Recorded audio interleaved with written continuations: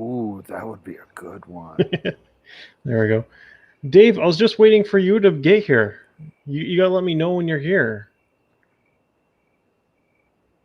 There needs to be like lobby music. Jesus. Elevator music? And there needs to be some sort of music. Yeah. Well, Is people that- do the countdown thingy, and that's got like some generic, lobby music with it. Yeah. Oh, I mean, I could have streamed off from Streamlabs, but at the same time, I don't know how to get other people in here through Streamlabs. Oh. Oh, maybe I go through YouTube. No. Did you pour enough soda in there? Waiting besides the fire? What? What fire? Is there a fire? You smelled it, you dealt it. Yeah, he said he's waiting by the fire. But he's also correct. If you smelt it, you dealt it. Right.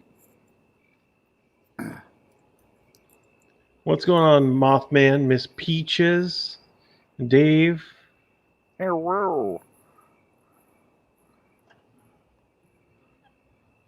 Yeah, we're in a red zone, I think they call it. So there's no fires allowed right now. Ty from Tennessee, what's going on, dude? Yeah, they got like a stage 2 fire ban, whatever the hell that means. Yeah, we're doing pretty well. Well, I'm doing pretty well. I guess I shouldn't speak for Jester. I'm vertical. See, there we go. I mean, that's a positive thing. Well, when you had your camera on, you're sitting. Is something else vertical right now? Well, what do you think is holding up the computer? Fair. That's fair. I should have saw that coming. Come on now. That's what happens when you let me in the stream. What's up, Tex Rider? How are you doing, Ty from Tennessee? I actually sent you a link, Ty. Like, I actually was holding off on this because I actually asked in my Discord who does Hangouts, because I haven't really been keeping up, and I didn't want to step on anyone's feet. I didn't want to screw up anyone else's Hangout if they're doing one. I didn't know. He did ask. I asked a couple times. I wanted to make sure, like, because I know Chopper Fett does a Hangout tonight. Well, Friday nights, but I don't see anything on his channel, and I don't see one on Dyna, Fletch Dynas. So I do not look at the Discords. Are you in my Discord? I have like 50 people in the Discord, so I can never keep track. They're intimidated by the Captain G crotch shot. Mothman, is the crotch shot better? I mean, I lowered it for you. Yeah, but see, you're not doing it right. You're not stuffing like Holler does. I don't need to stuff. Southern boys like to use their stuffing. I keep it legit. that way it doesn't lead to disappointment. Holler has the best crotch shot. It's a fact. And did you notice whenever it is Holler's crotch shot, it is like the most Ty's in the side. What's up, Ty? Hey, what's going on, dude? Oh, just talking about Holler's crotch.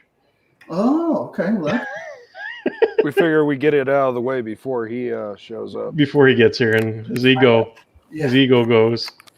But no, every time it's his front facing view, the most in focus part is the crotch.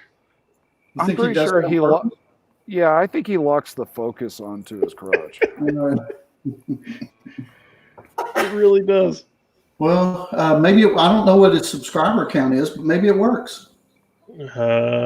Last I knew was 666. Yeah. I think it's still 666. It's I'm not 600. Yeah, it's somewhere around there. 6 something. Yeah. Now I'm curious. Holler's Moto. Nope, not Hollywood Undead. Holler Moto. 668. And Oh, his last 2 videos are pictures of his crotch. Clickbait. I mean, if you look at his last video, it's literally it's slapping you right in the face. Wow. Military biker, formerly known as Scouse. What's up, buddy? I have the OG Scalp shirt now. Yeah, that's worth some money now. I think so. I just saw on Instagram, somebody saw, maybe it was one of you guys, somebody took a picture of a old Scouse sticker while they were out and about riding. It looked like they saw it somewhere and snapped a picture of it. It's pretty cool. Wasn't me. I would figure if Scouse came over this way, he would actually tell me. Hey, so what part of the country are you guys from, by chance? New Hampshire for me. New Hampshire. Okay. I just recently relocated to Colorado.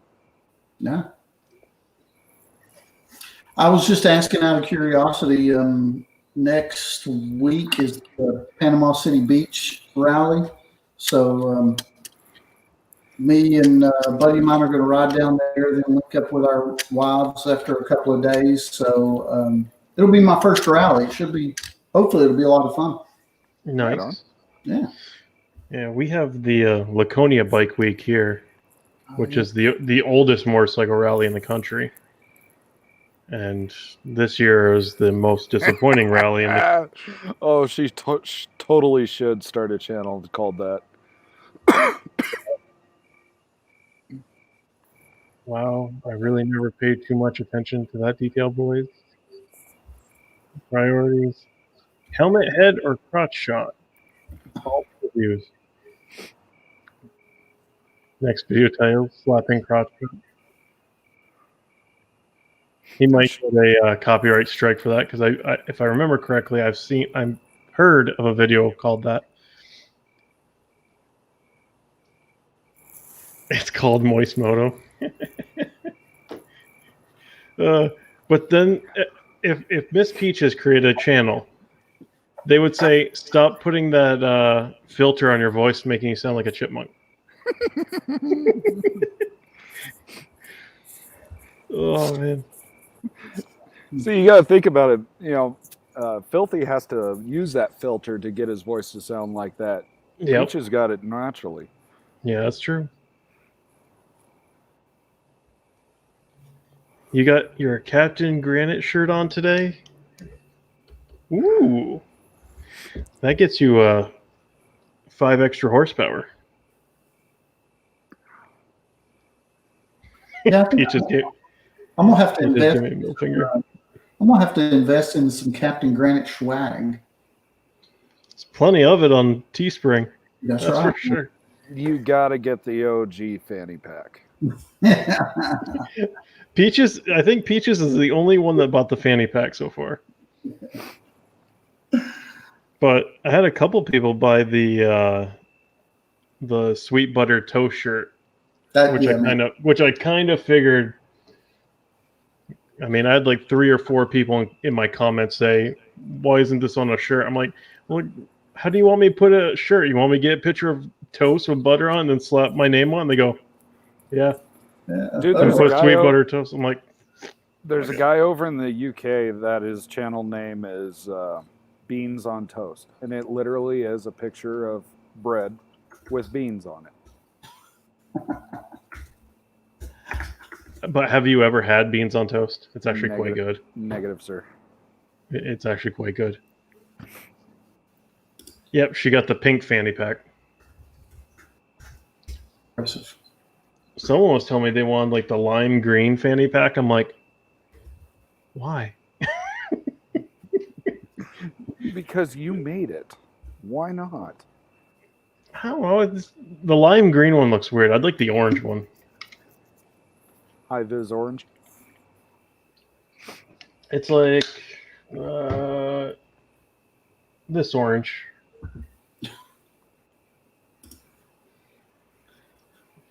I'm hawking the beer fridge's swag. He's a streamer on Twitch. Hey, Jester, you have to. I'm trying to find you on YouTube. You're gonna have to send me a link to your channel there, man. Oh, yeah. I can grab it. Okay. Because, well, actually, you're on your computer, aren't you? Yeah, I am. I got it though. Okay. Okay. What? Oh, I can't man. put the exclamation point Jester. I wish. See, if we actually did this stream on Streamlabs, we could do that.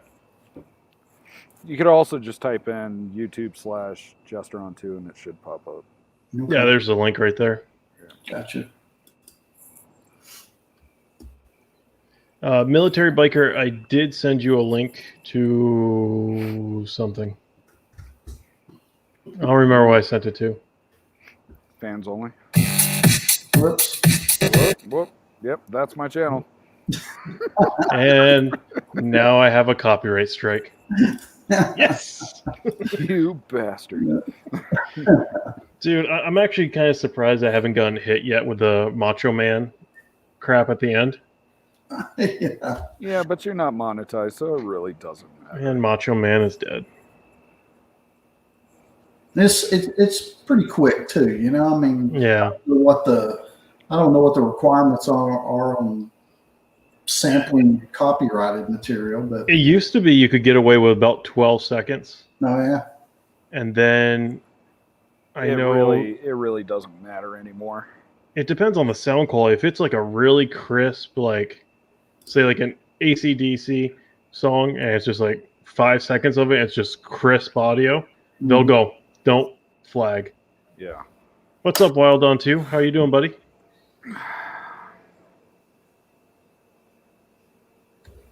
It ain't worth watching without a copyright strike. Right. Damn right. You know it's not a good video if you're not stealing somebody else's shit. True. See, I tried to steal Holler's crotch, and I can't do that right. Mothman has to flag me on it. I still think that should do a poll and ask the questions, let everybody vote on whether or not Holler stuffs or not. I think he stuffs. I Could think be. he rolls a sock up and shoves it in there. He probably would. He's the first to admit that he doesn't like the cold, so he probably he rolls that bundles it thing up. Yeah. Dude, I almost took the motorcycle to work today. And, I woke up, sun was shining. I'm like, all right, sun is finally out. Nice day. I'm like, okay, dogs, let's go outside. Open up the door, 28 degrees. Holy loud dogs, Batman. Puppies got angry. Hey, alert dogs, Yeah. If anyone comes near the house, they'll let you know. Yeah. Who needs a ring? Oh, look, man, she means business. She will chew your face right off. But yeah, 28 degrees this morning. I'm just like, I could still ride. I'm going to be frozen by the time I get home or get to work. Man, Holler getting shade thrown at him. Yeah, it's because he's not here yet. It's So not we're here getting it out of the way right now. Yeah. Holler doesn't have beef with me, so I gotta stir the pot and get beef with him, Right. You gotta be like half of the motovlogging community. Wild On 2, I sent you a link to on Instagram too. See, So you what do guys you are got? special. You're getting direct links. We just got it in a general chat. I'm not gonna go and sort you guys out.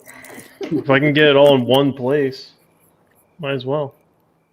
Yeah, out of all the people in the chat, I'm the only damn one that showed up. See who your true friends are. Well, you know, you say that, I know. and I no. haven't bought shit from you yet. No, I wasn't even going there. Oh, okay. You know that thing I posted on Instagram today? You know, the one everyone's doing, give me a green heart if you got my back or something like that. No. Two people did it Yeah. out of like 80 people that saw it. I was like, wow, not a lot of people have my back. But that's fine. It's one of those things that when I woke up, that was like the 8th one I saw, and I'm just like, I'll do it. I'm pretty sure it's one of those chain Yeah. things, and sure enough, it was. Oh, yeah. Yeah, like one of those things that if you don't like this post, Jesus is gonna, not let you into heaven or some shit like that. Yeah. Oh, yeah. Wild on. Not to fix that. I sent him Jester's channel link. Well, while you're there, go ahead and subscribe if you want. I know it's boring ass content, so don't worry about it. A video once every 6 months or something. Well, There we go. at least you'll get +1 Jester. I subscribe to you. Oh, so he's no longer at 269. Now he's at 270. That's almost enough for him to make another video. I say that, but he actually just put out a drone video. Sweet. Well, there's Wild on too. I haven't done these streams, so I always have to look down to like the what do they call that? The green room to add people in, because I always Could you forget. hear me? Yep, we got you. Okay, good. There, I subscribe to you, Jester. Sorry about that. I'm sorry. How you guys doing? You will be vastly disappointed. What's going on in my done life? How are you doing tonight? Wait, what did Mothman just say? Fuck Holler's crotch shot stuffing, non-iron 12 riding Nikki disappointing 2 pump chump Corona cough having ass. I think you're missing some punctuations, among other things. There's no sex in the green room. With these guys, I don't know. I can hardly hold myself back on this. I don't even know what's going on. I hear all this drama. I don't think I ever see it. No. We like to give Holler a little crap. I want to get involved. I play too hard. Yeah, I think he's busy tonight, so I doubt he'll be in. If he is, he'll be on late. But I don't know how late this will go. I was just like spur of the moment thing. Like I told Jester this morning, I was like, hey, I kind of want to do like a live hangout since all my videos got corrupted this week. And I was like, is anyone streaming Friday nights that, I don't want to don't want to screw their streams up or anything like that. And he said, well, there's one, but they're later at night because they're on the West Coast. And then Chopper Fett and Fletch, haven't seen anything from them. Yeah, that's what I was going to say. Chopper Fett, usually they're on Fridays, I think. Yeah. But what do you mean all your videos got corrupted? I literally went out and recorded and came back, threw them in my computer, and it's just like corrupted. Nothing recorded, no audio, and I'm just like... That happened to me last week. Exactly last week. I got the GoPro 9 recorded. Showing was recorded. As soon as I put my SD card, everything was like corrupted. Didn't record. I mean, it couldn't pull any files. Yeah. It works now, but I don't know what happened. Like the first 15 seconds worked, and then it's like, nope, you're done. I'm like, cool. Audio cuts out. It's literally This camera is giving me the worst bullshit since it locked up on me. And Drift won't do anything about it. Nope, they won't either. No. Well, Captain, I purchased a new bike. Ooh. Tell us. I'm not going to say yet, but it was between, of course, the Challenger. Of course, I did the test ride with the Road Glide, and then I also did the Roadmaster. Okay. Pick it up tomorrow, so that'll be fun. Nice. Very nice. What color? I'm a black on black on black on black. I'm not original. Not original at all. You know, if I will say this, like, I mean, I know what my next bike is going to be. It's going to be a Street Glide. It's just what I want. But if Indian was to do the Jack Daniels, but do like the Dark Horse bagger and everything, done. Or a Challenger, done. I'll go right to that. I could see you riding a Dark Horse. Yeah. The Challenger's nice though. But the headlight looks like something out of like Cyclops. War of the Worlds or something. Yeah, I mean the Challenger, like I said, it's a great bike all around. It's but it depends what you're looking for, right? If you're looking for performance, like to try to haul ass with a bagger, there you go. If you're looking more of a touring bike, I mean it tours, but it's not. At the end of the day, I tell people you go off of specs, but it's just like a house, right? The house is a perfect house for you. It doesn't mean it's going to be a perfect house for anybody else. It could be bigger, badder houses. But Yeah. it can be a small 2-bedroom little house, but make you feel warm and cuddly inside. I mean, that's the house for you. Same thing with a bike. It might not be the fastest, all these specs, and you might pay a little more money or so, but if it's the bike that you enjoy and feel comfortable on, that's all that matters. Hey, I'll be Right. right back in like 10 minutes. Okay, just let's see. What did my done life say? I had a drift I won from another motovlogger giveaway, and it got wet once and it was done. See, I rode this. Well, I had this on my helmet, and I went through a brief shower, and then the third time after that I used it is when it locked up and overheated. But now in my cut, I actually have a paper clip with me so I can hit the reset button in it. And I've already had to do it twice. Like I don't get why my camera's just a piece of shit now. But there is a motovlogger in the UK who uses a drift, and he just swapped over to the GoPro 9. I mean, he was well known with drift too. Like they gave him the cameras for free, which sucks. So far, I like the GoPro 9. Is it? I mean, so far, I mean, everything. I mean, I haven't even played it too much with the options, but I mean, it's really nice. I mean, the angles, and then you can do the different swaps with the max lens if you want, and it's a really. I mean, for the price, I think it was $349 I paid for the special through GoPro. So it was a good deal. So I got of course the 9, I got the 7, and I have the 5. So I have the 3. Yeah. Does the 9 have a audio sensitivity level? It does. Ooh. Now I'm thinking. I think I know what I want for Christmas. Tell Captain to drop the 0 and get with the hero. I might have to. The Rider Guider? God, I can't think of his name. I think it was Spicy Moto, something like that.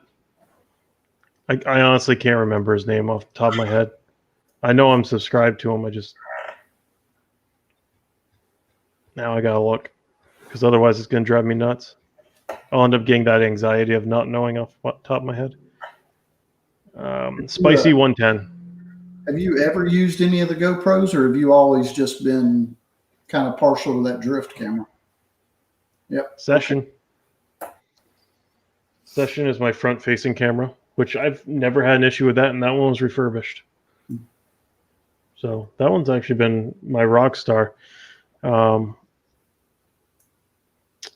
Like, I mean, Yeah, I guess I could put it on the helmet around the front. I mean, the vent's a little weird on the Voss helmets where it's at for that helmet, but I could probably get like one of those little side mounts and then have it positioned over with the arm. Yeah. Yeah. Oh, I just cannot see myself putting it like off to the side of my helmet on the arm or on top of my helmet like a Teletubby. I couldn't do that. When you put on your helmet, what do you use to stick on there? It's just the 3M mount. Because I just changed the last video I did. I used that Sugru, that glue. It's called Sugru. Yeah. That thing is badass, man. Seriously, you get a little 3-pack. It's like cements on there. You can still take it off eventually if you want, but I mean, it sticks a lot better. There's no worry about falling off or anything. It's called Sugru, Sugru, and you can get it on Amazon. Someone did a post on it. I saw on Facebook. I mean, Facebook on YouTube, and it was a good idea, and it looks nice and clean cut. You can kind of mold it, and I just took off the 3M sticker off of the bottom, and just put it onto my helmet. So, Huh. I'll have to look into that. yeah, no, I just put it on. I mean, literally, I was holding, kind of shaking around to see if it pops off. I mean, it will hold. Nice. I wish I could find a session, but there's, yeah. Holler was trying to find the session 5 like I have because it has the stability, the video stability, and I told him to buy one this spring when I did because they were $120, and he didn't because it said refurbished on it, and now you can't find a session 5 for less than $350, $400. It's crazy how much these cameras are going for right now. I mean, technically, I guess I could sell that on eBay and get a brand new GoPro. I've got 2 GoPro 8s. So far, I mean, I've had pretty good success with the 8s, with the exception of some audio issues. But man, I don't know. From what I hear from everybody at some point seems to struggle with audio issues somewhere down the line. But they've been good cameras so far. Yeah, I mean, your footage is spot on. Yeah, thanks. Yeah, so far I haven't had too much audio issues, but I have a backup. I actually do a little more work than most people probably. I do the audio through the GoPro, and through the basically through the Cena. But then I have the other old school recording, just a little recorder with a mic in the back of my helmet. So it's just, but you have to time it properly when you start your video. Huh. So I have that as a backup in case of anything, because sometimes the sounds go bad or something happens. Yeah.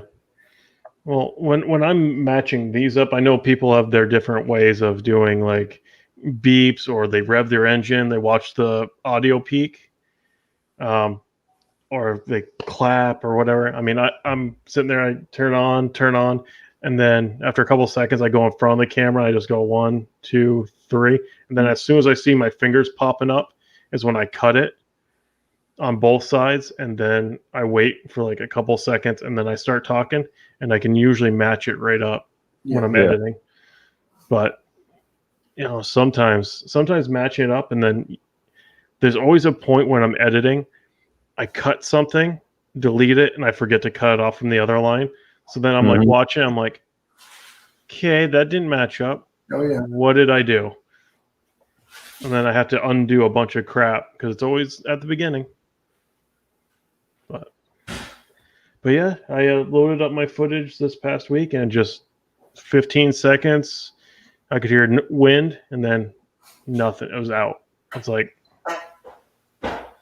yeah, man, that's a bummer. Especially you invest the time going out and riding and trying to record that. I've been there. It's no fun. No fun at all. And the thing is, it was a foliage ride, and we went where there's so much color with the leaves, and it was just such a scenic route. And I'm just like, this kills, because the last 2 days it's been rain, it's been windy, and it's just like, this sucks. Yeah. Because I probably only have 3-4 weeks left of riding, if that, probably closer to 3, and it's done. How long you got to put your bike up for? 5 months. Oh my gosh, man. And it could be even longer. Could be 6 months, depending on how much salt they throw on the road. Yeah. But For the most part, we can do year-round riding here. We don't get a lot of snow. It's snow and ice hardly at all. And if you can deal with the cold, you can pretty much ride year-round. yeah. But yeah, so luckily I just keep mine on a battery tender or something like that. And I should be all set, you know. Yeah. For me, being that's 5 up to 6 months, it's like, okay, got to pull the battery. Yeah. So what do you do for your YouTube channel during that time typically? My intention this year was to have a backlog. That failed miserably because I bought a house and Jester's back. I bought a house and I wasn't riding for about a month and a half. So all my backlog videos came out. And then prior to that, I had like 4 videos in the waiting. And my bike went down. Well, it didn't go down, but the whole throttle was sticking. That had to be all replaced. Back tire was back ordered. And sure enough, they pulled the original back tire off, took it all off, and they're like, okay, let's get the new tire. Oh, we don't have any in stock. Couldn't you have waited and told me that? I could have taken the bike home. But no, it sat there for about 2.5 weeks. And it just all my videos came out. So my thought is that I'm going to do a bi-weekly hangout like this for the meantime. Yeah. So every other week, I'll just have a live hangout and go from there. I mean, I'm streaming on Twitch some games, so I'm doing that. And just it kind of sucks because, I had the whole intention of just putting out at least one video a week, and it's hard. Yeah, man. It's hard at this point when I don't have much time left. Yeah. Military Biker says, congratulations, Ty, on hitting the 400. Yeah. What are you up to now? 400. I'm still at 400, man. You're still at 400? Yeah, I've been watching it all day, seeing if it's going to tick over to 401. It's so far out, but guys, let's get it off that 400. Yeah, it's 400 flat right now, man. But yeah, this has been a lot of fun doing this. It's been great. Hold on a second here. Guys, here's Ty's link right here in the chat. Head to that. Make sure you hit that subscribe button for him. Thank you, sir. I appreciate that. Let's get him to 402 at least. Yeah. So when YouTube sees that people are starting to sub to you, it doesn't go back below. Yeah, exactly. It starts going backwards. Because I don't know what YouTube's doing right now, but like for every sub I get, I lose 3. Like, Yeah, that happens all the time. And like 2 or 3 days goes by, it goes back up. Why do they do that? Any ideas? Or are they just like purging a fake account? I think they're looking at accounts that are not really used much, and they see it as like a fake account or something. And I think that if it's not active account, like not very active, they get rid of it. Yeah. Or not. Some people just unsubscribe. Yeah. Peach is number 401. There's some motor bloggers out there that will subscribe, and then you'll subscribe, and then later on they'll just unsubscribe. That's pretty sad. She doesn't even post videos, and she's got more than I do. No. She's saying she's number 401 for Ty. Oh, 401. Okay. Yeah, thank you. It wouldn't surprise me, though. She has her own private videos. If she does make Moist Moto, it will be higher than yours within a day. Yes, this is very true. But like I said the other day, like when Shade Tree's niece put out her first video. There you go. I'm number 402. In 2 hours that her video was out, she was already at 2,000 subscribers. I'm just like, I've been working on my channel for 5 years and I'm not even at 900. Why can't I be a cute girl? Well, But it's just like on Facebook. If you post a picture with your bike, you get like 50 people liking, or so a girl puts it on, there's like 3,000. Oh, yeah, You see all the thirsty comments on there just rolling around. but regardless though, her videos are actually quite good. Like I laugh so hard at them because she's just like how Shatri says she's like 5 foot tall, 100 pounds, and she's a freaking spark plug. Like she takes no shit. She's just like them. So it's just funny to see. Yeah, Let's see. I actually have a lot of backlog videos that are it's funny to me. They're all satire MC stuff. It would piss off a lot of people though. That's why I haven't really posted it yet. Because some people with satire, they take it like seriously, Yeah. especially in the MC set. So I don't know, man. Your MC videos, I enjoy those so much. They are awesome, dude. They're really good. Mm-hmm. yeah, I try to. There's a lot of topics because I have really do have a lot of backlogs. I have topics that will really hit really hard on some of the MC areas, but I'm actually waiting if I have a bigger crowd to actually use it toward. And 'cause there's something called MC for Life, and we post a lot of writings that we do and post write-ups, and it's about 14,000 people on that page already. Hmm. So I do a lot of stuff there, so I might just start getting a lot of those write-ups and do videos on them. That's cool. Yeah. Yeah, like I think I messaged you as soon as you came out with the road. Was it the Road Captain one? Was that the one? No, Sergeant at Arms. Wow. Oh, Sergeant of Arms, yeah. I sent you a message like 2 minutes after you put that video out. I'm like, dude, this is awesome. Mhm. Yeah. Like, because it was just spot on, exactly how the Sergeant at Arms is. Yeah, because a lot of times in the MC world, you have people who just love the title of an officer.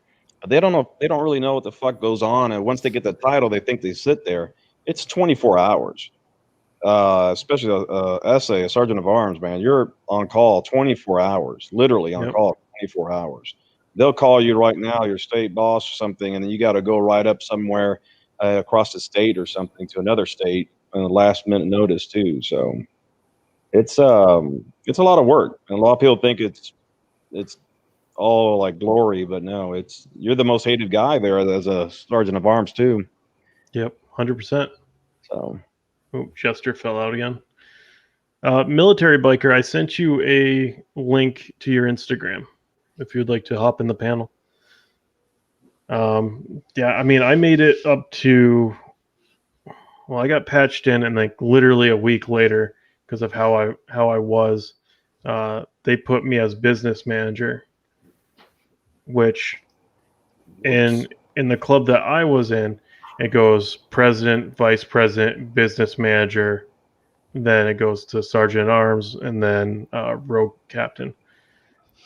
So I got to handle all the money. I got to handle basically all the stuff that we bought for the club went through me.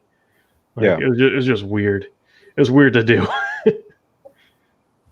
yeah, But- there's a lot of people like Sons of Anarchy is true, because a lot of times there's something really big that goes on that people don't know, like detectives and informants team together and become production companies for a lot of these shows and movies, and they only get the worst of the worst of the worst things that these like snitches talk about, and that's how they project a lot of the MC world. Don't get me wrong, there's probably like criminals in any organization in general, but some things are a little far-fetched. Yeah. How things are, but yeah. Yeah. The drama's there, though. Yeah, I mean, there's always depends on yeah. I mean, when you're in bigger clubs and in the 1% land, especially, there's a lot of politics. Mhm. A lot of politics. Yeah. There's a lot of rules. Well, yeah, lots of rules. That's why people say, "Oh, I'm gonna be a biker, but an MC, and freedom." I mean, yeah, you have freedom, but you choose when you're in the club. It's just like it feels like you're in the military almost to a point. A Mhm. lot of rules, a lot of bylaws, a lot of structure, and it's not like the wild, wild west. Well, some clubs are, but not too many. Yeah, I know. With us, like we had to, like especially the road captain had to, because he's the one that plans out all the routes. If we went on rides, oh, we can't go through this town. We can't go through that town. Correct. We have to find a way around this part, and just because it's one of those things where I mean, you could tell nobody where you're going, and someone still knows where you're going. Yeah, well, I mean, they're gonna find out. Yeah. I never, wherever I ride, I just ride through. Yeah. Try not to avoid too much. I mean, that's my belief in general. I stand up for what I believe, my patches, and trust me, I've been lot of small little battles between me and some big clubs, and I just hold my ground and I just keep pushing. I mean, that's part of it. When you come in, especially to a city that is you're not wanted, I still fly my colors, still go where I want, and it's one of those ones. I might let someone know, but I'm not going to ask fucking permission to ride somewhere. So I tell them I'm not asking permission after they tell me no. I'm telling you I'm going through there as a courtesy. That's it. And then if I'm an asshole, then I'll tell them exactly at what time I'm going through. So, This is my phone number. This is how you can reach me. I'll flip you off as I go by. yeah, no, I have a brother that'll actually put his address out and say, this is where I fucking sleep. And he challenges people on a duel. Man. Because in the state he's at, it's a legal duel if someone agrees to it. It's like stupid. So it's just funny. I just try to have fun, coexist, and do my own thing. Yep. On no toes, and if they get in my way, I mean, I will defend myself. That's it. Yeah, the biggest thing is you don't cause any issues. You show them respect, they show you respect. It goes both ways. I mean, some places are starting to patch police more and more because a lot of states are getting filled up with a lot of 1% clubs. So any new ones, again, they're starting to regulate a little bit, trying to, which is, it's one of those things that people do, but it's just one of those ones to keep to yourself. You'd be surprised how many clubs won't even know you exist if you just keep to yourselves, have fun, enjoy your things, don't cause problems. It's a lot of the support clubs that cause the problems. Yeah. Like 95% of the support clubs cause all the problems. The big clubs don't really do much. It's all the little supporters trying to kiss their ass to show off something. Yeah, just whatever can get them noticed to be a part of something bigger. What is that? Military Biker says he'd love to have a pint with you one day. Yeah, anytime. Anytime. Yeah, I've been in the set since 2003. The way MCs treat each other is why I never had any interest in it. Pretty much. I mean, no, it's not. I mean, there's ups and downs. There's a mutual respect regardless of what club you're in, but just know that you not being in their club or you not being affiliated with their club, they're gonna give you shit. Yeah, it's one of those ones I have never. Trust me, I hang around with the top 4 clubs and big clubs that people get scared of, and I have never been disrespected. I have never been told anything, but it's a mutual respect. But I don't get it twisted, though. I can be talking to them 24/7 on the phone, but I'm not one of their brothers. If something happens with me and one of their brothers, that same guy will turn on me in a second. Yeah. So it's one of those ones. I mean, we have a lot of fun. Trust me. Majority of the stuff is fun. It's a small one. It's just like any type of work, right? 99% is like boring, just what a regular thing is. That 1% that everybody hears about. Yeah. But the majority of stuff is, pretty fun. We get together, have fun. We go, like, usually Friday nights. I'm staying in tonight, but I usually go to another 1% clubhouse nearby here and hang out, have drinks, give them, put money into their bar, and they always invite us out. So, and then come back home at 2 in the morning, 3 in the morning, and we just kind of hang out a little bit. That's about it. But I like to ride down the main. Oops, sorry. I'm not a bar hopper. No. I I think Sunday we're gonna go right off. So it was a memorial for a club out in Houston, and so we're gonna couple of us are going to just go ride there, show respect, and have a nice day out of it. Nice. Yeah. See you later, military biker. Have a good night. Military biker. Yeah, man. Ty, not to really change subject, but what kind of dog do you have? A boxer. That is a boxer? Well, I've got two. The one that tried to attack the person through the door that I had to turn my camera and mute. There she is. She's a 9-year-old boxer, and then we have a 7-month-old little English bulldog. Oh. Yeah, I had 2 boxers before. Love them to death, but one had lymphoma, died at 8. The other one died at 10. But they do shed a lot. Holy crap. Yeah, she does, man. Let's see. Yeah. Dixie, the boxer, she has had 2 cancer surgeries. They had to remove some mast cell tumors. She survived those. She went through liver failure one time, and now she's having heart issues. So we've got an investment going on with our vet and dog specialist, but she's worth it. She's a good girl. Yeah. Now I got a golden doodle and 2 freaking Shih Tzus. Yeah, golden doodles are great dogs, man. Oh, no, beautiful dog. He's a 90 pounds, big fluff ball. Yeah. Mm-hmm. They don't shed at all. Very smart. Just a little hyper. So I take them to daycare, run them a lot too. And Yep. Yeah, here's this is like this. they're the cutest puppies. Them and boxers, I think, are like the cutest puppies. She always looks so sad, just so sad. She's adorable. That's literally my next dog is an English bulldog. Like legit. Like Do you have a dog? I have 2. I have 2 Pomeranian poodles. You ever take them on the bike? No. You ever see Black Dragon? I don't think so. YouTube, Black Dragon. He's a big guy, big about MC Protocol. Been around for ages for a big club, the Black Sabbath, and he was a national president for like 14 years or something. But he has like a little dog that rides with him, and just on the back of his bike, I think he rides the same bike. I think he has the same bike as you. He has good taste. Until he's got to buy parts. Yeah. Talk about it. I don't want to talk about that right now. It's all good until it's not. Oh, man. I was looking for there's these lowers. Actually, let me see if I got a picture of them. They're so freaking rare to come by. I got my freaking slip-ons before I even got my bike. I already got it shipped today. I already got it today. So see those that go under the fairing? Oh yeah. Look at the price. Holy shit. For a piece of plastic and 2 screws. Mm-hmm. Yep. It's just like those highway pegs. I mean, some people are selling for $200, $150 for these little plastic pieces. I got them for like $50 on Amazon. Might not last long, but Chester's gonna buy me a bike. Shit, I can't even buy me a bike. Miss Peach has some short legs.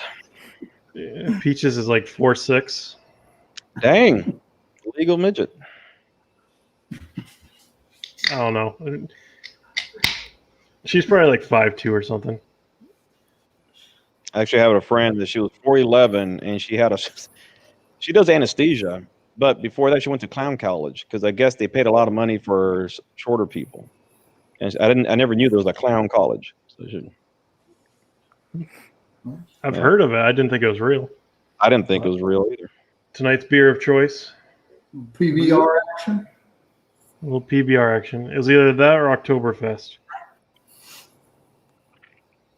Well, it is October. It is October, but I had this last night. This Jacko Pumpkin Ale. And it was good up until about here. And then all the nutmeg and cinnamon was at the bottom. And it was horrendous. 410 and under is considered disabled. Really?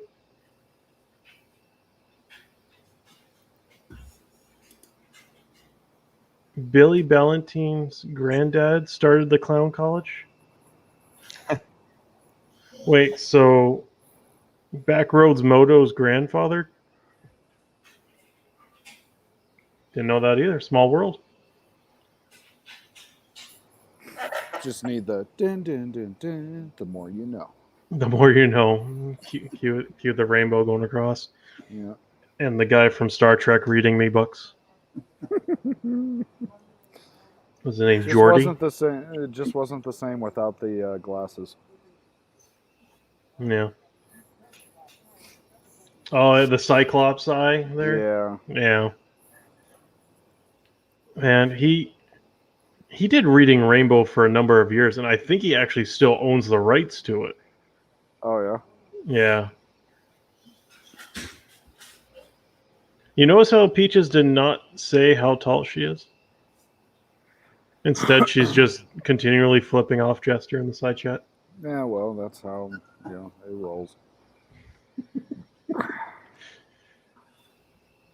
But no, everything is so damn expensive for my bike. It's just a nightmare. Anything off from the Victor website, if you enter in the part number, it could be a clip to hold in the exhaust. No, you need to pay $80. It's like, man, I'm just gonna go to Lowe's and get one at a plumbing section that holds a pipe together. Where do you have to buy those parts at? Just anywhere you can? You can go on Victory, and as long as you have the part number, you should be able to get it. Or if you call one of the dealers that used to deal with Victory, they usually can get you it. Mm-hmm. Usually. When I went to order my back tire, like I said, it took a couple weeks. But even then, it was going from the Dunlop tire to the Avon Cobra Chrome. Hey, so I'm trying to talk. I'm trying to talk the missus into a second bike, and I'm thinking about a street bob. Okay. What do you guys think about that? Street bob, good bike? Yes, no. I've demoed one. I loved it. I absolutely loved it. But I've never ridden one. I've seen them. My old boss used to own one. He loved it, but The Scouts are pretty fun. yeah, that's right. Yep. The Bobbers are really nice bikes. Yep.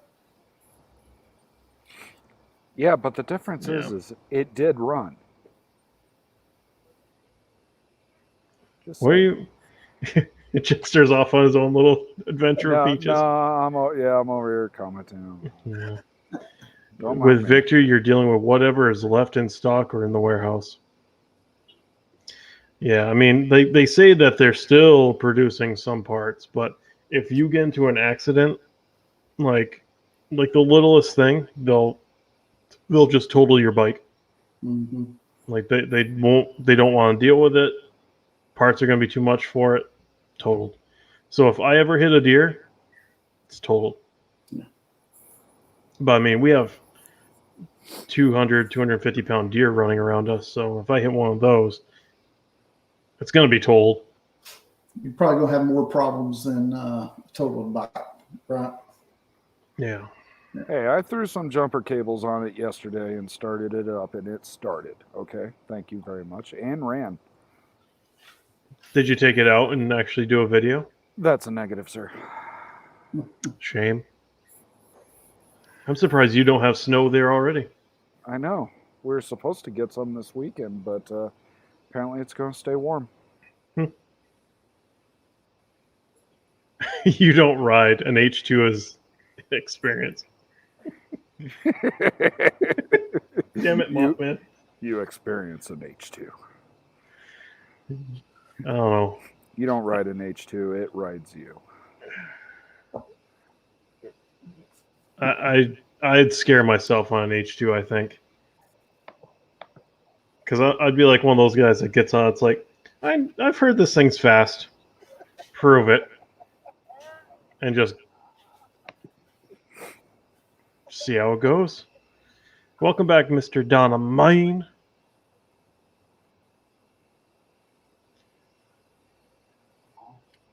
So, Yeah, I would is there ride an any H2 other like I ride my FZ1.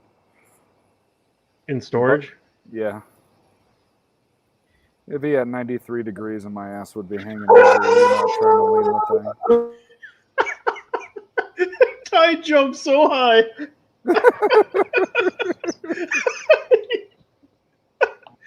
She scared the crap. He jumped so high. And he's just like, But his mouse is hovering over the mute button because he hit that thing so goddamn quick. Oh my gosh. Woo.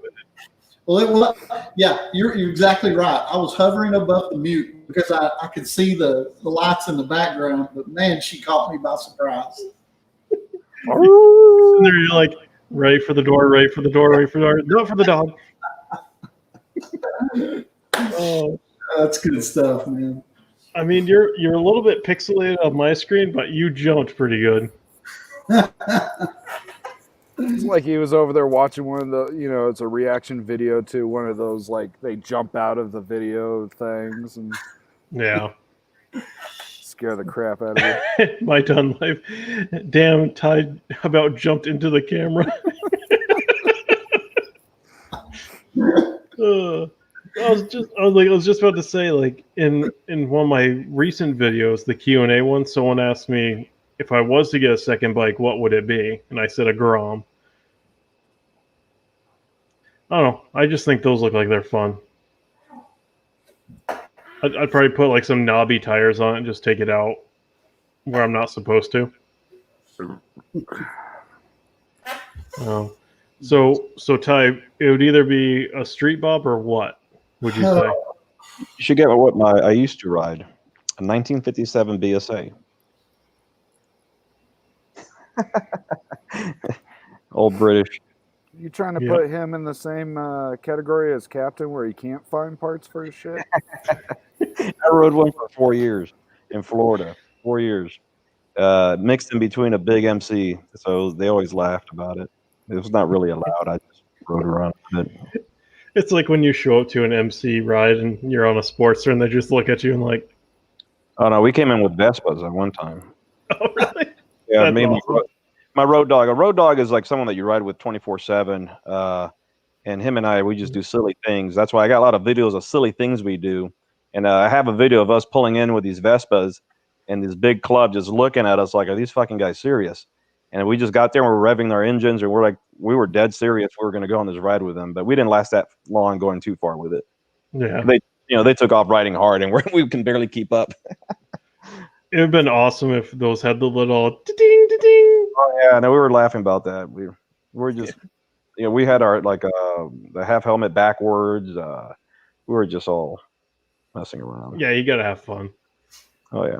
Grom is fun with friends. Yeah, and that's actually one thing I was thinking about too. Is that I don't really know anyone around here that has a Grom, so I would be by myself. And I know 208 Grom, who's in my Discord. He clearly has a Grom. He loved it at first, and then he said just riding alone by himself just got boring. Yeah. But it just reminds me of like Baker X Derek and Arson when they were together on their 2 Groms. That was like some of the best videos on YouTube right there. I saw a group, speaking of Tennessee, I saw a group in Gatlinburg. It was like a group of 8 guys in Groms going up freaking the side of the mountains. I was like shocked how those little bikes work. Actually, they can get them up there. I have no idea, but it looked pretty cool and fun. That's some good riding around there, man. Around the Oh man, it's beautiful. Mm-hmm. I went there. I didn't take a bike, of course. I actually flew there. Flew my wife and I, and it was during that hot rod week, but then everything was shut down due to COVID. But they still all went there and put their cars. And then some guy let me his bike, so I went riding on the bike, and it was really nice. Yeah, that was just like a month or 2 ago, something like that. Yeah. Yeah. So I went riding all through the area there. It was really nice. Yeah, that's cool, man. My father-in-law, he builds street rods just as a hobby he has forever. And he went to that car show, and that's what he was saying. I think that's what he said. They canceled the car show, but everybody still showed up. And Yeah, they parked the cars on the side. I mean, it was just like over miles of just all these hot rods and old cars, muscle cars. It was beautiful. yeah, he said it was really cool. Yeah. What are you going to go demo tomorrow, Donna? Last year, there was a big meetup at a local place right before the AIM Expo with Blockhead and Shade Tree, and we had about 100 Groms show up. Dang. Mothman, I was there. Were you there with your H2 and a pack of Groms? How many Groms does it take to match an H2? The answer is 100.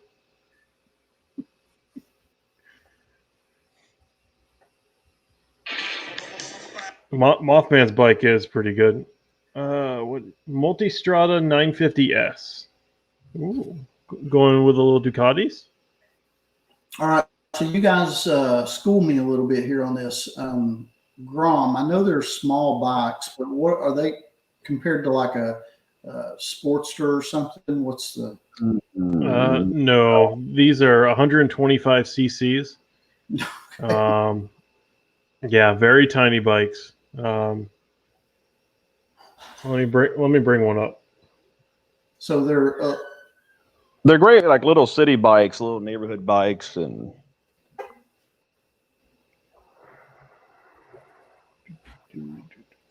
there's some look-alike ones that they use for the MSF courses.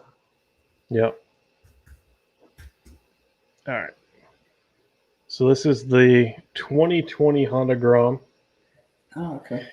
Base price is only, actually that's gone up. They used to be like a standard $3,000. Exactly as much fun as it looks. See, if I was to get this, you know what's being done first to it? Chopping that monstrosity off the back of it and So, putting a yeah, plate right there. Monster 1200s is a Ducati, right? Yeah. So what's the draw to these? They're just little and fun, Oh, right? You can get them up to about 55 stock. If you do the different gears to it and then put exhaust on it, filter, and all that, you can get up to like 65-ish. You can get an extra 10 miles per hour out of it. But they're just, I mean, $3 to fill the tank, and you can ride it 200 plus miles. It'll take you forever to go 200 plus miles, but Yeah. That's cool. yeah, but the Scott Balber is a really good bike to start. Even the Vulcan S's, if you go for like the Vulcan S is a pretty good bike to have for like beginners or people that just ride in the city. And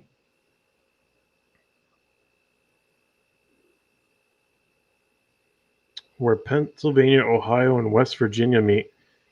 Now that's a bit of a spot to be. I mean, Pennsylvania, you got the Amish. West Virginia, you got the Moonshiners. Ohio, you got the Buckeyes. That's all I got. Iron Pony's like 15 minutes from us. Ooh. Very nice. You know, I was so tempted because I'm in Shade Tree Surgeon's Discord, so we all knew that he was going to Niagara Falls like a week before he actually left, and he's been talking about even longer than that. But I was like, you know, Niagara Falls is only about 7 hours away from where I am. I was like, I could go and like meet up with him, but Jester spelt his name wrong. I did not. Esther. That's just for Mothman.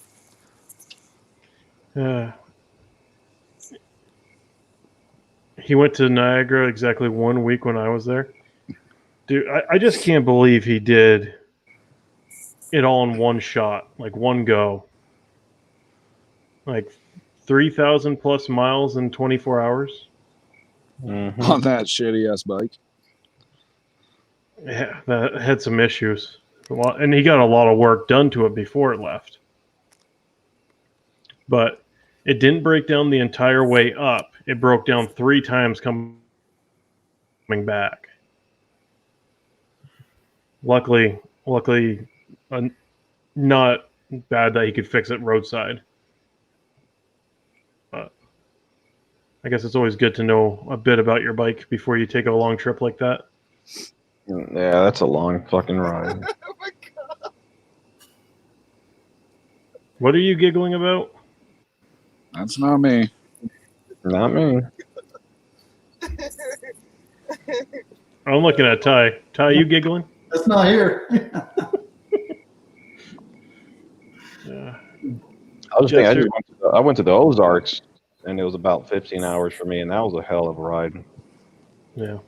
I can't imagine 24 hours. Yeah. And when we came back the next day, I mean, like next morning, we just rode out 15 hours, did a big party, and rode back early morning. 15 hours. So it was 30 hours within, for the 2 days. But that's about it. Yeah. I mean, he did it right. I mean, he switched the seat. Well, he had a pad for the seat. So every stop that he did, he'd alternate it so he wouldn't get used to it. That's the only way I could think to myself, like, how would I do that? Because my ass gets sore after 2.5, 3 hours on my bike. So him doing... but despite the bike being as old as it was, it's still a couch. Yeah. Yeah. But he has that new seat on it, which is actually like perched up. So he's like always on top of the tank. But I mean, maybe if you were a smaller person, maybe it wouldn't be as bad. Maybe you'd actually be back further. But I don't know. Those old bikes, anything like before the 90s, the seats were just so weird and messed up. Like, it's just like, all right, let's just wrap this in leather and call it good. Well, hey, gentlemen, I appreciate y'all's time tonight. I'm going to have to scoot for a little bit, but Okay. Yeah, I got to get Thanks going. thanks for inviting me on here. I appreciate it, man. Thanks for showing up, guys. All right, guys. Have a good night. I got to get some stuff done. Have a good night. Later.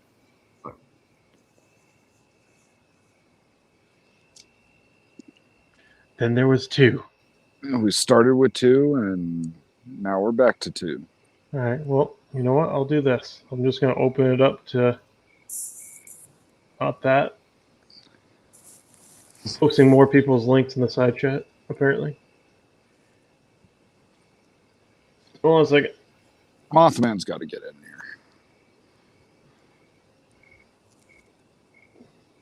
here. Rev nerd. What time are you doing this? I'm like, now. I'm just going to open it up. I don't normally do this, but I'll open it up. Why the hell not? Do it. And then I got to At least you got the this. green room, so you can pick and choose who comes in at least. Exactly. I'm currently eating ramen. You don't show your face anyway, and you can mute the mic. He's going to be on the mic like... That's better. I'm sure that's better than how Dark eats his ramen. He eats that shit dry. Yeah. There's Peaches. I'm only here to say fuck off, both of you and Mothman. What'd I do? What did I do? What'd I do? Guilty by association. That's fair. That's fair. So wait, how tall are you? Oh, she left. Son of a...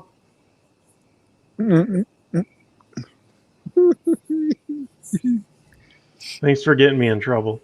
Oh, you're welcome. I'm like the only one that's in that group chat that she actually likes. I didn't say she didn't like anybody. I was just, you're the only one that doesn't make fun of her on the regular. This is true. But we all make fun of Dark Yes. and Hot Wheels.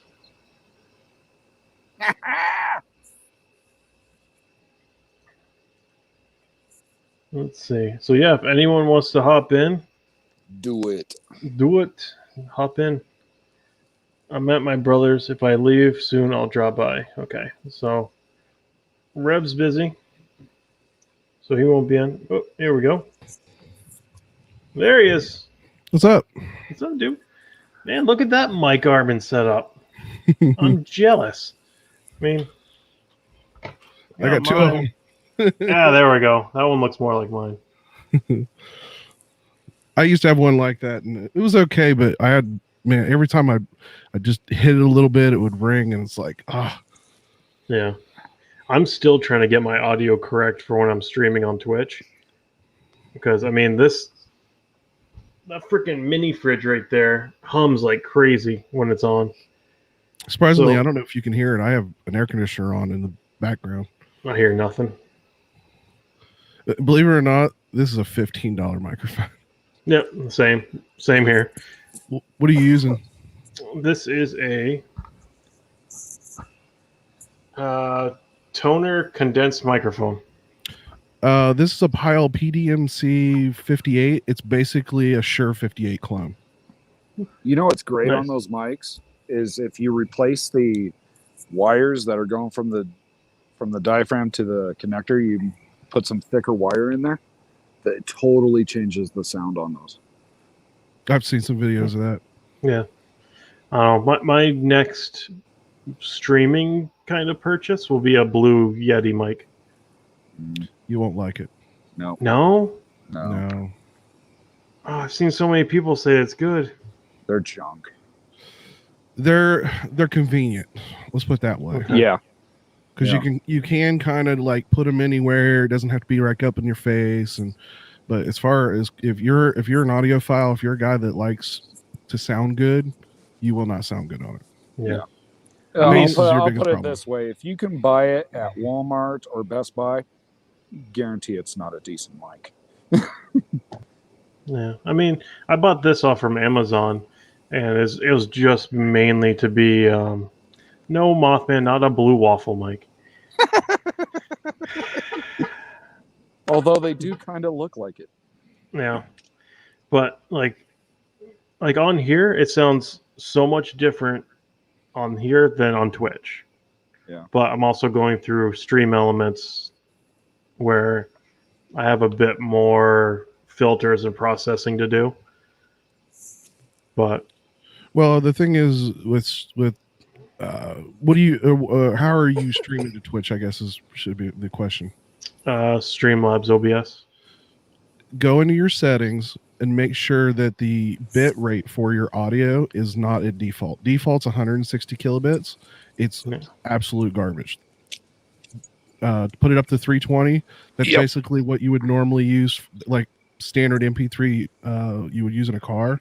So that the quality will be dramatically different. And then check and make sure that your sample rate is 44.1. Well, now I gotta check all this. You're welcome. I am No, not wel- I'm I am like- not welcome. I'm looking at eventually getting a Shure, was it SM7B? Good mic.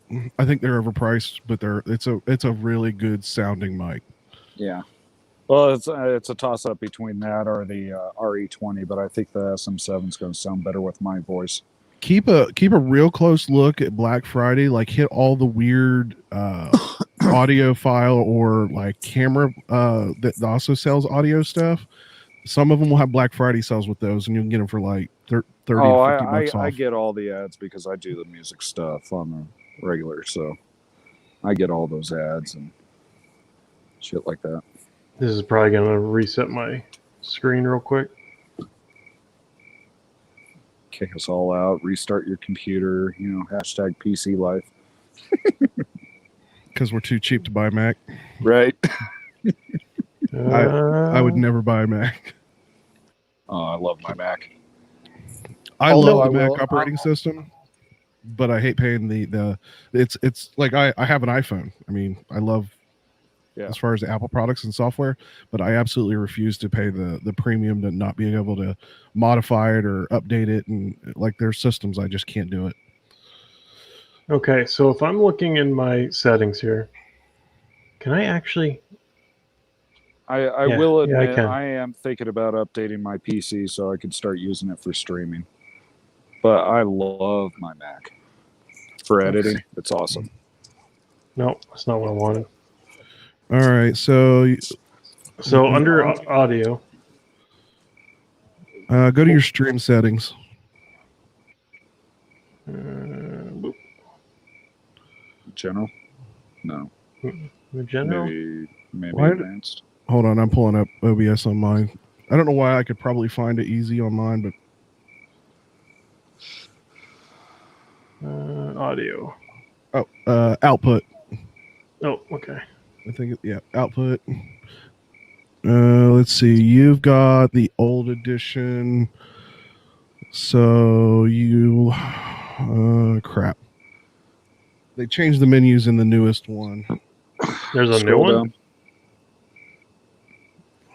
Scroll Is down. there- Oh, is there- you are on 320. Your bit rate's right there where your mouse is. Oh yeah, there you go. Yeah. Okay, so 320. Enable advanced encoder settings.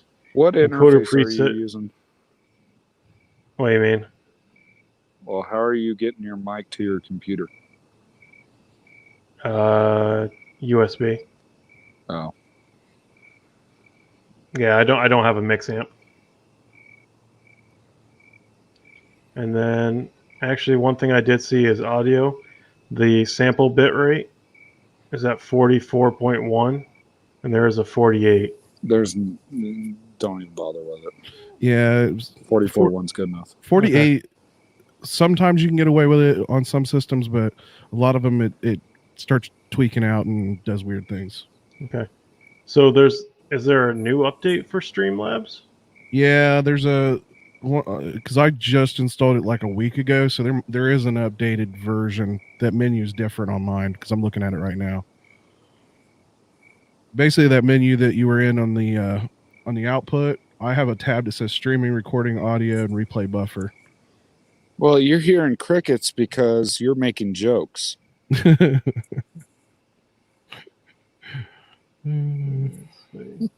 Sorry. So audio monitoring device. that's just, you don't need to mess with that. Stream delay. No. But yeah, there is like I said, I know mine's only like a week old. Yeah. I'll So I know have to there's look no- at mine and see. Was there any software or drivers or anything for that USB? Because anytime I do audio to the computer, it's always through an interface, so it's got its own settings and all that. No, not for this one. Oh, okay. Captain's voice is a mixture of Fergie and Jesus. Yeah, see, I got mine through a mixer. Yeah.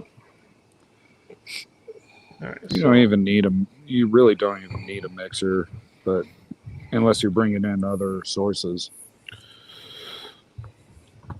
Yeah, the only bonus is when you're using a reasonably decent mic, having that extra gain control. I can, if I don't feel like I got enough bass in my voice, I can turn that up. And right. this thing also does all kinds of effects if I want to make my voice sound funny. Like eventually I'm going to be getting the Astro A40s with the mix amp, so I can control my party chat and my chat separately. But it's $250 for that headset, and I'm no. So for the time being, what I do is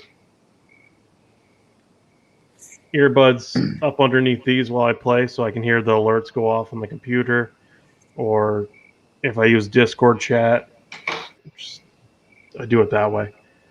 Seems to work okay. I mean, the game sounds a little bit muffled, especially when I'm playing like PUBG, but I still get wins. Is your name the same on Twitch as it is on? Yep, same as everything. Let me shut down. Oh, you know what? I should have shut that down. Yeah, I'm really regretting selling my Universal Audio Apollo because I sold that before I started doing any streaming stuff. I'm like, oh, I wish I had it because I had so much control with that thing. Right. I kind of wish I could afford that Zoom the podcast recorder, because the way that one's set up, it would make doing live stream stuff so nice to be able to have everything separate and record it separate. And That's that whole Stream Deck looking thing, isn't it? it's sort of, yeah, it's primarily meant for podcasts, that type of Yeah. stuff, but you can use it in the same fashion to like a mixer. Mm-hmm. Yeah, I saw that, and it's only for PC. I was mildly disappointed in that. I was like, oh, Well, because that thing looks really usable. It from what I've seen of it, it is, but it, being $500 or $600, it's so expensive. Right. And that's the bad thing with the with audio stuff. You can go down a deep rabbit hole real quick. Oh yeah. Well, Yeah. that interface I was telling you about, shit, that thing was $2,000, Jeez. something like that, 25, somewhere around there. Yeah, it's like somebody gave me it's a Neumann mic. It's like $1,600, and I'd love to use it. It's a great sounding microphone, but I don't have all the pieces to the base to attach it to, a boom or a microphone stand. It's $250 for that mount. Yeah. That's ridiculous. That's where you buy a 3D printer and make one. It'd be cheaper at this point. Yeah. Get them for under $200 now. Yeah. Yeah, but that's one of those mics you don't want falling. No. True. You can build one out of Legos. Used, that goes for $1,600. Yeah. Yeah. So, and like I said, somebody gave that to me. They didn't even know what it was. Well, that's nice of them. Yeah. I mean, hell, $300 for the shock mount for that thing is still a win. Mothman said JB Weld it. That's the second time he said JB Weld something tonight. Man, I won't ever go on a road trip with him because it'll be duct tape and JB Weld. Well, it's yeah, funny. but that's coming from the guy that wipes his H2 down with a diaper. Well, there's your first problem. He has H2. He's got velvet ropes around that damn thing. He really does. No, it's funny that he says JB Weld, though, because I actually have JB Weld right here because I have to fix my mailbox tomorrow. Because the first snowfall and the plow truck that comes by, that thing is just Gone. So I got to JB Weld it together so it doesn't move. Every year, like my neighborhood, we all got boxes attached to our house, but like one street over, there's mailboxes going down the main road. And every year, man, just like you said, plows go through there, not 3 or 4 of them. Every year. Yep. I just got my my snowblower started this past weekend because it had been sitting in my storage unit for 2 years. And I'm just like, it's brand new. I literally used it one winter, stored it. Like, it's going to be fine. I go to start it, nothing. I opened it up, I'm like, shit. It's like 2-year-old gas in it. Ooh. I'm just like, it is. I was like, I probably should check that first. Now it's going to be clogged. It's going to be a shit show. JB Weld is the shit. So we had to take that off. Come to find out, we told my brother-in-law something was wrong with it. He had come over, tore my snowblower all apart. He loves to tinker. Tore it apart, and he actually cut the O-ring for the gas, and then he put it back in. So now we fixed it, and we didn't check that, and we're just getting air into the whole line. And just starts leaking gas. I'm just like, oh my God, But we found an O-ring at O'Reilly's, and knock on wood, it's gonna last this winter. It's one of those things like the 1 or 2 times we ever do have, significant snow. It's like I'd love to have one, but it'd be like my generator. I use it once. And then, like you said, it'd get parked somewhere. And Yep. yeah, I don't know. I guess I'm cheap. That's why I I'm mean- interested in the flamethrower. There you go. Well, I bought this for like $400, $500 during the summer, and we stored it. And then once winter came, we took it out. I was just like, wow, my back feels wonderful. And then, then we stored it because we moved and we couldn't use it where we were. And then once we got our house, we brought it over here, and I'm just like, okay, now it's all on me to get this whole driveway clean. And I mean, beforehand, it was just like 2 parking spots I just had to clean out. And then the biggest thing was making a big path for the dogs. Because, I mean, they're Pomeranian poodles. They're 11 inches tall. They step in snow, they're gone. But I don't know. One of my dogs, you'd swear she's like a husky. She loves the snow. You just see her just start bouncing, jumping out of the snow. But Not mine. We call him the old man because I mean this dog's like more than 15 years old, and literally if there's snow on the ground, he goes to the back porch and just goes right there. He's right like, there. He's like, no, I ain't doing it. I'm too old for this shit. He's got to the point where he doesn't even hike his leg. It's just squats and takes a piss. Yeah. I don't have a snowblower. I bought 2 4-wheel drives. No, you didn't. You have a fucking ridgeline. It's like a Les Camino. No. We have both our cars are all-wheel drive. We have a Subaru and then a Chevy Equinox. But Oh, so you have We- the we- you have the we get- Subaru to tow the Chevy. yes, Yeah, unfortunately, those Equinoxes have the most shittiest power to them. Like, I mean, you hit the gas and you just hear it go. Okay. It's all right. My Guess I should go Mitsubishi now. sounds like one of those side by sides. It doesn't go anywhere. It's like, good God. The other week when I was mowing the lawn, there's this one neighbor that's down the road, and he has this lowered Honda Accord or something like that, and he just right by, and like I had the mower off, and he goes by. I went, "Nice weed whacker," because that's what it sounds like. It sounds like a freaking weed whacker. They love me in this neighborhood. Yeah, I've never had much luck with Chevys.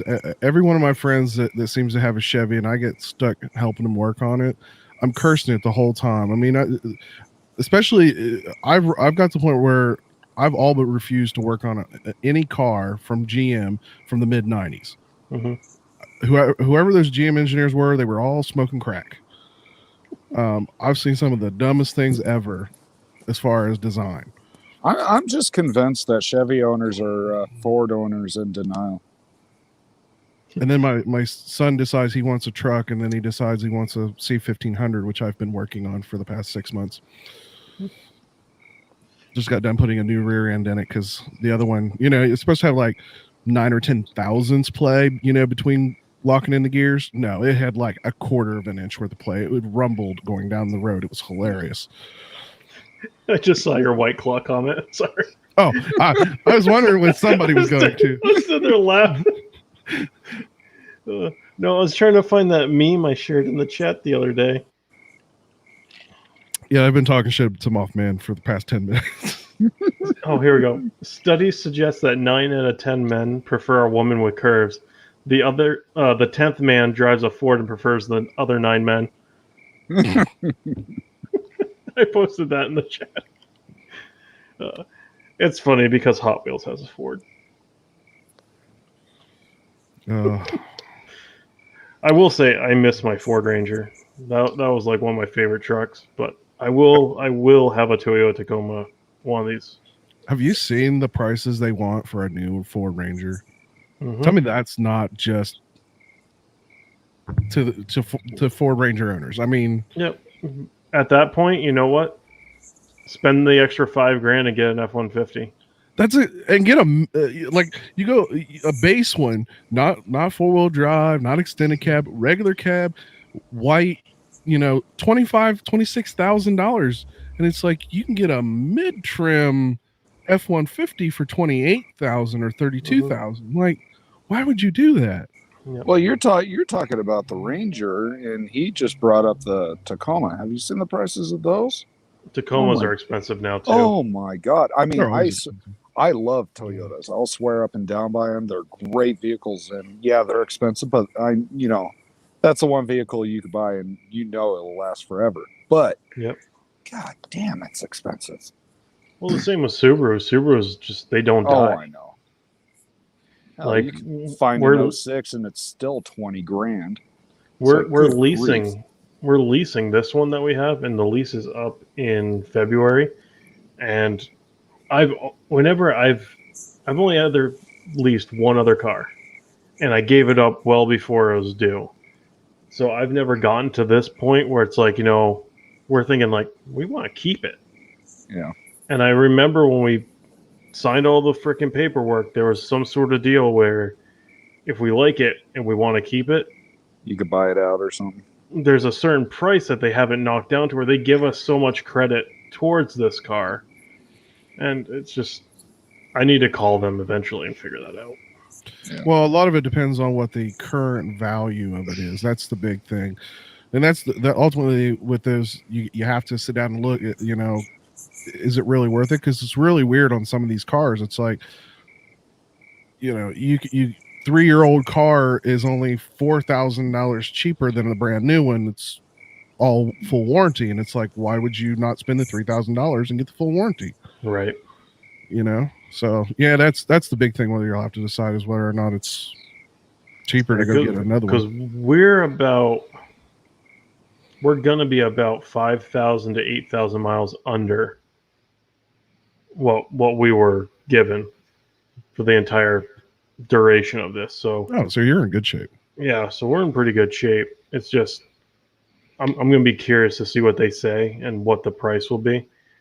I mean, they say payments could be cheaper than what we're paying now. If that's the case, I mean, hell, I'll take that. Because registration prices are going down on it.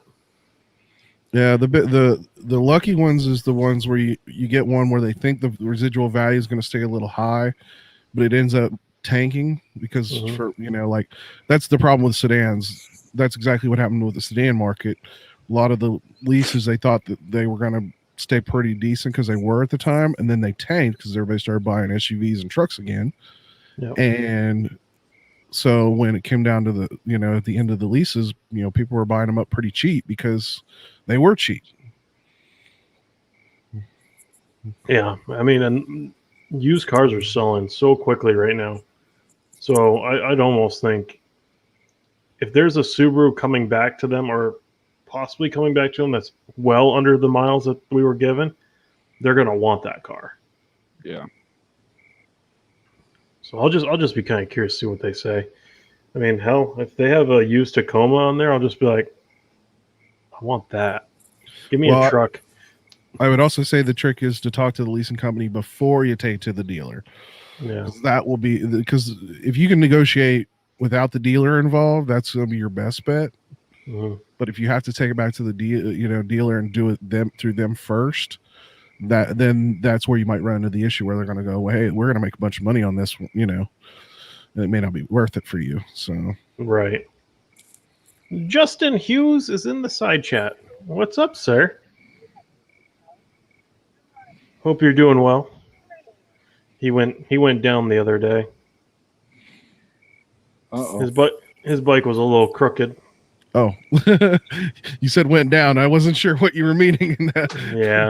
Yeah, he hit a little bit of sand and Oh. went down, but he wasn't going very fast, I guess, and he's okay.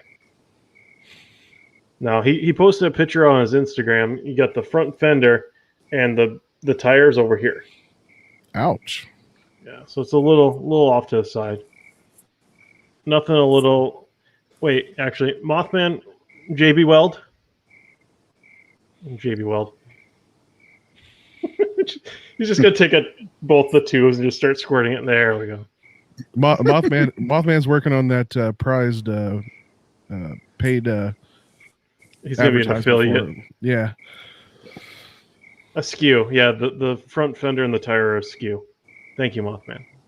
That sucks, and unfortunately, you always worry about that when you go out and ride. It's.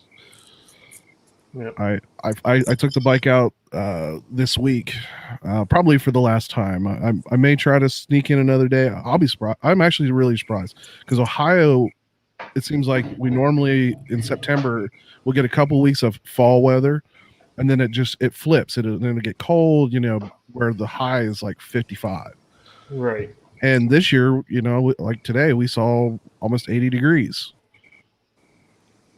So we've actually had a fall. Unfortunately, I've been trying to get the truck running again, so I've been so tied up with it. And even though I've been on vacation this week, I got to ride one day. Yep, that's how my vacation went. I got to ride maybe twice. Damn, you're in Ohio. You and Mothman could be roommates. Yeah, I'm probably guessing roughly in the area he's at. I'm probably 2 or 3 hours away from where he is. Oh, dude, it's a KLR. Fucking ratchet strap that thing. You're good. He said zip ties. Yeah. Hey Siri, what's the weather for tomorrow? Expect partly cloudy skies tomorrow. The high will be 75 degrees. 75. Will be 45. 75, partly cloudy, and today was partly cloudy and 52. You really set up her voice to be a pompous bitch. No, Irish. I like them fiery. Fire crunch. Could you guys hear that like clear as day? Oh yeah. Hey Siri, tell me a joke. Kid joke alert. Sorry I'm late, said the broom. I overswept. Set the broom. That's pretty good. That was a pretty good one. Wah, wah, wah. Yeah, we're looking at here in Ohio, we're going to be 73 tomorrow, and then 71 with 60% chance of rain on Sunday. Oof. So, really not, like I said, and it kind of sucks. I was really trying to put more miles on the bike, but like I said, I'm trying to get all that done so that truck's drivable for the winter. I'm so close to having to do my 10,000 mile service. I think I'm at like 9,600 miles. And I know I need a front tire. So it's like one of those things like if I keep riding, I'm going to have to replace that front tire this year. But at the same time, I'm like, I want to keep riding.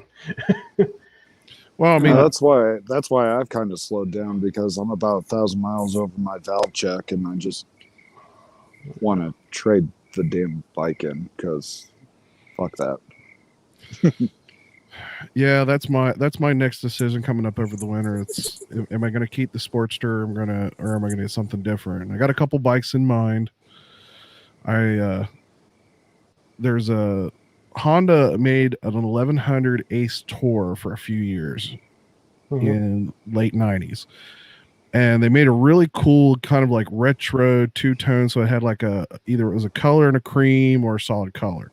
Well, there's one version of it in a color. It's almost like that old 50s, 60s teal with the cream color with matching saddlebags, hard bags on it and all that. And for some reason I got a real hard on for it. Yeah, flex. That's a flex. I just looked down and I'm like, oh God, what did he say? And Peaches is at a comfortable 86 there. Peaches is Florida or Texas or something like that. Arizona. Right? Okay. I knew it was down south. Yeah. But the other bike I'm looking at really hard at is a Dyna Switchback. Okay. It's 86 right now, but she's still looking at close to 100s all week long, so don't give her too much credit. Yeah. I think the Dyna would be fun, but the Honda just sounds like a whole different adventure. It's just one of the. You'd have to look it up. It's a really weird looking bike as far as the color. Okay, so it's a Honda. Honda 1100 or Honda Shadow 1100 Ace Tour. And type in teal, it'll probably bring it up in the Google search. They made it did green, red. I have seen a solid blue, and then the teal color. Apparently, from what I've read a little bit, this was the bike that Harley sued Honda over. Is That's why I don't- is it teal and white? Teal and cream white, yeah. Teal and cream. That's the one I'm seeing right now. Yeah. It's too much chrome for me. I know I hate chrome. But I can see why Harley would sue. Yeah. I mean, it's a sharp looking bike though. I mean, this one is. I love the black and cream. I've seen a lot of the black ones. The black ones are pretty common. I've seen several reds, but the teal one is really kind of an oddball. And I'm sure if you're looking at the one I'm looking at, you'll see the one that's got the batwing fairing. Now I know that batwing fairing is not the stock fairing. Yeah, I see that. But that's what I want. I want the Memphis Shades fairing, and I would have it painted that color to match. Right. Like I said, just something kind of goofy. Oh, everybody would talk about type.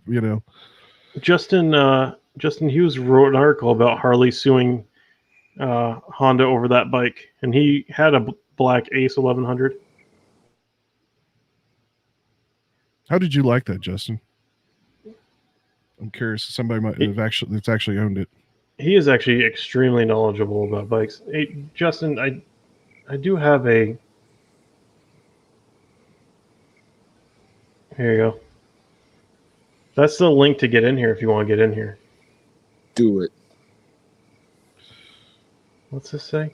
If you buy a bigger bed, you're left with more bedroom, but less bedroom.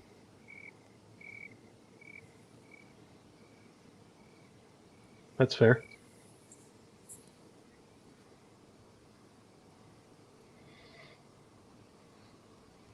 But yeah, like I said, the other one I'm looking real hard at is the Harley Switchback, just because it's not quite going full bagger, but if I really want to just take it all off and not want it, it'd be really easy to do. And let's see, I'm bringing that one up right now. He's talking about taking it all off. And the bad part is that the Switchback in the color that I want is the rarest color that I have seen. So not black. I don't want black. I want the amber whiskey orange.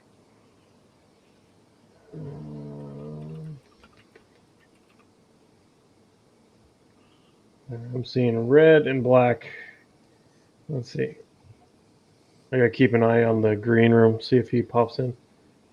Amber.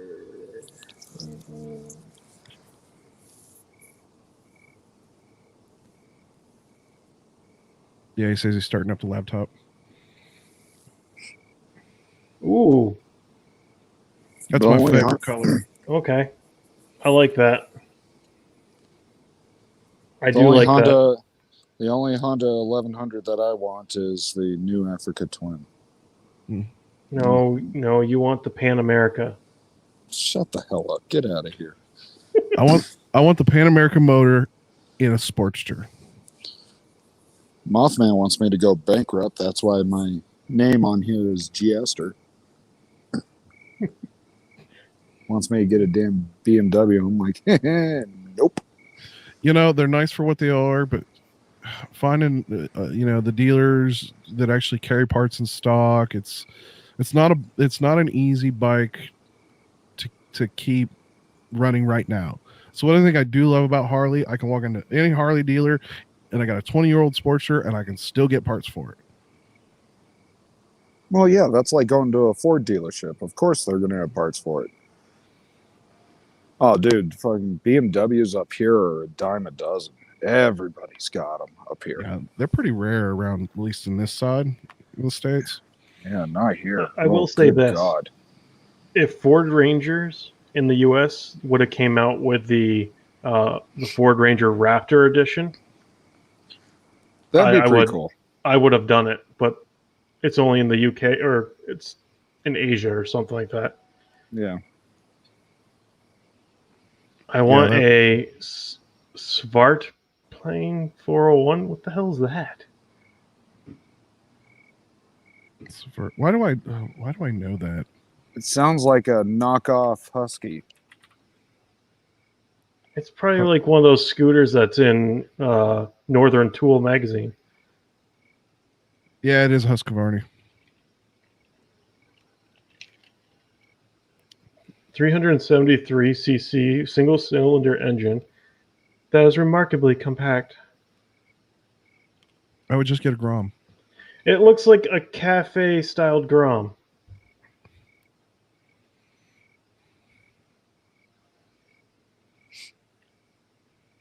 All right, now what did my buddy just send me? Being up for something means the same thing as being down for something. That's fair too.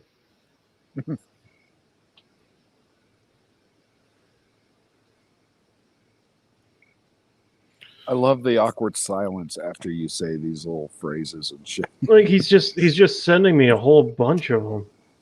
It's like I got nothing. I don't know how to respond. Is a gingerbread man made of house, or is his house made of his flesh? Okay. Yes. Right now, you are both the oldest you have ever been and the youngest you'll ever be again. Okay.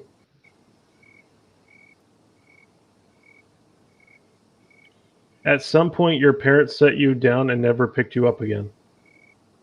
Well, that one's sad. Kind of depressing. That's very deep and depressing. There's Justin. But, I think he's muted.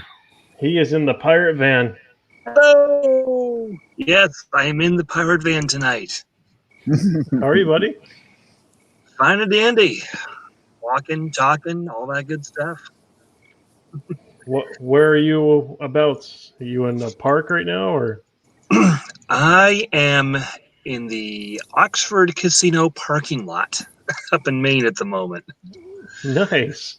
Kind of a pre-stage for a thing a few of us are doing tomorrow. We're heading out to one of the stages for the New England Forest Rally and testing some radio stuff. Nice. And I didn't feel like Nice. driving 3 hours early in the morning, so I pre-staged here. Well, you got the tools to do it. I Might got as it. well do it. Yeah, for sure. So So yeah, how you feeling? the first Ace off? 1100, really liked it. Fun bike. Only problem is, and it's just like you guys were saying a few minutes ago, parts hard to find. You walk, you got yourself a Sportster, you walk into a Harley shop, you can find anything. I needed to replace my water pump. That was going to be an engine out repair. So it was Wow. cheaper to to sell that bike and fix up my crash PC 800. Wow. Yeah, crazy. Yeah, God, like- I hope my victory doesn't die out on Me too. me. Oh, it's one of those things. Like when Victory came out, I was gushing over those bikes. I think that as far as doing something a little different and something really cool, Victory I think really hit the mark. And some of that panned over obviously to Indian whenever they, closed up shop. But yeah. those were cool bikes. I mean, when Victory first got taken out and they're just focusing on Indian, I'm looking at it, I'm like, nothing on their side is like screaming at me like, oh, maybe down the road I'm going to get this. And then after a year and a half, 2 years, you see the Dark Horse come out. Okay, it doesn't have that teardrop stupid front fender. on it. I can't stand those thick front fenders. Drives me nuts. And I'm just like, okay, that looks like a Victory front end. And then you get the Challenger out, and I'm like, okay, this more so looks like a Road King or whatever. But I just don't think Polaris knows what they want to do with what they got. Like they're looking at other bikes and like, all right, let's try to match what they have, but put a different engine in it and maybe a different stereo setting or GPS. I just don't know. Yeah, When unfortunately, you get the FTR 1200, it's like, yeah, let's make an NT10. What? Yeah. Well, I mean, it's a fun bike to it's like ride, they but- want to break into the motorcycle, line, but not actually put in any work. Yeah, exactly. They rather just buy up a company that's already, established with motorcycles and just be like, yeah, we're in the market now. Yeah. For me, it's just more of a situation. It's really the same problem I kind of have with Harley. Is they're trying to be the premium brand, like they want to be the next premium brand. The Apple, the Harley, the whatever, and man, like the Challenger, I think was a great looking bike. $2,000 or $3,000 less, and those things have been they couldn't make them fast enough. I'm betting most of them. But to me, if you're talking $1,000, I'm going to buy a Harley. If I'm really in that market and I'm looking at these two bikes, $1,000 is not going to sway me to buy one or the other. Yeah. $2,000 or $3,000 or more, that might at least put me really, sit down and think about which one I want to buy. But $1,000, no. I mean, a stock Challenger right out the gates, 38,000, 40,000, something like that. No. It's up. It's in the 30s. I know that. I thought the base Challenger was like 23 or something. It was competing with this like Street Glide or something. Maybe it's the one I want. I think I had like stage 3 into it when I was building it. I was just like, yay. Yeah, it's like 22. Yeah, 23,000 is the starting price for the Challenger. that sounds more like it. I think that I think there is a version that's like their CVO type of thing. That's so they have the Indian Challenger 22,999, and then the one I was building was the Indian Challenger Dark Horse. Yeah. That starts at 28,000. Yeah. The Dark So- Horses look good. I had a Springfield Dark Horse out at Sturgis last year, and that was fun. I like cruising around on that. But get this, the Challenger Dark Horse and the regular Chieftain Dark Horse, same price. Weird. I guess it's which fairing do you like? The Indian Chieftain Elite starts at 35,000. No, the bikes that I'm looking at are like $17,000, $18,000, and I'm looking at those going. "Fuck, That's how much the expensive." Pan America is. Yeah. Shut up. Get out of here with that shit. Here's the thing. I think the Pan America was the right move for Harley, but I guarantee it's going to end up just like the Live Wire. It's going to be 10 grand more expensive than anybody's willing to pay. Yeah, why? I mean, if you can spend a little bit less money and get yourself a GS, which Exactly. is, tried, Well, true, proven, then yeah. why would you get the Harley? Right. Did you know that And they have I won't buy a GS. It's just too damn expensive. I'm looking at the KTM. I'm looking at the Honda. It's going to be a flip of the coin between those two bikes. But Yeah, Donna took the Challenger out. I remember that. but I'm not going to buy the Pan America. They don't have any. Okay, they're dirt racing series back in the day. Cool. This is a totally different world. Adventure bikes are completely different than what they did their little races back in the day. So they have no they're not established yet. I'm sure the bike's going to be just a complete train wreck. Well, now I'm kind of curious because the first thing that you see on Harley Davidson's website is an ad for Apple TV for a show that they're doing called Long Way Up, Yep. where it's Ewan McGregor and Charlie Boorman Live wires. taking a trip from South America to LA. Yep. That's kind of, I'll be kind of curious to watch that. I mean, it's going to be edited like crazy. You know it will be. Oh, yeah. From what I've heard, I haven't gotten to see it yet myself because, forget paying for yet another streaming service. But, instead of being like, long way around, long way down, where the adventure is, hey, where are we going to go today? What are we going to see? Who are we going to meet?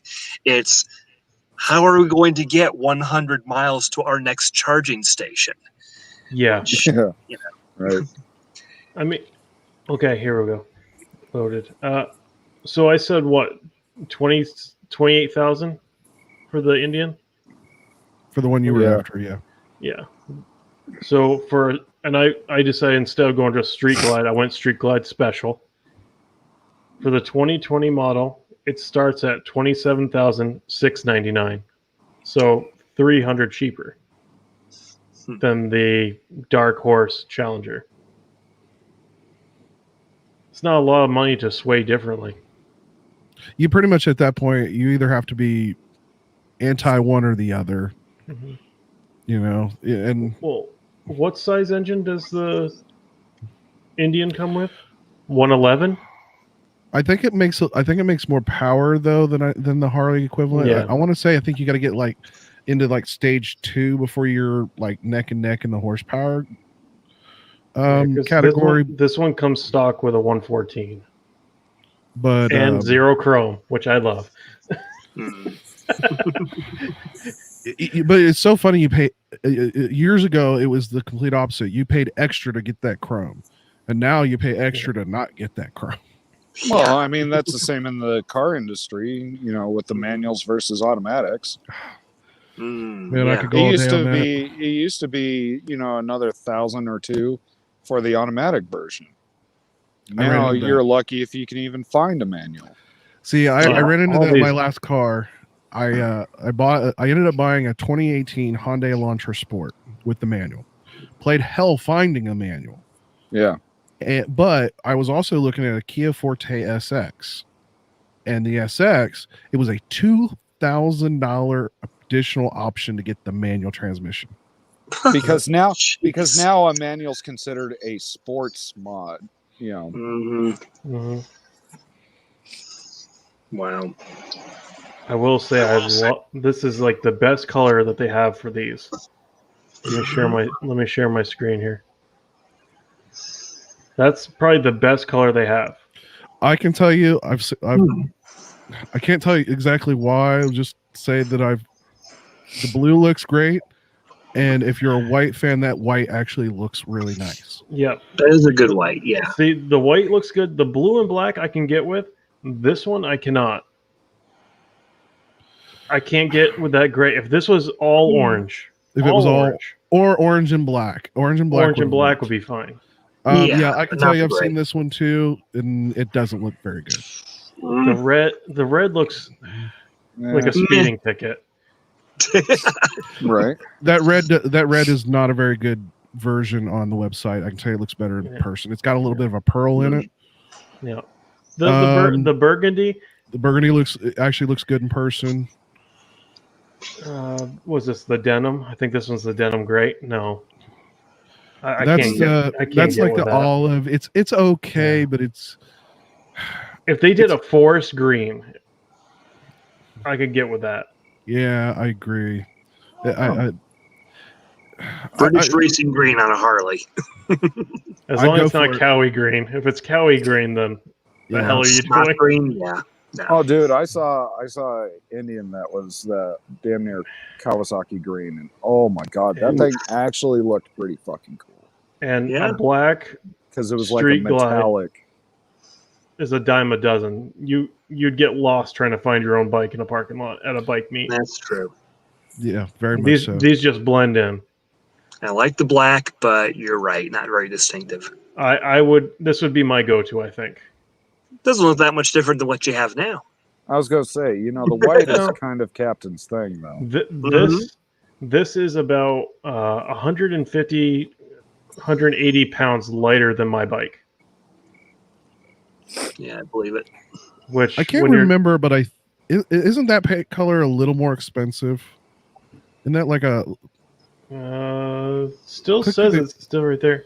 Click through the color set. And adds $500. That's what I thought. Yeah, it's a I bonus. would imagine that it's not a straight white. It's probably like a pearl. It is. It's a pearl. It's a pearl, and it's gloss satin too. It's a satin black. Yeah. So it's not when quite. you're spending that much already, who cares? Right. So look at this. So every single the scorched orange and silver adds $2,100 to the price. Okay, that's a bit much. So the only color that does not add black, vivid black. Yeah. Wow. I would still for $500. Like I said, I'm not a white fan, but that color, like I said, it's a little bit pearl. It's not quite what I would call a gloss. It's a little bit shinier than a satin. Yeah. So it's like a matte. It's not quite matte. It's not quite shiny. It's somewhere in between. Like I said, it's a flat. It's like a flat. Yeah, there you paint. Now I'm just curious. This is a place that's down the road from me that has good place. hundreds of motorcycles used. Yeah, no joke. And that's my whole. Harley wants to complain about. They're not making sales, and I think I spelled that wrong. But Harley put themselves in a situation where, if anybody remembers back in the 90s and early 2000s, you went to a Harley dealer. That bike that's on display was already sold, and they were paying people to leave it on the dealer floor because there was 8 months to a year wait for a Harley when you bought one. And now they've punched them out at such quantity that you go get a 1 or 2 year old bike and spend $6-8 grand less than what it costs new. Right. And Mothman asks, has anyone heard of the Starry Looter they've been or the M109R? Yeah. Yes, the M109R. From my understanding, it makes great power, but I don't like the front end. I don't like the nose. That's really my only complaint. I don't like that you have to have the clutch in to actually start the bike. That's Suzuki. But this is a 2020 right here. Someone's already gone out of their way to paint it just the flat orange. Nice. And look at this. Yeah. It's more expensive, and it has 588 miles on it. Exactly. Wow. I'm just kind of curious. I want to know if they have any victories in. Because this is like the time of the year where everyone's just bringing in all their stuff. Going to store for the winter. They have a Hammer S Highball. I always liked the highballs. I thought those were kind of those are nice, like chopper. These are so damn ugly. I hate the vision. It's like the old Goldwing. And then the Hammer 8-ball, and then for some reason it put a VFR 800 in here. Apparently that's the new victory. It starts with a V, so it starts with a V, and I can probably guarantee they have 0 groms because they can never hold them in stock. Yeah, they don't. Nope. 48 hours is from what I heard. They're usually sold in 48 hours. Here you go, Jester. Voyager. 2007 1200 Voyager for $1,485. that's my kind of price tag. That works. 40,000 miles on it. I'd ponder that. They have a Rocket 3 in there too. Oh, there you go. I actually kind of want to look at this one. Oh, that's the only picture they have. Yeah. Oh, that is clean. I got a friend in Milford who puts mad miles on his Voyager. That is There's a big cult unbelievably on those clean. bikes. Yeah, they are. I'm just looking on it on my big screen here, and that's Yeah, it looks nice, at least from the pictures. Mm-hmm. okay. Oh, wrong screen. There we go. Star Eluder. I'm trying to think of what that bike looks like. Actually, I should search to see if they had one here. Okay, These guys have so many bikes here.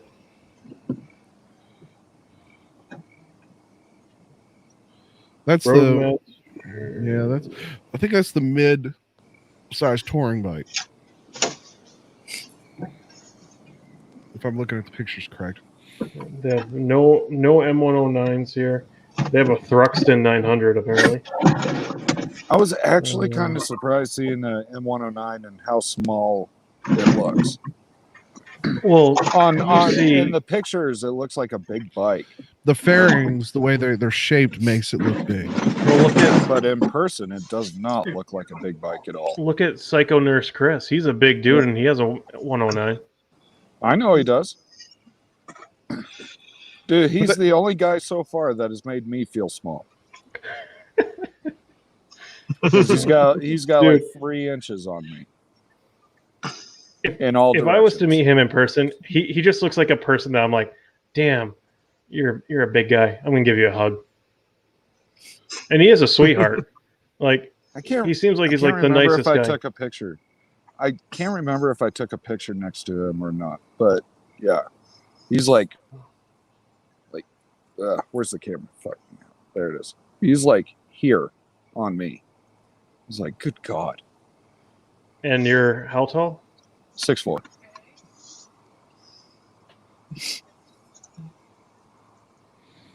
And can put a Grom on its bump stops. I have picture evidence of that. I'm going to take a quick potty break. I'll be right back. All right. I was trying to get Lakes in here, but I think he's busy. Just say choo choo and he'll show up. We're gonna have a special guest. He's a train conductor. What? Nice. That'll get him in here in a heartbeat. He saw that I sent him the message. When we went to the Kank, we took a different route, and there's this old antique train in this guy's yard. Like clearly, a crane came in and set it on his front lawn, and I looked and I went. And I pointed at. I see him going in the mirror, going, "Stop!" Looking at it. I'm like, but I wasn't leading. I wasn't leading. My dad was. I'm like, can't stop. Sorry. He's just like, I wanted to see it.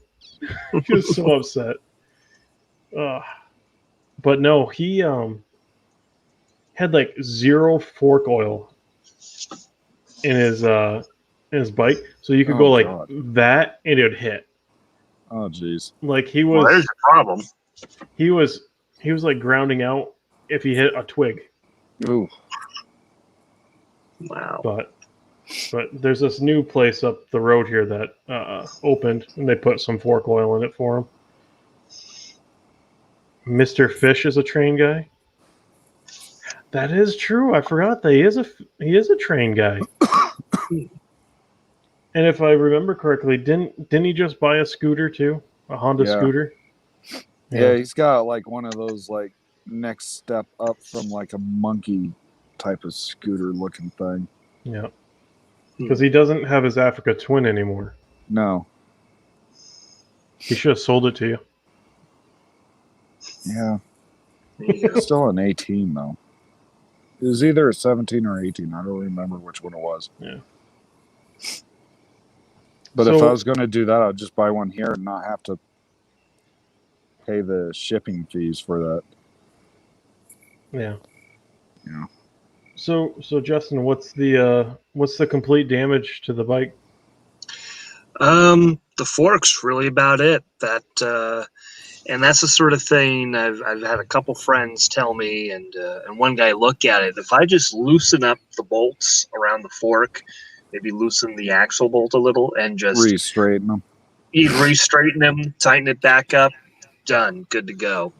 Yeah. Bunch of new scratches, but it's a rattle can paint job, so done. Yeah. It's KLR. I mean, you can hit that thing with a meteor and it won't kill it. Yeah. I just haven't gotten around to it because I have had an extremely busy and hellish week. So I'll get to that next week. I got plenty of time on my hands because I got laid off Monday. So Oh, that sucks. joy. do a little riding. Yeah. Yeah, I crashed Sunday. I get laid off Monday. And went to a family funeral yesterday. So it has been a shit sandwich of a week. Sorry, dude. Wow. Yeah, Damn. that sucks. Sorry for your loss. Thanks. Yeah. But, well, so here I am getting away from it all. I mean, going up for this radio test thing, but I'm taking a weekend. I'm hoping to make a camping trip out of it. There's some free dispersed camping out near Bethel where we're going to be. So go find a spot, get lost in the woods. Yeah, when you're not in the casino right now gambling. Yeah, exactly. I mean, I know Or it looks like a stealing their casino Wi-Fi. behind me. I got the lights on and all that, but no. Yeah. Just a minute, you're in the champagne room. Yeah. He literally went, DJ, cut the music. I'm joining the hangout. Knock it off. Yep. And they all listen to me. Who's the hangout for? It's Captain Grant. Shit, shut it down. Shut the whole casino down. Famous motovlogger, sponsored by Voss, Mm-hmm. Not sponsored, affiliated. That's abundantly clear. Do you still have that PC 800? I don't. Sold it last year. I'm glad I was riding the KLR when I went down because, as easy as that bike's going to be to fix, that same crash would have totaled the PC 800. It's such a goofy looking bike, but it's. I'll be honest. There was one that popped up for like $1,800 a while back with like less than 30,000 miles, and I was like real tempted. Yeah, it's just because it's goofy. It's different. He made a few videos about how goofy the bike was. Oh, for sure. It's totally goofy. But it's the smoothest bike I've ever ridden too. Only thing that wasn't too comfortable for me was I have long legs, so my legs got a little bit cramped on it. That's one way I like the Shadow better, actually. I fit that bike a lot better. Yeah, I have the same. Cause I'm not a real tall guy. I'm only 5'10", but I kind of have kind of a bigger inseam than I am body.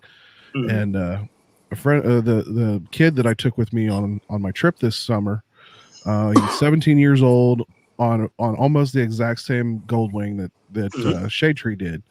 Okay. And we did 5 days. And we did the Blue Ridge Parkway, and I rode it for a little bit, and it's just like it felt cramped to me.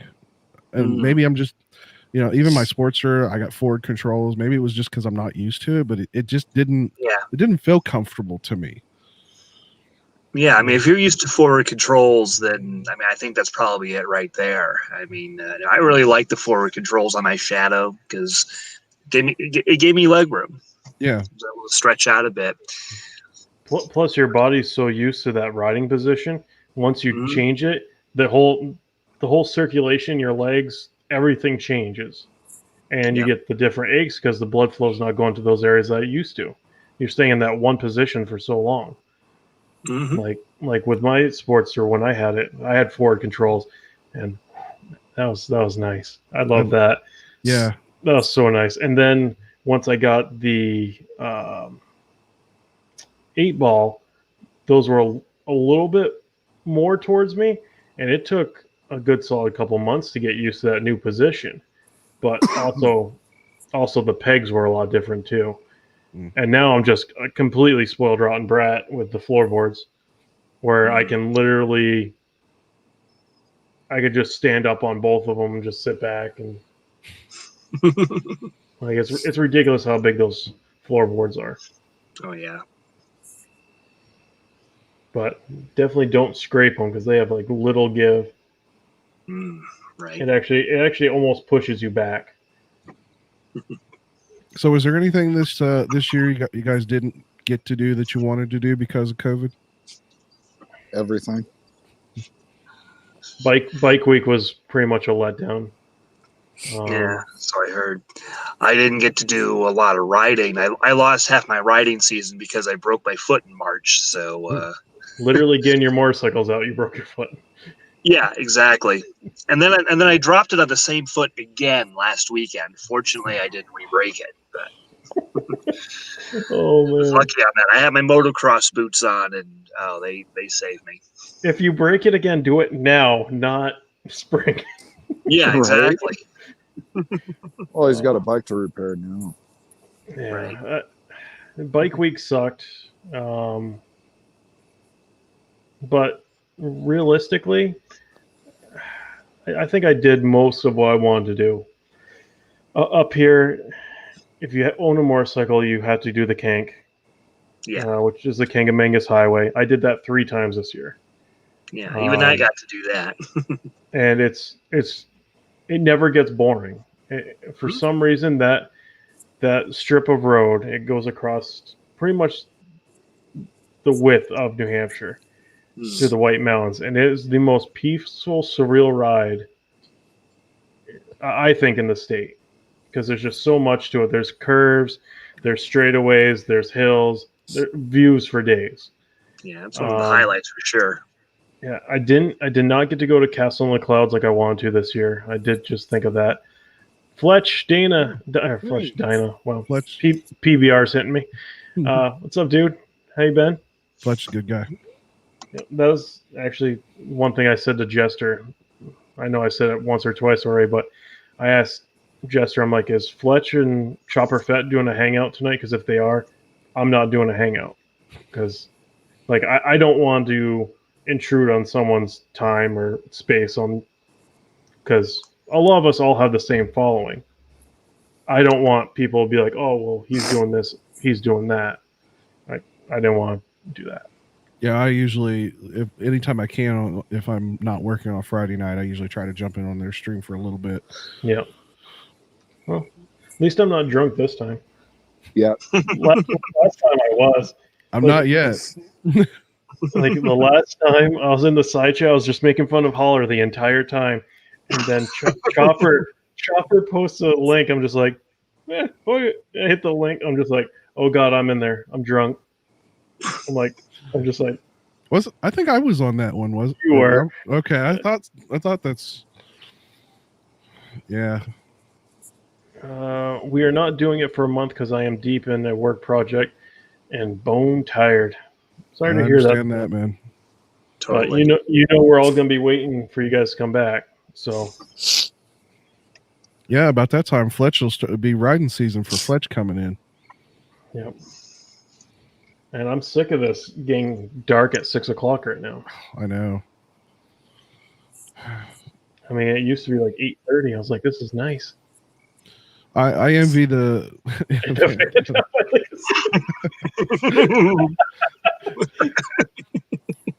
It's not a creeper van. I swear. There's no candy. No candy. No candy. Not even any 10mm sockets. That's not a proper van then. No. So in my town for Halloween, they sent out this paper saying if we're going to be participating in trick or treating, we have to abide by certain rules. One of them being, if we're not participating, to have a sign on our door saying we're not participating. Isn't that what the light is for? If you don't have your light on, you don't. So there's that. Then they said, if you're handing out candy, you must have a mask on, gloves. Okay, I found this on the web for if you're handing out. No, don't. I didn't even say that. If you're handing out candy, you have to have masks, gloves, and have to give the kids a squirt of sanitizer. It literally says that. I'm like, what? I'm like, no.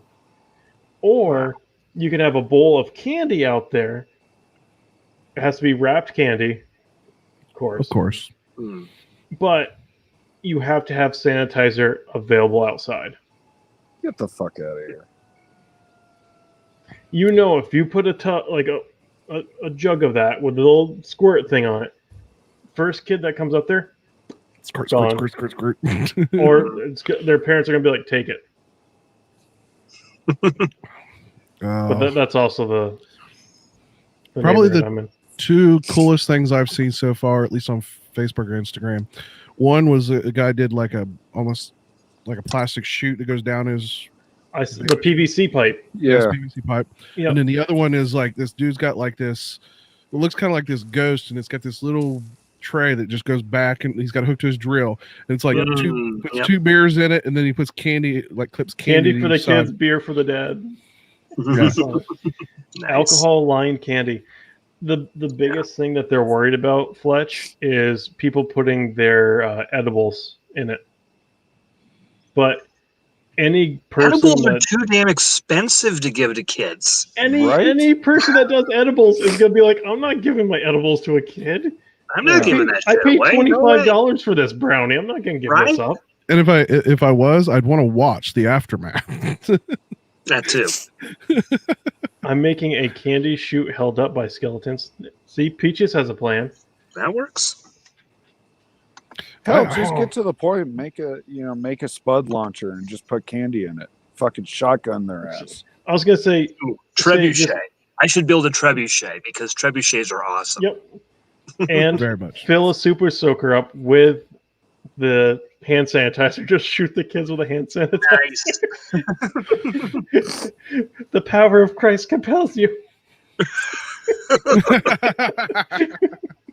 Can you light it on fire as you shoot it? That shit is pretty flammable, actually. Put signs up that says flammable liquid ahead. Mhm. Get candy at your own risk. You will be cleansed. Have a bunch of tiki torches lining your walkway. That sounds even worse. Mm. Candy Bear. Hi, Candy. We were just talking about you.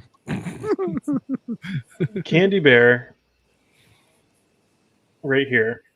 She does have a YouTube channel, but she is also a Twitch streamer. She does PUBG like I do. But she also sings on Twitch and has one of the most amazing voices I've ever heard. Like Peaches? Not as squeaky as Peaches, no. Oh, okay. Stop getting me in trouble. You know this is going to come back to get me.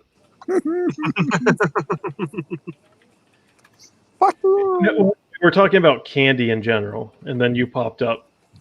So that's kind of funny. Very funny.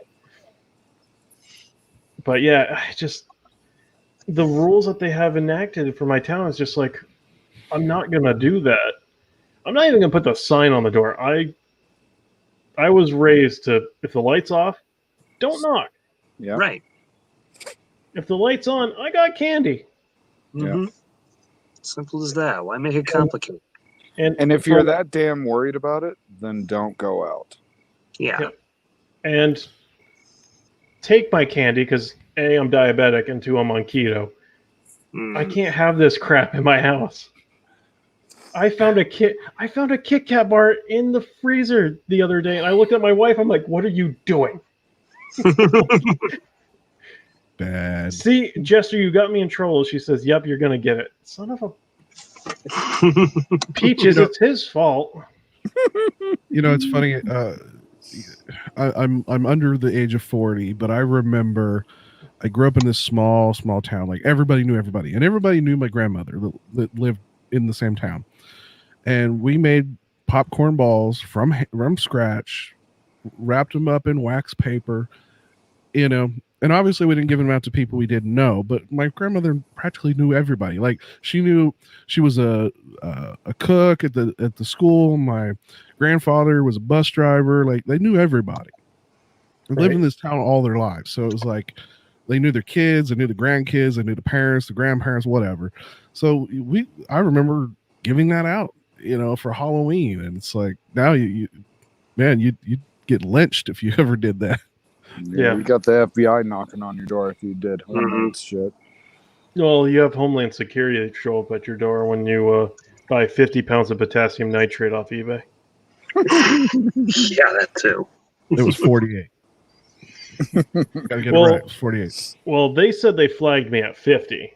What happened was my buddy used my account when I bought 50. He bought 50, and my other buddy bought 50. So 150 pounds of potassium nitrate was on my account. Ooh. That was a red And flag. yeah, well, they weren't happy that we bought it, and B, they weren't happy what we're using it for.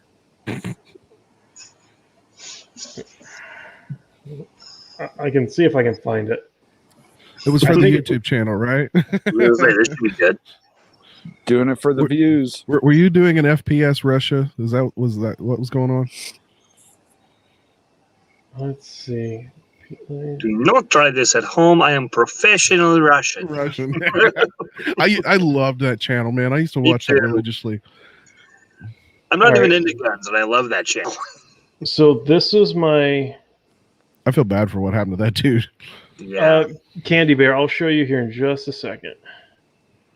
All right, so this was my first YouTube channel that I had. Let me show you the PVC one. All right, you're not going to be able to hear the volume. Oh, is this the rocket? He's going to have very, very bad day.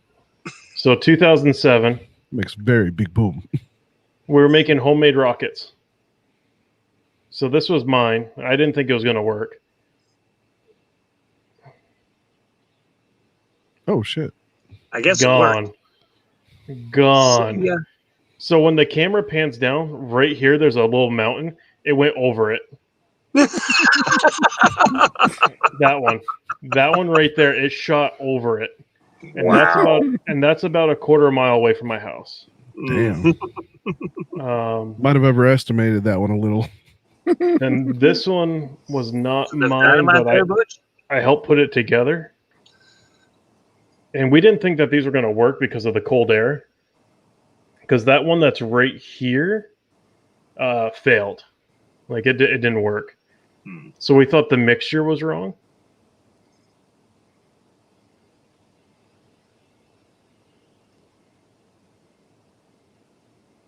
Ooh, nice launch. That one was actually a really good launch.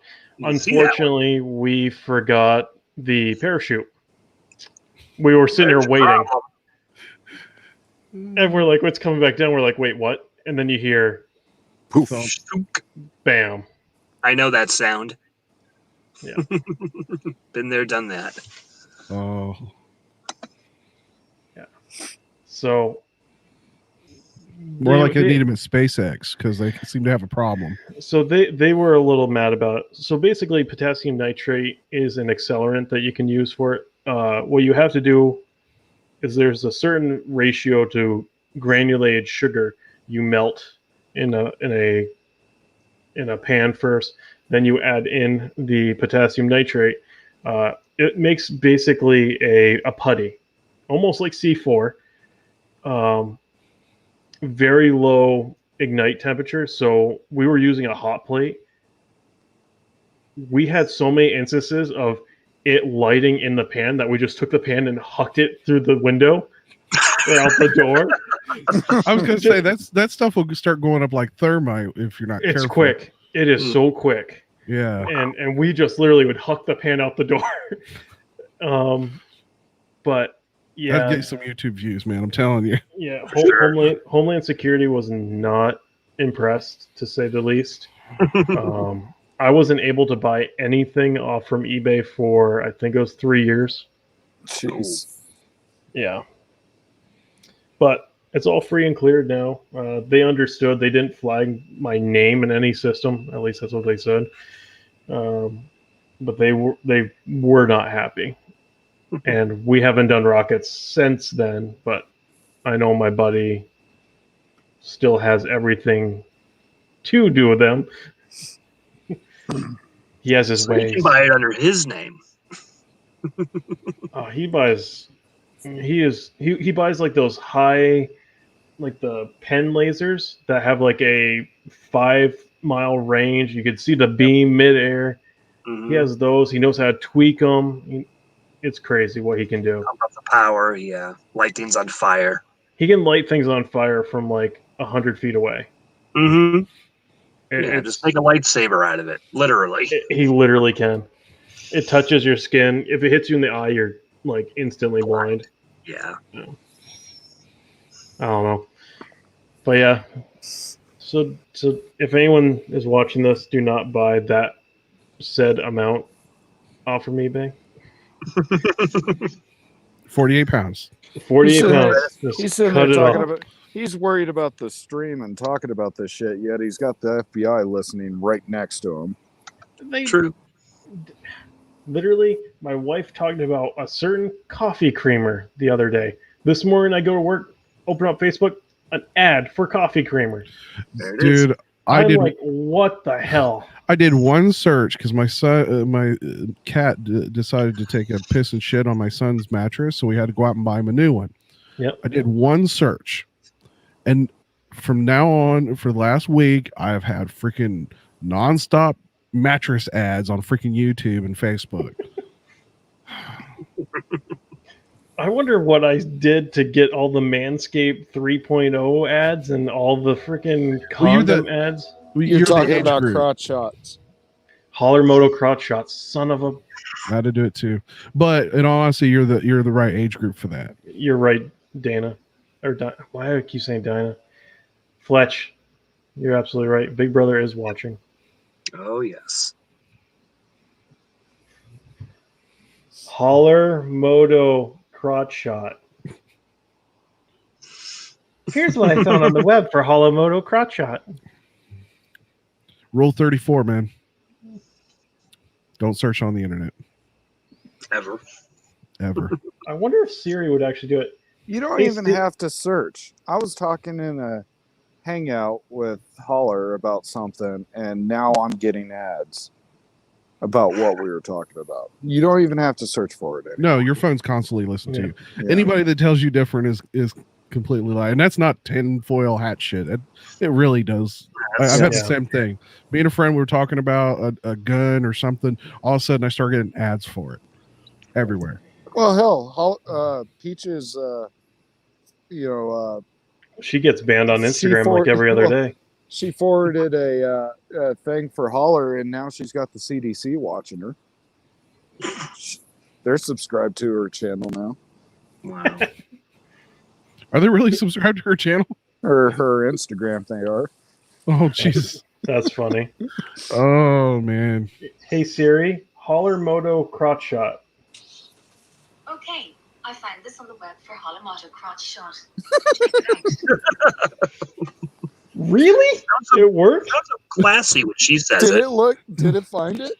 It found Holler Moto on YouTube. Oh Nice. my god! That's amazing.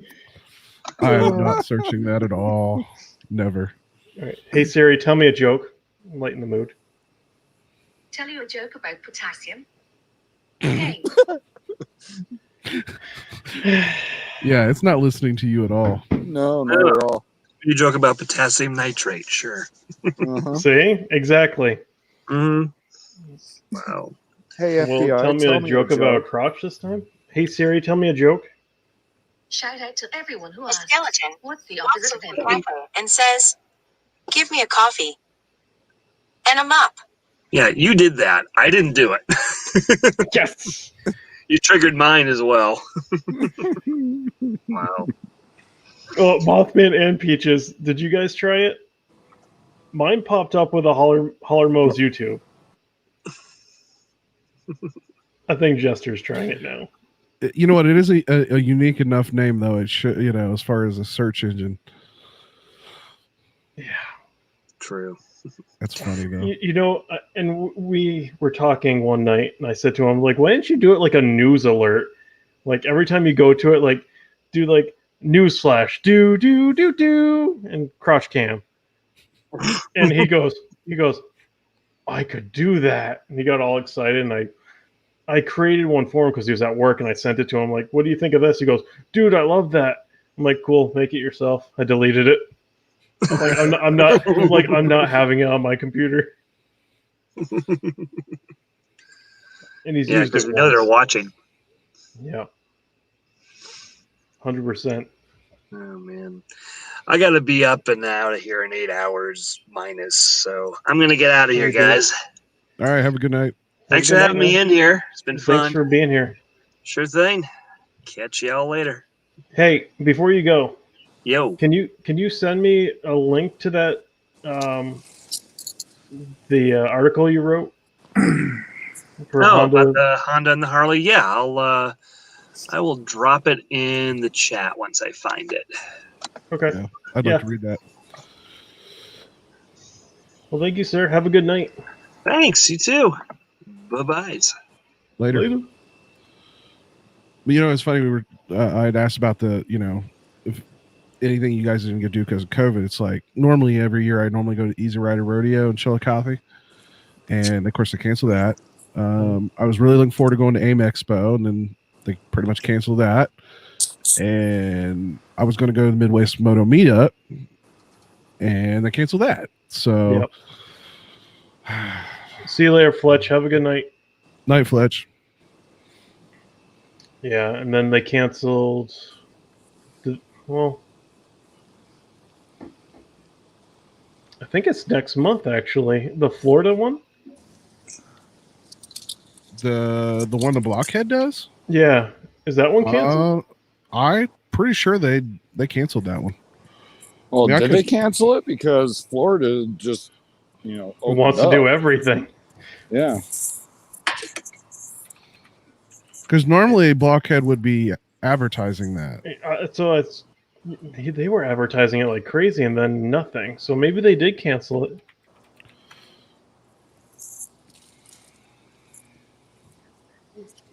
Yeah, Mothman said the AIM Expo deal pissed him off. Well, the problem with the AIM is at first they's like, okay, we're going to move it to the first part of 2021, which everybody kind of expected that to going to happen because it was going to happen right in the middle of the deep part of COVID. And then there's like, oh, but it's going to be vendors only, so regular people weren't going to get to go. And right, Donna. They're hurting bad right now.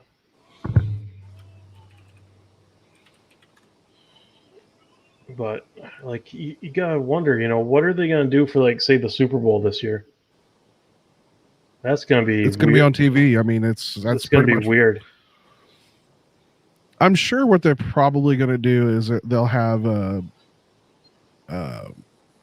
limited. The people that big money people that's gonna still have a spot, but celebrities stuff like that. Obviously, they'll have social distancing and all that BS, but. Yeah. Well, I had said to my wife the other night, I said, do you remember back when COVID wasn't a thing? I was like, it just seems like it was so forever ago. And like, if and when COVID does decide to piss off and, things can kind of get back to a new normal, I'm like, you're going to have all these people that you cough in public, they're going to be like, burn you at the stake and shit. It's going to be just a shit show. Yeah. I just don't know.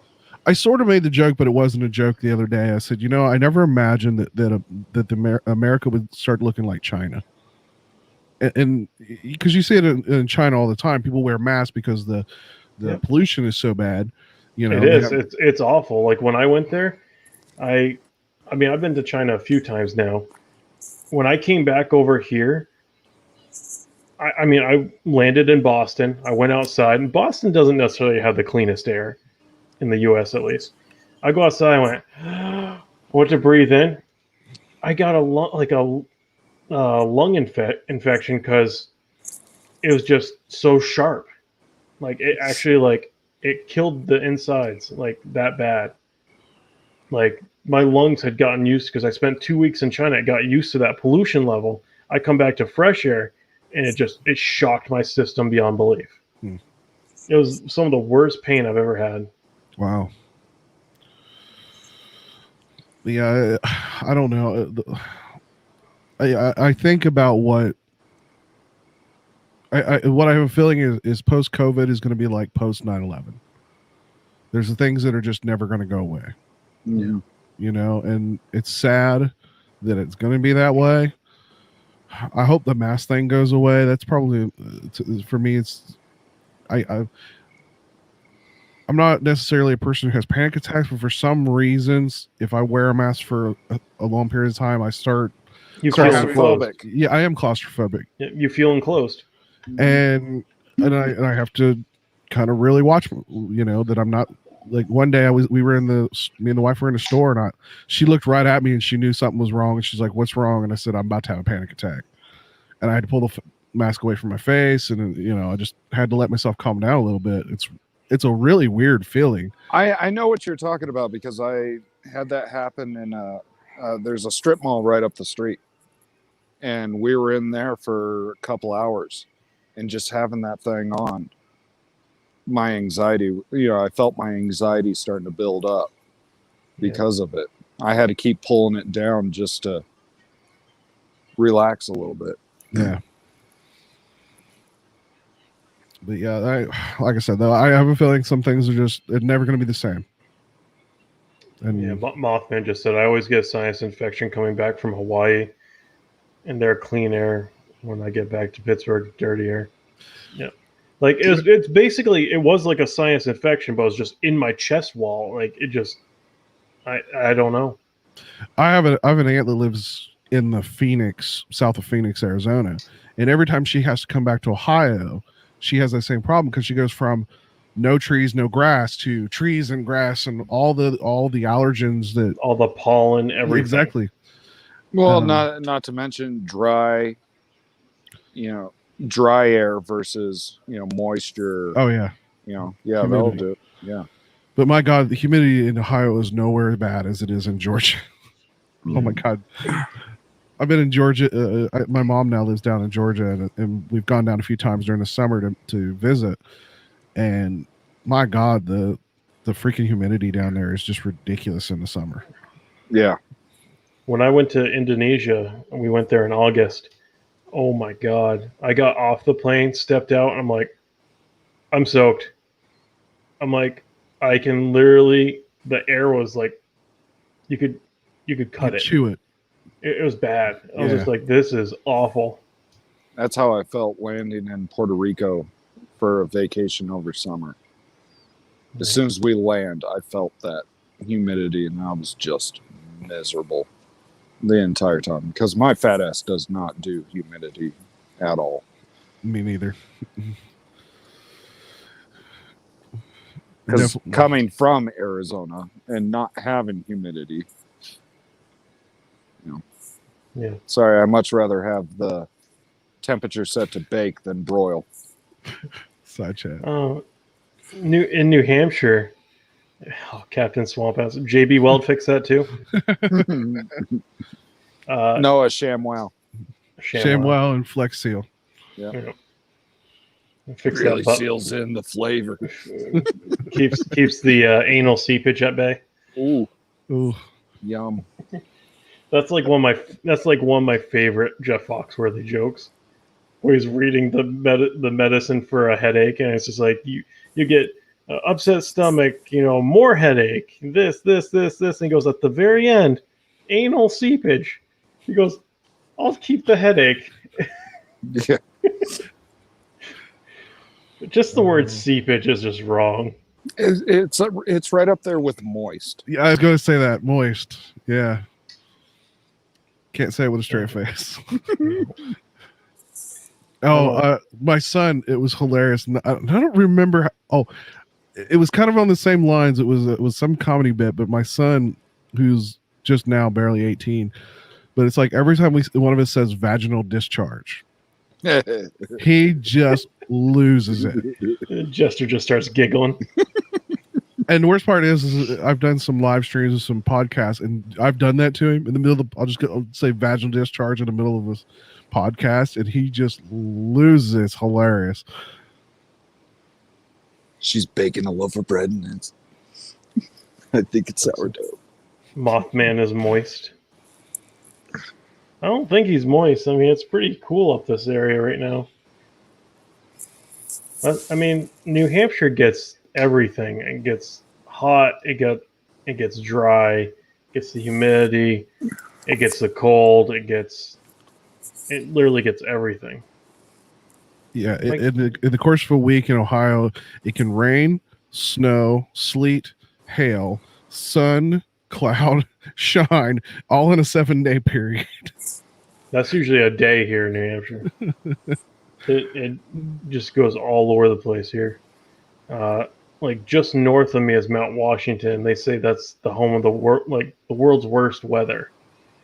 And that's actually another thing I didn't get to do because of COVID this year.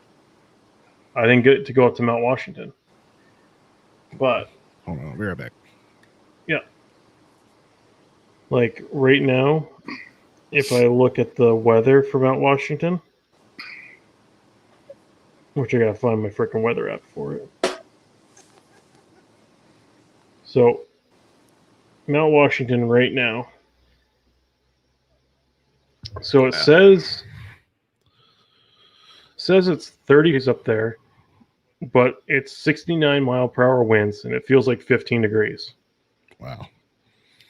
And then you go to where I'm at right now. It says it's 45 out, and the wind's blowing 6. Yeah, it's amazing how the weather can be so bipolar, is the way you would describe it. But that's why I envy guys like Shade Tree and Blockhead. The most they deal with is rain and some wind, and every day. Yeah, every day. That's every the last 10 videos Shade Tree has done. Well, this is Florida. It's gonna rain. It's just Did you see the Shay Lacey video where he rode her Sportster home and it died on her? Yeah. Mine will do the exact same thing. If it gets drenching wet. Yep. If it gets drenched, done. It starts dropping a cylinder. That happened to me on my trip in the Blue Ridge Mountains. It downpoured on us. Mm-hmm. I ended up losing a GoPro Media mod in the process of that. But yeah, it start like I'm on the mountain and this thing starts dropping a cylinder and starts spitting and sputtering at me, and I'm sitting here cursing at this bike. I'm like, I swear to God, if you don't make it over this mountain, I'm gonna ride you off the end of this mountain, and I'm gonna take you to the dealer, and I'm trading your ass in, and I'll ask for forgiveness later. Yep. Any little bit of, well, not any little bit, because it'd take a little bit, but if you're riding in rain, my sports are just done. Like, nope, I'm good. It's like, yeah. It's like the I used to have a Ford Taurus. If it was raining, alternator get wet, gone. It's just like, come on. That's like some of the mid to late 90 F-150s. They had a bad notorious leak that went right where the ECU was in the fender well. And if you didn't make sure that windshield was 100% perfect, and they were notorious for leaking, go right on the computer and short it out or fry it. Mothman, you would go up Mount Washington. It's fun up there. Actually, I tried to convince Lakes the one time that we were gonna go up there, because you can take a train up there called the Cog Railroad. That'd be fun. I love trains. I was like, and it's like a little train too. It's just like right up the little mountain. train that could choo. I'm like, we could take the Cog Railroad, and you just see his eyes just like glisten, like, oh, we could. I'm like, no, we're going to the Kank. He's like, why do you hate me? He gets all mad. Talk about trains. His eyes start looking like Puss in Boots. Oh. That's he really loves his trains. Like, no joke. He loves trains. Yeah, too cold now. I mean, during the summers it's like 60s, 50s. Bunch of wind. That's too cold for him. His H2 would make it up there. It's boost season for that thing. It's probably just about time for him to put it up for the year. Well, for the winter. You don't want to get any salt or sand on it. salt or sand on that bike. Oh. Yeah, I will admit I'm a fairly fair weather rider. I don't typically go out if I know it's going to rain. Like if I can see on the radar it's going to rain, I don't typically go out. Same.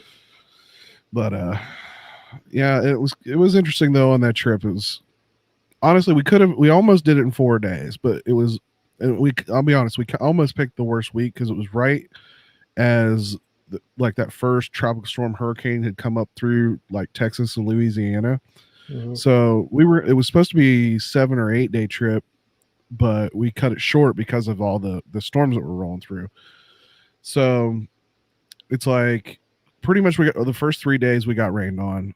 4th day we managed to get all the way to the Ohio West Virginia border, and we would have honestly, if we had like 3 or 4 more hours of not catching the rain, we could have made it home.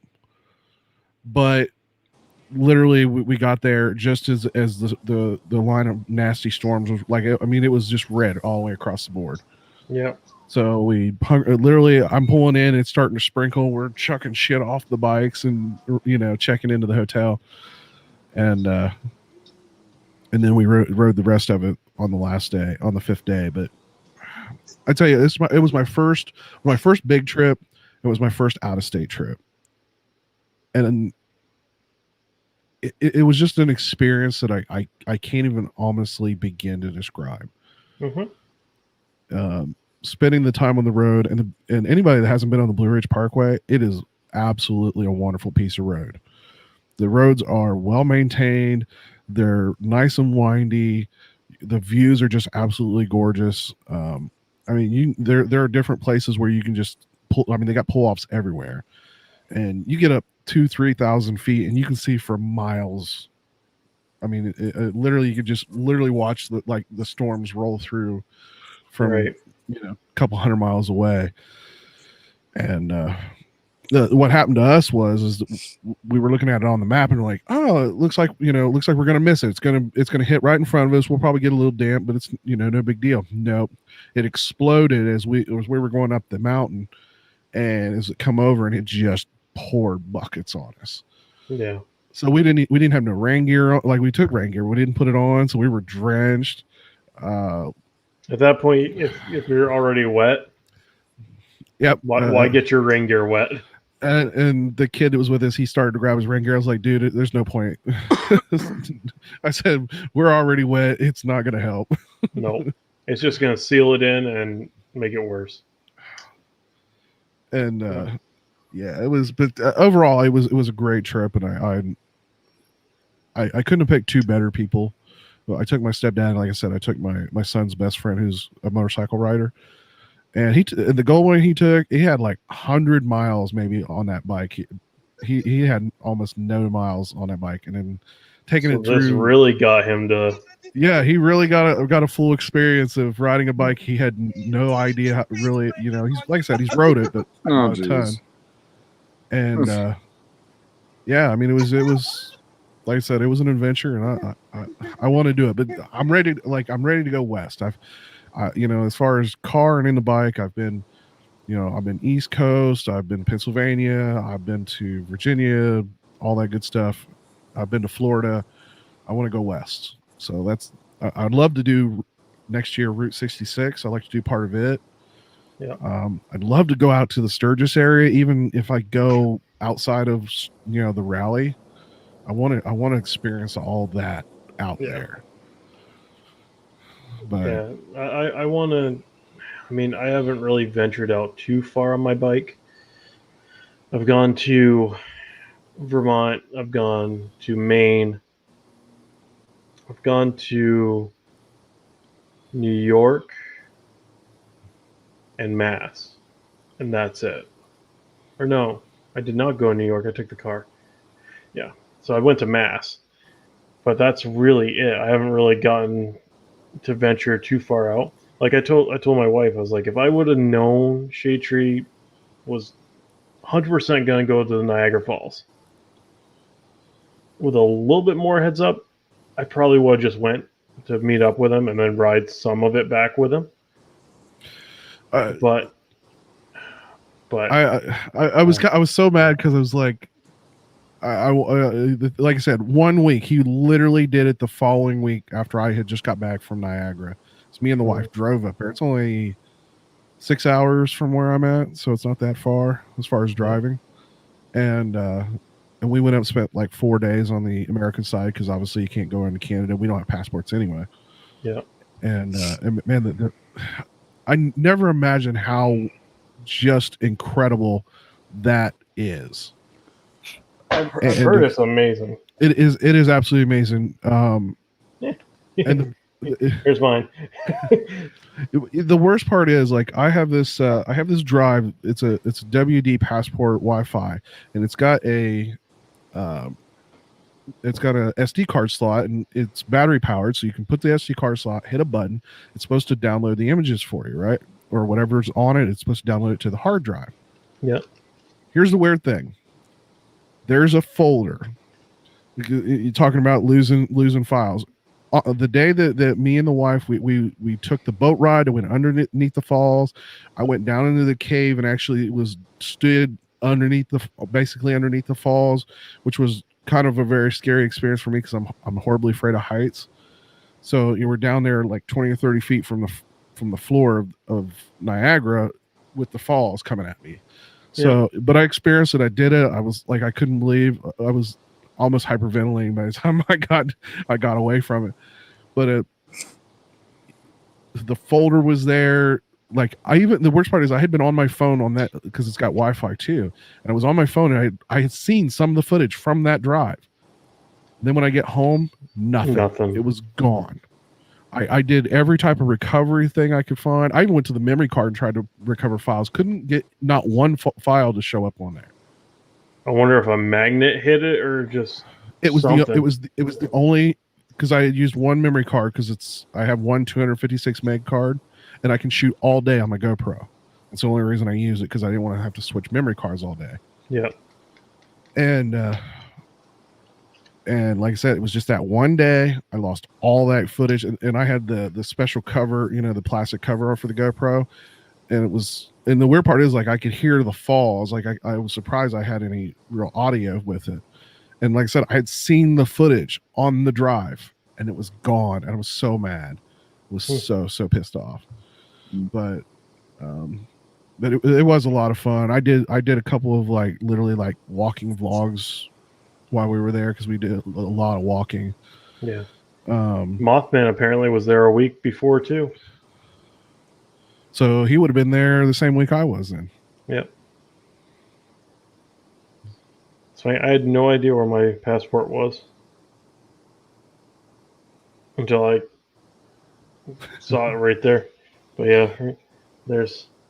Yeah, I need Indonesia, another Indonesia. That's something I need to break down and do, because technically I work for a transportation company, and we have pretty much in almost every major country. So there is some opportunity I could possibly travel at some point. In fact, we had, I remember a couple years ago, we had one guy, literally it was a box. This company, they needed it there, ASAP, and it was big enough you could just put it on carry-on, right? So they literally, company paid for the guy to get on an airplane with that one box to take it to, I think it was France. He spent 3 days in France, and then they paid to fly him back. So they paid for the first night, and then he paid for 2 additional nights hotel, and then the company paid for him to fly home. I'm like, yeah, a chance to go see Italy.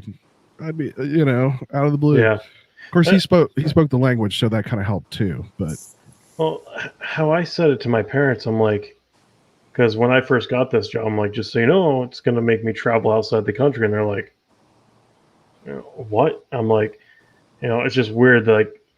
Growing up on a small farm in Vermont, where 99% of the people that graduate from this high school don't go anywhere. They stay around the towns, everything. Yeah, and I'm just like, I'm like, well, I went over here for firefighting, didn't work out. I just continued to work where I was working, and eventually got this job, and I'm just like, oh, by the way, welcome aboard, blah blah blah.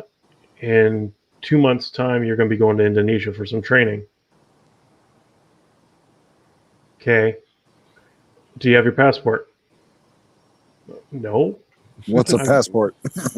I'm like, I went to Canada once, and when I went up to Canada, you could use your birth certificate. But yeah, I've been to Indonesia now 3 or 4 times. I've been to China twice. I was supposed to go. I should have been to China or Indonesia already this year. I could care less if I ever go back to China. That's just. With all the crazy stuff that goes on there, China's definitely one of those I don't. It's a nightmare. It just, I don't like it. Indonesia, love it. It's like I wouldn't want to go to Saudi. Like I have no interest in going to Saudi Arabia. Honestly, anything Germany, I'd love to go see the German architecture and a lot of the churches and stuff in that, because I love the art and design of the buildings and stuff. But beyond that, like I just don't want to deal with all the nuts. Yeah. And so I want to go to Ireland. That's one thing. I want to see the cliffs. I want to see the green rolling hills. Scotland. Scotland. I want to see the old castles. I want to see. Yeah, that's exactly me too. All that kind of stuff. But Indonesia though, the nicest people I've ever met in my life. I wouldn't trust them per se, but they'd help you out.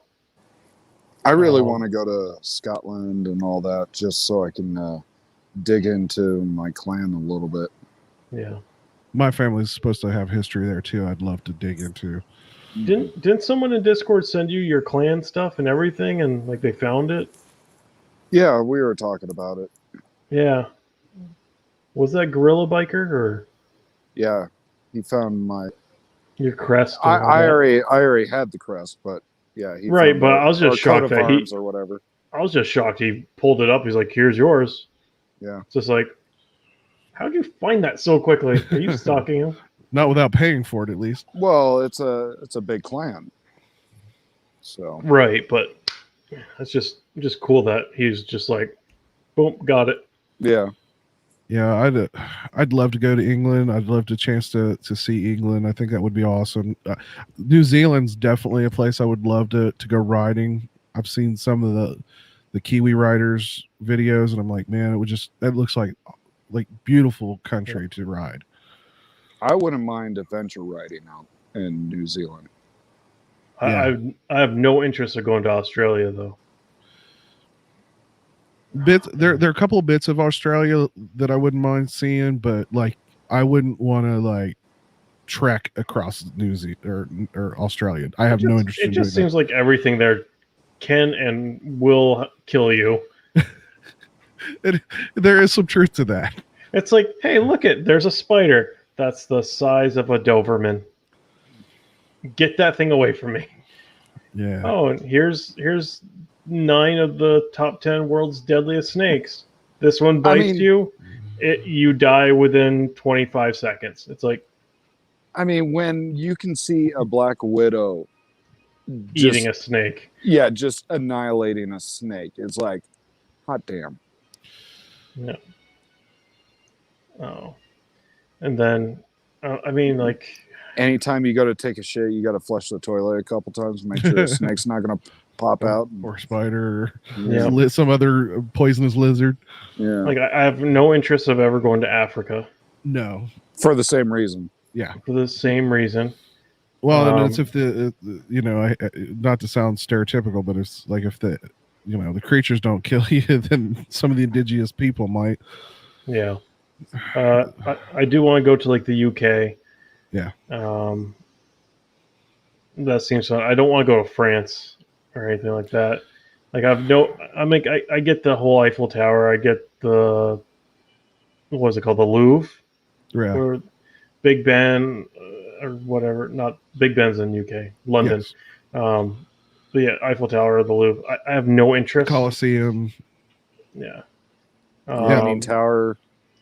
Italy would be fine. I think Greece would be cool for about 5 minutes. Greece at the right time of the year, I think, would be like it'd be a fun to ride. I don't know if I really want to visit, but I wouldn't mind riding. Yeah.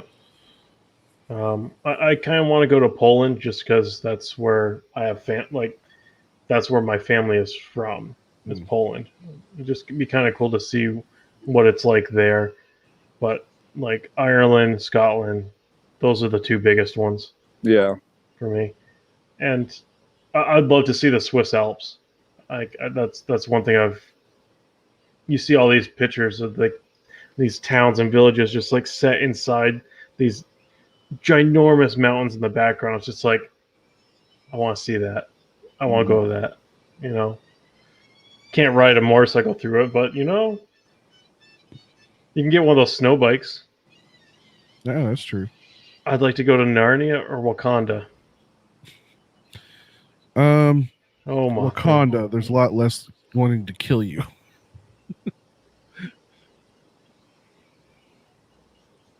I'm going to bed.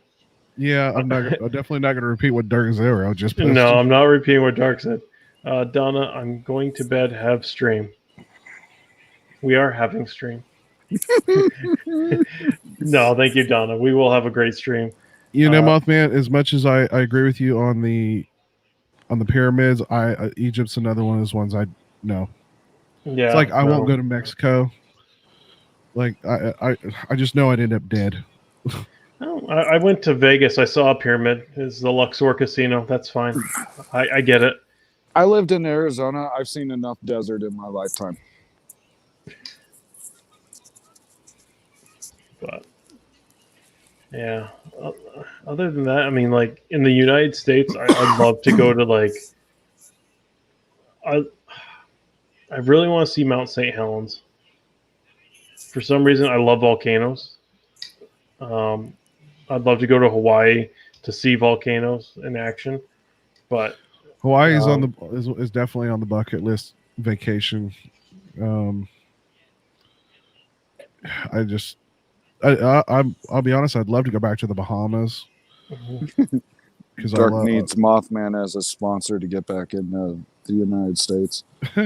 You don't need a sponsor to get back in. I just make one phone call and they'll take you back.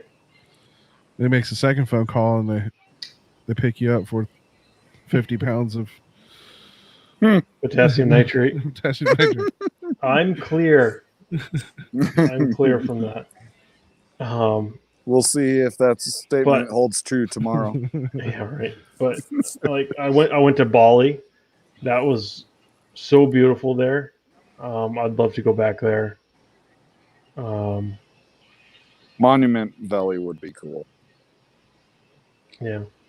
And actually, a lot of people in Shade Tree's Discord today was talking a lot about going to see Joshua Tree, and it was so life-changing. Why I know that, but I can't remember what that is. I couldn't remember what it was. I think you're typing it in too. Yeah. Oh, it's a desert forest. Yeah. Okay. Isn't that the forest that got like a half an inch of rain and it like flowers started blooming everywhere a few years back? Like it was real. It was, like everybody was flocking out there because it was. Yep. It was such an unusual sight. Yeah. I wanted to go see Redwood the big tall redwood forest. That would be cool. That would be cool. Yeah. Joshua Tree is near SCMM. Have you been there, Mothman? Like, is it like life changing or like beautiful? Like, I don't know. From the pictures, I mean, it looks like a bunch of cactuses. Well, I mean, it depends on. I mean, your perspective is going to be different than, say, like my perspective. Because somebody that's lived in kind of that area, it's not as impactful as somebody that's never seen that before. Yeah. You know, Well, I keep kind telling of like how Shade Tree's video when he was going to Niagara Falls, like he was saying he just wants to see mountains, and he saw that road, or he was just looking out, and he's just like, "This is," he goes, "I could make it this far, and Not much. I feel good." I'm just like, I just look out my window and go, mountain. I go 10 minutes down the road. There's a mountain. Yeah. Well, I mean, I got to turn my camera on for this, but in Arizona is like, oh, cool, these are mountains, and then I get here and it's like, no, these are mountains. It's all perspective. You got to remember, Florida is a flat sandbox. Yeah. I keep telling my wife, we ever go to Vegas, because we've kind of talked about doing the Vegas thing. We're not gamblers, so we're kind of like the worst people to really go to Vegas. I told her, I said, I'm renting a bike. I said, I'm gonna rent a big bike, and we're gonna go somewhere and ride. Yeah, I mean, if you're not a gambler, and if you're not a huge drinker, like a Hoover partier, Dam is right there. a partier, Vegas is actually kind of boring. Like, to drive through there is traffic all the damn time. I mean, that's why the people that live there don't live in Vegas. Yeah. They get as far away from there as possible, but they work there. That's where the money is. It's just yeah. But this is about as hardcore drinking that I do. So I mean, I don't do a whole lot of drinking, and I might as well just give my for the average person. I understand, but it's apple pie. It's apple pie. I could drink this, and until I get up, that's when I have a problem. It's just like, it's just funny. It's like, this is the most I do. It's just like, you can run your car off that. You know what's bad? I can drink this. I can drink a lot of whiskey, but I cannot drink beer for nothing. I can't stand the taste. It immediately turns my stomach. The same way. And I feel bad because I have friends that are like, hey, let's go out and have a beer, and I go out and I order a Jack and a Coke or something. You know what I mean? It's like and I definitely can't. I won't ride the bike and drink whiskey. I just won't do it. And so I won't drink any more than one beer. Yeah. If I have more than one beer, it's just like, Uber, come get me. Yeah, I'm just just not the type. Or I have a pizza delivered to my house. I just ride with them to my house. But yeah, I'll be honest. I got this from a friend. While it's definitely not your typical strength, it is really good. Yeah, is it? I'm guessing Everclear and. Oh no, this is the real stuff. Is it the real stuff? Okay. This is the real stuff. And I've got a normally almost every year at Easy Ride Rodeo, I've got a family friend that literally makes probably 100 jars of it and sells it. And last year I bought 3 jars, and the thing is, he upped the proof, so it was real bad. It was real bad for me. I normally buy 4 jars. I bought 3. And one was sour apple, the other was orange cream. And I was going back and forth. Oh, I was so shit faced. Like, it's the one time of the year where I will get shit faced. Because honestly, it's one of those things, like, if you've never been, it's just a big party. It's a big motorcycle party. That's all it is. We go, a bunch of us camp out in the back of a field and sit and drink. And I drink with all my family members and stuff like that. So it's right. The worst that happens is you fall asleep and somebody draws a dick on the back of your neck, and that happened to my half brother. Junior Johnson's Midnight Moon is tasty, and it's not rocket fuel. Yeah. Well, Mothman, you say you have to see the sights, but you're not a gambler. I've been to Vegas 4 times. I'm not necessarily a gambler, but they do still have about $500 worth of my money at the poker table. That's where I was blacked out drunk, and I'm like, I want to play poker. Oh. And the guy goes, oh, do you have our card to do because they have the electronic poker. Right. I'm like, no, what's that? And, swipe your debit card, swipe this card. They're combined. I'm like, well, okay, I'm just adding money. I'm thinking I'm playing video poker. And then $800 later, my buddy taps me on my shoulder and goes, dude, that's your debt. That's your checking account. I'm like, oh, that sucks. And then the next couple of years I went there, I kind of got it back down. But they have this novelty shop there, and they had a signed and authenticated Kurt Cobain guitar. Drunk, mind you. I was drunk. They want $3,000 something for it. That's I'm cheap. like, I want it. And like after everything, because they just have it out, but then you have to buy the special glass case for it. You have to buy this for it, that for it. It ended up going up over like $8,000. I'm just like, well, now I don't want it. And my buddy's like, do you even have that money? I'm like, no, but I want it. I was willing to like just try to get money from people to just, let me buy this guitar. Like, how does a Kurt Cobain guitar survive? He destroys everything. Well, he did destroy everything. Yeah, it was. I'm sure when his wife got hard up for money, she probably got rid of anything that was left. Yeah. That was definitely a power couple of disaster. Yeah. I was actually supposed to have. I can't really move my camera, but right over here, I was supposed to have a Kurt Cobain poster, and the people that shipped it put it in this cheap ass box, and when I got it, there's boot prints on the box, and it was just crushed. And like, I still have it.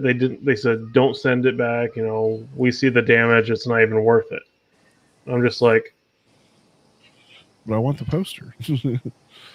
And they offered to send a replacement. I'm like, are you going to do better packaging? And they said no. I'm like, then no. Like, just give me my money back. And they did. But at the same time, I'm like, man, now I still have a blank spot on my wall.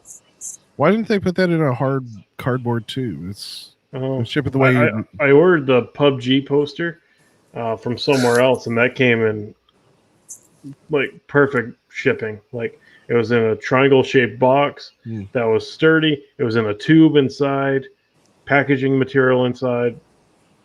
This one, rolled up, thrown into a box, just a little square box, and that's it. No, I know one of the guns behind you is a chain gun, but the one below it, I'm not. Is that the older? So the one on top is the regular Lancer. Okay. And then this is the Retro Lancer. Okay, that's what I thought. Yeah. I love that series, but I won't lie, that last game was a struggle for me to finish. Who's Lieutenant Dangle? Me. Mothman. What's up? A bitch. A bitch. You finally got tired of talking shit inside chat. Yeah, figured I'd jump in. Was that the Field of Dreams where you saw the guitar? It was in Caesar's Palace. It wasn't Caesar's Palace. It was between Luxor and Excalibur along the walkway. Okay, yeah. Where Fat Tuesdays is. Okay. See, my drunk mind remembers Fat Tuesdays because I got one of those big ass yard dogs. Yeah. and then they ask, "Hey, do you want to add a shot into it?" And I'm like, "Yeah, add 3 of them because it's like $1 a shot." I'm like, "Yeah, add 3 of them." Yeah, they didn't tell me it's the 151. Oh yeah, that feels good. Dude, I downed it. I downed that whole yard. I went back for a refill, and they go, "You want a refill?" I'm like, "Yeah, I'm fine." And it hadn't hit me yet. It goes Mandalay Bay, Luxor, Excalibur. Oh my god, I can't remember the other one. Excalibur and the across the New York, across the road. New York is Bally's. Anyway, I made it down to the fountains at the Bellagio. Oh, okay, yeah, you're talking about 10 different places, yeah. Yeah, I made it all the way down there. And mind you, I'm already down through my second yard dog. I would have puked in the ballast fountain. And I looked. Or I'm like, Bellagio. I'm just gonna walk back to the hotel. And I looked back and went, I'm staying at Mandalay Bay, and I just see this golden building way down the strip. I went, that's too far. Yeah, well, that's we live in the foothills, and you live in the mountains. So you think, oh, I can see it. That's a couple hundred yards. Well, out there, it's like that's 7 miles. Like, huh? Yeah, it was like 4 miles away. Yeah. I'm like, what the fuck? Like, get the fuck out of here! I can see it from here, and it's like, no, I'm that's like- 7 miles. Like, I'm like, fuck. A, how did I make it this far? And B, now I'm drunk and have to make it back. Yeah. Because if you got a taxi, you're thinking, oh, okay, it's 4 miles taxi. They're going to take you out back and drive 10 miles and pull up to the place. Like, wait a minute, it was just, oh, we can't go down the strip. Like, get the fuck out of here. No, that'd be $25. Like, are you fucking shitting me? Yep. Because back when I was there was no Uber. There's no ride or whatever it's called. Yeah, well, when they call it prime time, you pay just as much as if you took a taxi. Yeah, it's like taking a taxi in New York City. It's all racket. The city's always awake. It's always go time. We used the tram a lot when we were there. So we used to go every year, for 10 or 12 years with her work. They always went to the SEMA show. I'm waiting for Lakes to pop in when you said tram. God, I would love to go to SEMA. That would be a dream thing to go to. Yeah, we went every year for about 10 years. Oh. Someone's jealous. just a scotch. Oh, but to finish the whole Shine story, so I got 3 things of Shine, and like I said, I was going back and forth between 2 jars. I was going back and forth. So I drank. This stuff was, from what I'm told, it was over 150 proof. So it was strong. So by the time I'm done, like I'm sitting there, like I'm practically drooling on myself. Like I'm just sitting in my chair around the fire. And the guys are like looking at me like, are you okay? Because I mean, I downed basically a whole jar of moonshine in like 2 hours or less. Right. So and I'm like, yeah, I'm feeling a little sick. And next thing you know, I'm running about 6 steps over, staggered, grabbed the front tire of my stepdad's motorcycle, puke right in front of I end up literally like crawling back to the tent, and then I find out later another one of my family members, I won't say who it is because they probably kill him because I'm going to tell this story, but it's hilarious. So supposedly this was after I had went home the next day, and the next night he got tearing up into it.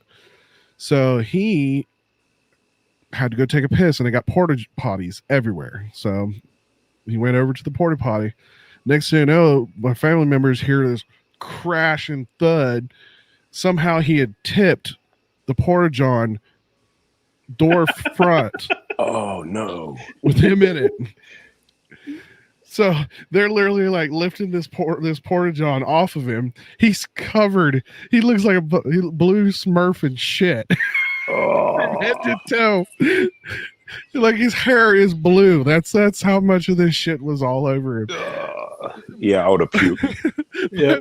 My cousin had to drive him home with windows down so he could go home, and he's like, I literally threw, because I mean he was like shit faced drunk. He's like, I threw away all the clothes. Like, I wasn't even gonna try to wash them, but he was covered in head to toe blue shit.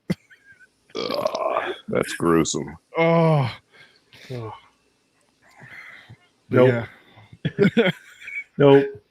But nobody, still to this day, nobody knows how he managed to tip it over. Because I mean, they have pins, they strap them down to the ground so they don't flop over. And somehow he in his drunken state, literally, like I said, flipped it forward front. He just yeeted himself against the door, and yeah, he must have like. I just see the whole Ron Burgundy thing. I'm in a glass case of emotion. Just screaming. No! Coming out looking like a blue Smurf. The liquor Smurf. Oh, and think about it. Those porta potties are in the middle of like. There's 100,000+ bikers that go Oh. to Easy Road. So this porta potty had been So it's clean. Yeah, not clean. well maintained. I'll be right back. All right. Yeah, So yeah, that's scary. oh, he will never. My family member will never live that down. I told that story. I literally I had laughed so hard when it was telling the story. I started to throw up. Like I was laughing that hard. Oh, what a lovely tea party. So what side of the country are you in? Eastern border. So you said like West Virginia, Pennsylvania, Ohio corner, right? Yep, right So, there like- where everything meets. So I could be in 3 states in 10 minutes from where I'm sitting now. So you're like close to Wheeling or No, north.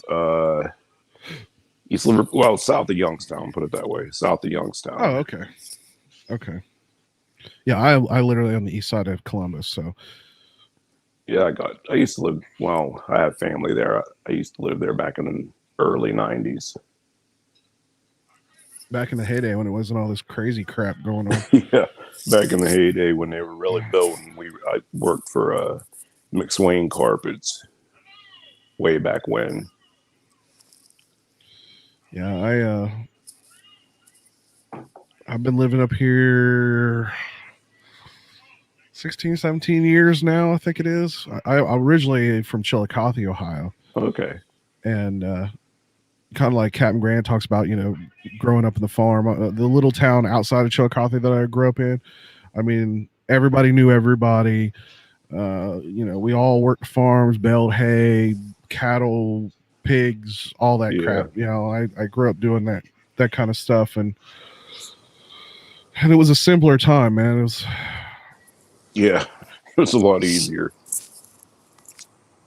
Yeah, it's crazy to think about all the, the worst thing that we ever had to deal with was drinking and the occasional smoking pot, which I never did, but a lot of, my schoolmates did in high school. And, that was the worst. That was the worst thing that we could do. And, now with heroin and all this other crazy It's true stuff. because I'm a little older, but yeah, we didn't have any of that shit back in the day. Hell, I remember not having to lock. We didn't lock our doors. I mean, I lived in that era, Yeah. I was kind of in that in between. Like, I saw the beginning of the internet. Yeah. I was like, fuck. I was damn near. I don't think I got the internet till about 98. Yeah, I was probably 93, 94, maybe a little sooner than that. I remember having dial up, and I remember when we first got what was considered broadband where I live. Yeah, we had internet dial up, and the first like computer type deal I ever had personally was web TV. It was pretty cringy, but yeah, you didn't have to worry about all the crazy shit. Yeah, we had Earthlink and CompuServe and so yeah. I wish I could drink beer. I really do. This is probably my least favorite beer on this planet that I've ever had. What's it? Oh, Samuel Adams. Boston Lager. This is like a beer you chew. Yeah. I hate this. But the wife said, I can't buy any more beer until all the beer that I already have is gone. We'll get you some White Claw. White Claw. There's always the sink. It's true. Dishwater. And the only reason why I have this is because it was the only way I could get the Jacko pumpkin for her. Oh my goodness. Yeah. I just had coffee for that. Cheers. Good luck to you. Better you than me. Yeah, and that's the worst part. My stepdad works for Budweiser distribution, so I always had access to any beer I ever wanted and never could drink it. Did you ever get the outdated shit for like, a couple bucks a case? Free. Free. Free. Dude, one time my stepdad, they had this keg, and it when I say keg, most people think the kind of stuff a lot of people will order, but I'm talking like restaurant size keg. So a full keg. Oh boy. And it was like, I think Bud Light or something, and it had a crack at the base of the, where you put the tap on it. And my stepdad brought it home. He's like, I need to try to empty it. It's technically still good, but they can't sell it because technically we consider it contaminated. And you could pump it up, but it wouldn't hold for very long. Mm-hmm.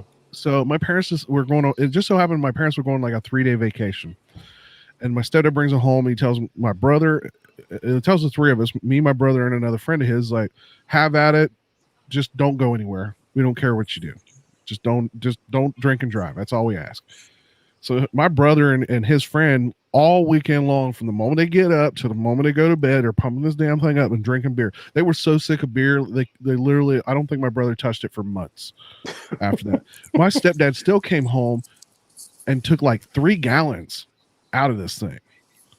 3 or 4 gallons of beer after that. So that tells you how much they drink between the two of them. But I used to have, I'd have access to like all the tester stuff. Like I used to have access to all that stuff back in the day. And it's like I said, I wish I could drink it, but I can't. I drank a skunked Coors Light once. Ugh. And it turned my stomach so bad I couldn't drink any beer for at least a year. Because as soon as I try one, I get that taste in my head. Yep. And it killed it. And what's funny is when I got patched into that motorcycle club, they dump skunked beer on you. Ooh. As like an initiation. Like, yeah, you made it. Here you go. You're no longer a prospect. They dumped skunked, outdated beer all over you. Which, in retrospect, actually, is quite fortunate that they did that, because other motorcycle clubs have the same initiation process. One in particular is pretty vile, where it's the other members' piss and shit they dump on you. Yeah. No thanks. No, I'll ride no, I'll alone. That's pass. good. Yeah, Yeah. I'll ride alone. It's cool. And the idea behind it is, after that moment, that's the last time anyone's gonna fuck with you. Yeah, well, that's true. Yeah, because I'm not fucking getting person in pissed. it. I'm not getting pissed or crap. No. For in dumped on. I'll take skunked beer. Skunked beer is one thing. I have access to really high explosives. Trust me, they're never going to piss on anybody again. Right. Yeah, that's just brutal. I don't need. to be Don't make patched me in break out that. my Lancers. Yeah. No, hell no. I got more self-respect for myself than that. I'm not. Yeah. Now we have a coworker. His wife, she was in Budweiser for years and years and years, and he would bring home like truckloads of the shit that was like recently outdated, like just the date. The stuff's still plenty good enough, but he'd sell it at work for like a couple bucks a case. Oh yeah, let me have a case of Bud, a case of Icy Light, or whatever. Just all kind of shit. And I'd buy it for my friends. I've never been one to drink beer, but like I always had 10, 15 cases sitting around. It's like, yeah, I got the hookup. Then they found somebody got caught trying to sell it, and they shut it down. Now they just bust it and dump it down the drain. I got the Coca-Cola plant less than 2 miles down from the house. Oh shit, yeah, man, you gotta get some bootleg Coke Zero. Get some bootleg Coke Zero. Yeah, I'll take the bootleg Coke Zero straight from Wuhan. I know you got that Crystal Coca-Cola in there. Oh, you know that. Oh, dude, I actually like the Crystal Pepsi. I can't remember what it tastes like. there's one soda that they don't make anymore, and I love That's it. part of the world we call that pop. Just so you know. Yeah. It was by Sobe. Sobe made a soda called Mr. Green. Never heard of it. It was so good. I don't know if you can even find. Mountain Dew's been doing this thing like through the summers. It's a green or a blue Mountain Dew called. It's a Liberty Edition. It's fucking tasty. I gotta like stay away from it. It's like so tasty. It's like a blue slushy. Yeah, see, there was a few years ago for The Last Jedi. There's a local podcast group near me, and it's called the Rogue Squadron Podcast. And I might listen to it. The guys did a local thing with Land Grant, and it was called The Last Red Eye. And I went and I had it, which, like I said, it was part of the deal when you bought the ticket to go visit. You got a free one of these drinks. So I figured I'd try it. I'm not a beer person. I don't really like beer. Can't really stomach it for the most part. I actually kind of liked it until it got warm. Yeah. I was drinking it real slow, and it was a real dark colored beer. But it was a one-off. They've never reproduced it, but it had like this almost like coffee and caramel flavor. It was really good. Shit. Mm-hmm. And I've asked several times about, hey, you guys got ever redo this and bring it back as a, something special? And so far the answer has been no. Yeah. That they made basically one big batch of it, and that was it. Once it was gone, it was done. That's like me fighting with Pizza Hut to redo the Insider Pizza. Oh man. So, do you remember that, Mothman? The Insider Pizza? But I was thinking about the Pizzola they used to make like back in 89, 90. It was like a fucking 5-layer pizza. Wish they'd bring that back. Yep, the Insider Pizza was literally a thin crust, just the cheese, and then the regular crust, and then the pizza. So literally it was like a quesadilla bottom crust, then pizza. So it was a pizza within a pizza, basically. That sounds tasty. And like a heart attack right now. I put a link in the private chat to a reviewer that actually got to try it, that talks about a little bit about it. But if I can find the actual original link, it tells exactly what this stuff was. Man, I wish I would actually buy it if they would make it again. Shit. Let's see. That's as far as like good tasting shit. It was, Untapped. My buddy's been trying to get me to sign up for this. We went to Kent State main campus, and they had like a Harry Potter days, and like a bunch of the different bars and restaurants and stuff had the butter beer. And one of them had an alcoholic version that had like butterscotch and shit in it. It was fucking tasty. I wonder if he is. I don't think he's been in here tonight. I'm gonna send him this link. I have a buddy named, oddly enough, the Beer Fridge, who does the Beer Fridge. He does a lot of like beer reviews and stuff like that. I wonder if he's had this. Yeah, it was like I said, it was made in a limited batch specifically for this event, and it was World of Beer is where it was served. So if he managed to get, like, you'd have to be in Columbus. Like, this was one location. That's the only place you could get it. But yeah, it did. It had like coffee espresso, and I'm not really even a coffee fan, but like I said, for some reason, it just had the right flavor. And man, like I said, if they ever produce it, I think it would sell like bonkers. Let's see. He actually just posted on Instagram what he's drinking right now. He's having something from Dew Claw Brewing Co. from Baltimore, Maryland, called Sweet Baby Jesus. And it's a chocolate peanut butter porter. That would be interesting. 6.2% alcohol volume. Dude, but he drinks all these really cool beers that are like that. What's this one? Oh, that's just his new glassware. Like he'll have like whoopie pie flavored beers. So He that had just sounds scary. some Belgians.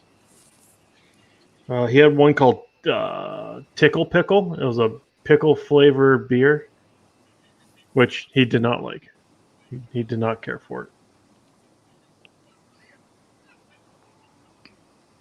Yeah, Puff Tart, blueberry peach, guava, and plum flavored beer.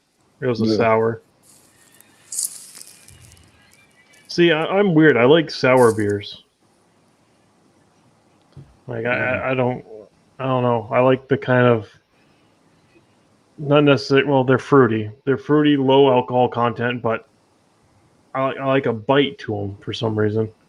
Not this kind of bite where I have to freaking chew it because this Yeah, sucks.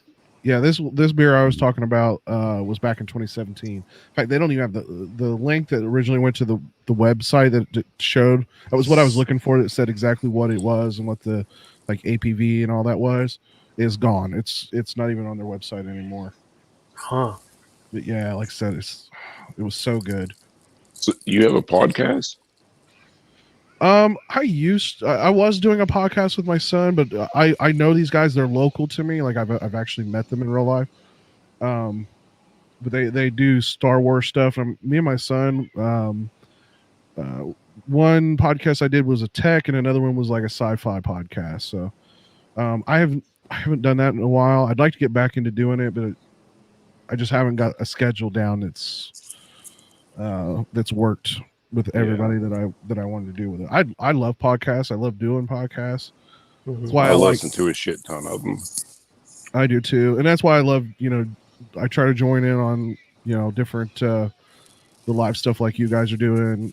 I've been on Scouse. I've been on Chopper Fett and Fletch Dyna. So yeah, I try to jump in when I can, just to Yeah. because I love having conversations. Yeah, and meeting new people. I listen to a shit ton of paranormal and stuff like that. Like this is, and Holler and I kind of had a running joke that we only ever did hangouts like 1 to 3 times a year. Yeah, and that's it. Exactly, fuckers. And we would always alternate, like my channel, his channel, my channel, his channel, and I'm gonna start doing this probably every other week, just to keep up with content. Because, like I said before, my backlog is gone. Like I have nothing. I don't even know if I'll have a video this Sunday. I've got enough for at least the end of the month, maybe the first week of next month, and then I've got some talking head ones I think I'm going to try to do, but I'm going to fill in with probably some live streams on Mondays because that's normally what day I post. Yeah. So someone said that I should put a mount in my car and do one. I'm like I've done that. It's a pain. Plus, you're trying to drive, and it's a little hard. I've done those before. Harder than riding a bike. I was gonna say. Yeah. Well, hold on here. But the nice thing on a bike, like the camera moves with you, so you see what's going on. Where when you're driving, it's stationary. It's one spot, and you're sort of trying to look at the camera, but not look at the camera. And I technically could set up both my cameras, one on the dash facing the road, and the other one back at me. Insta 360. There you go. Look where you want to look. Nah. Like for this winter, since I can't get the backlog, I mean, everything that I want to do is now done. The bike's running fine. I mean, clutch and tires need work. But the house, I got the house. That was the big thing. I had no place to park it until I built the shed. So now that's all done. You could always, not do the motovlog thing. You could just do another vlog again. Yeah. Captain Granite 510 doing another vlog again. Mm-hmm. No. What's up, y'all? I'm not We're doing whispering again. But I will say, like the You could buy a talking drone head and not- videos. You could buy a drone and not put the stuff up like Jester does. Dark, I'll spin you right around. The talking head videos that I've done the best this year. I will say that, and that was completely different from usually anything I've ever done on my channel. Strangely, me talking about the Softail standard has been my best video of the year. Mm-hmm. And then the next one happens to do with there was a local guy who he'd been in the military, and he was dying of cancer, and he decided he was done with the treatments. He was just going to let things happen as they happen. But his family, he wanted to do one more, last ride. And this is right in the middle of COVID stuff. And it goes out on the internet.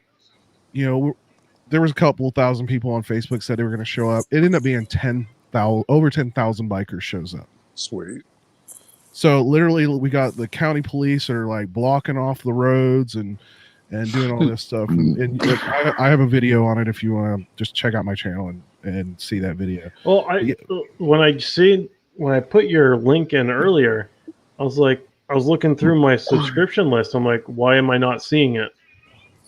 And then I typed in your name and it popped up and it says subscribe. I'm like, what the fuck? YouTube is just. That's where that's happened to me because I've been bouncing up people. I've done that. Yeah, I've been bouncing between like 88, 89. It looks like I'm now 91. So thank you for anybody that's subscribed here lately.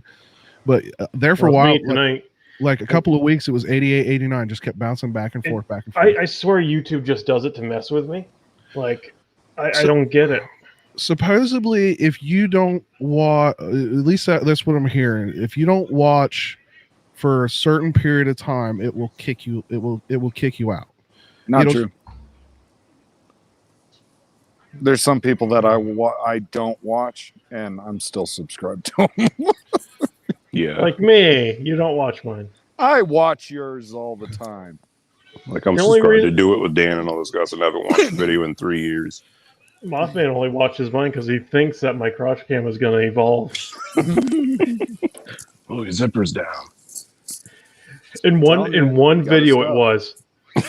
In one video it was. I got to work and I looked down and I went, that's why it was brisk. It wasn't a crotch cam at that point. It was a cock cam. Well, that was before I lowered it. What's that slapping my thigh? I thought I was just happy.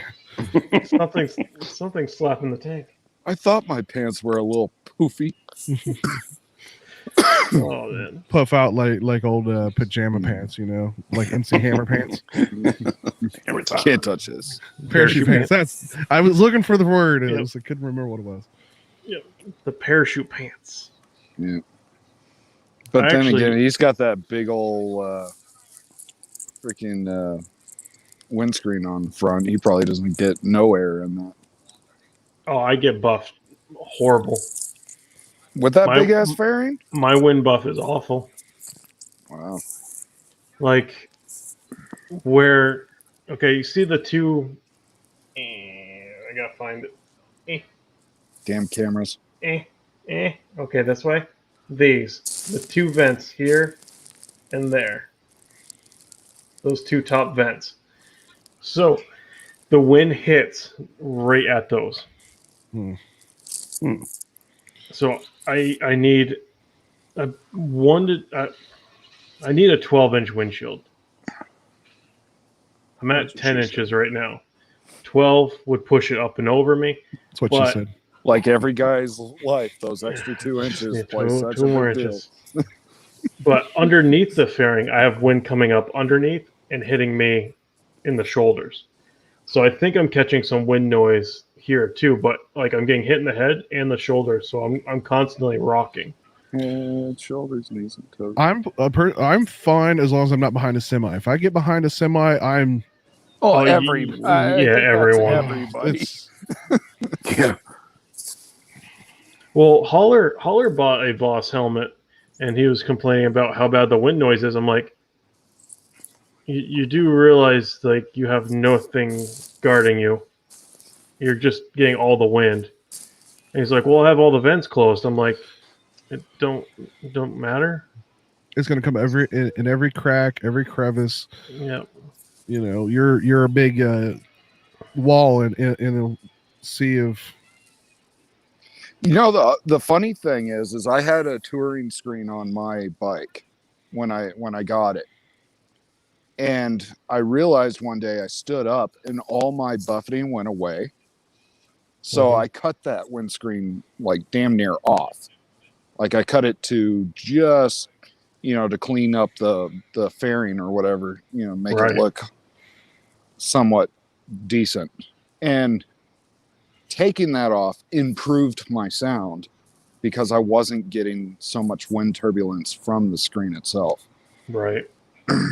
Like actually getting hit with pure wind made everything better. I mean, and and I've said this in my videos before too. And I said this to Holler when he bought the helmet. I said, look, Voss is not the quietest helmet. It's not. Like, that's one thing that kind of bothers me, in my perspective.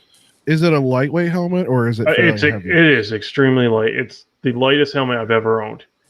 And the HJC that's above my wife's there, that's a modular helmet. That is heavy as shit, but slightly quieter. And modulars aren't quiet. You talk about modular, like the chin comes up or whatever? Yep, the whole thing comes up. Have you ever tried JB Weld?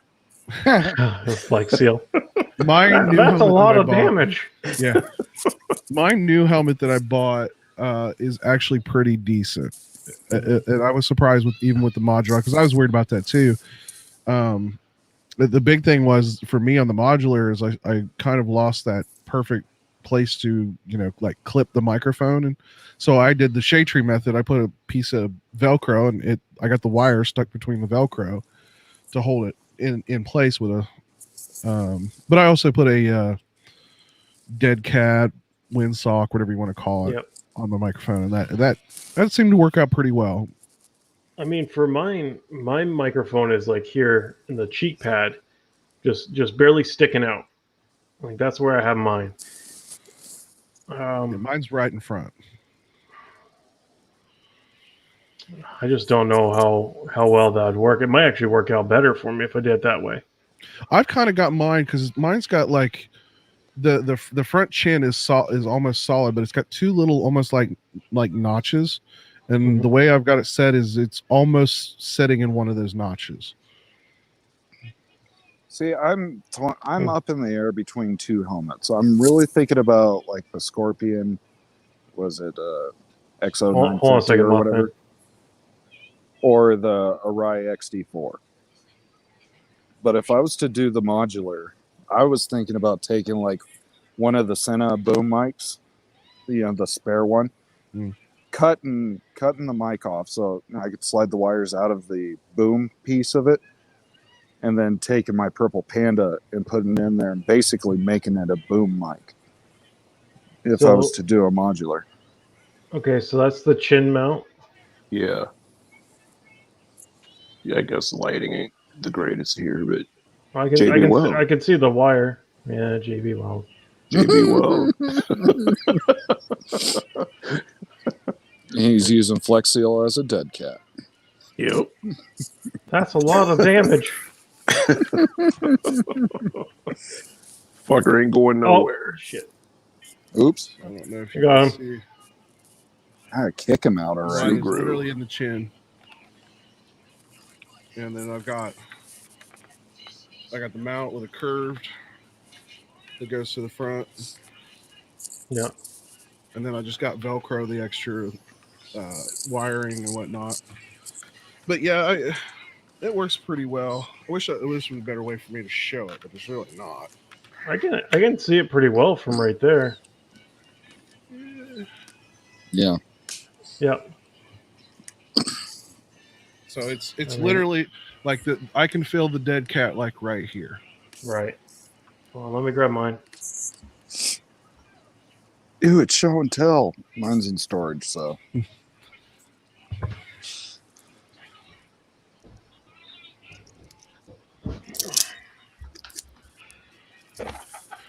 I'd love to have one of those Rorik helmets that we see all the famous YouTubers. Junk.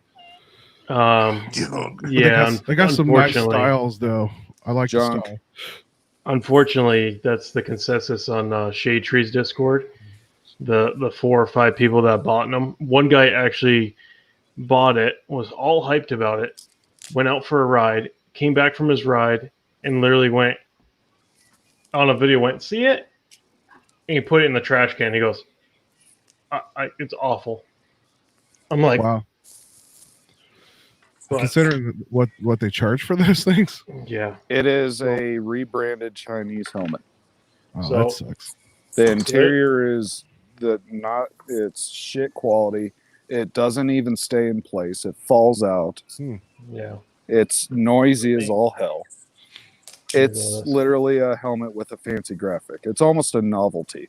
So I got the two pieces of Velcro that hold the 2 adapters in. And then camera just slides in When it works. when it works. See, that was, that's the other thing, because this thing doesn't have a screen, because like I got the same one that you do. Fucking dark. And the bad part is I had set it up on that kid's helmet, the one that I took with me on the trip, Yep. and apparently I didn't aim it right. So the way he sits on the gold wing, all I got was like the bottom of the dash. Oh. Yeah, is all the footage I ever got out of it. Yeah, you can see mine's pointed up. Yeah. Yeah. Yours pointing way further up. Yeah. But yeah. And then inside, I'm going to have to go this side. So this cheek pad right here, my microphone's right. And see the dead cat right there in the corner? I could sort of see it, yeah. There it is. So you're saying I should probably get it in front here?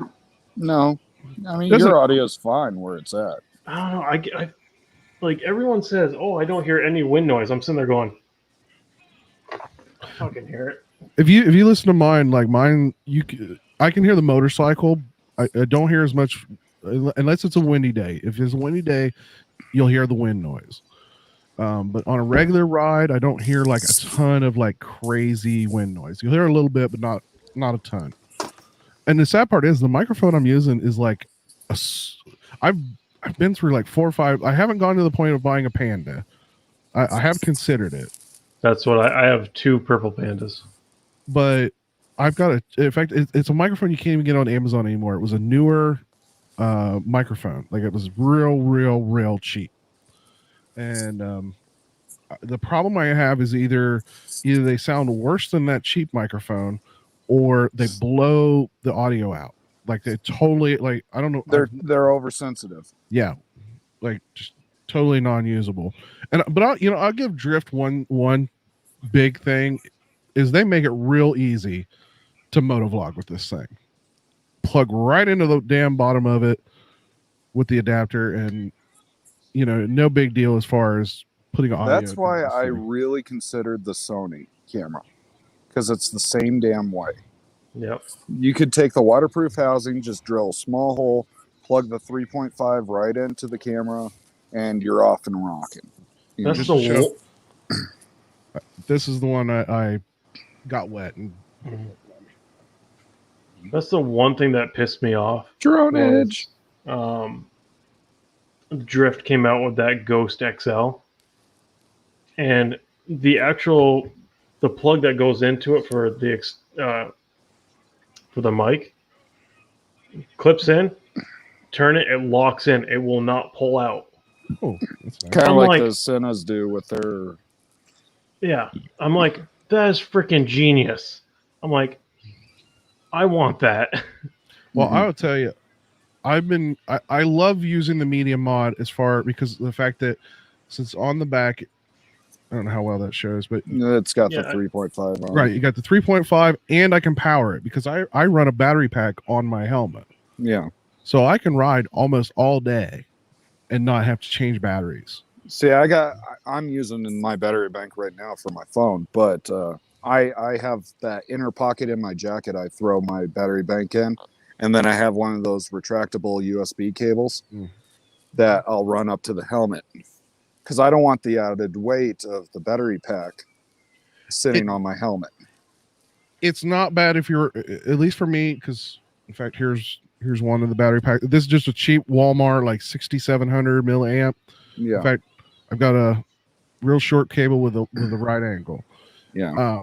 This is not too bad if you're riding an hour or so. But I can tell you from riding like all day, it does start to, like, I start feeling it. The weight.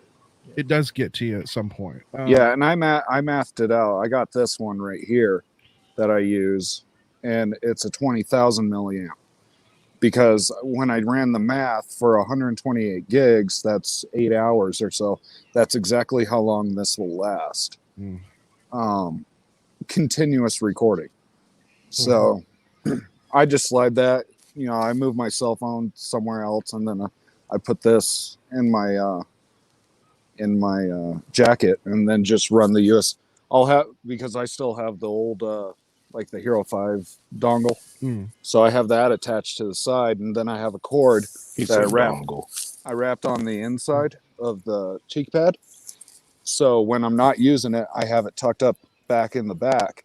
And then when I do, I just pull it out and I can run it down with my chin strap. Yeah. Right into my jacket. I really wish if somebody would create this, it would sell on the market.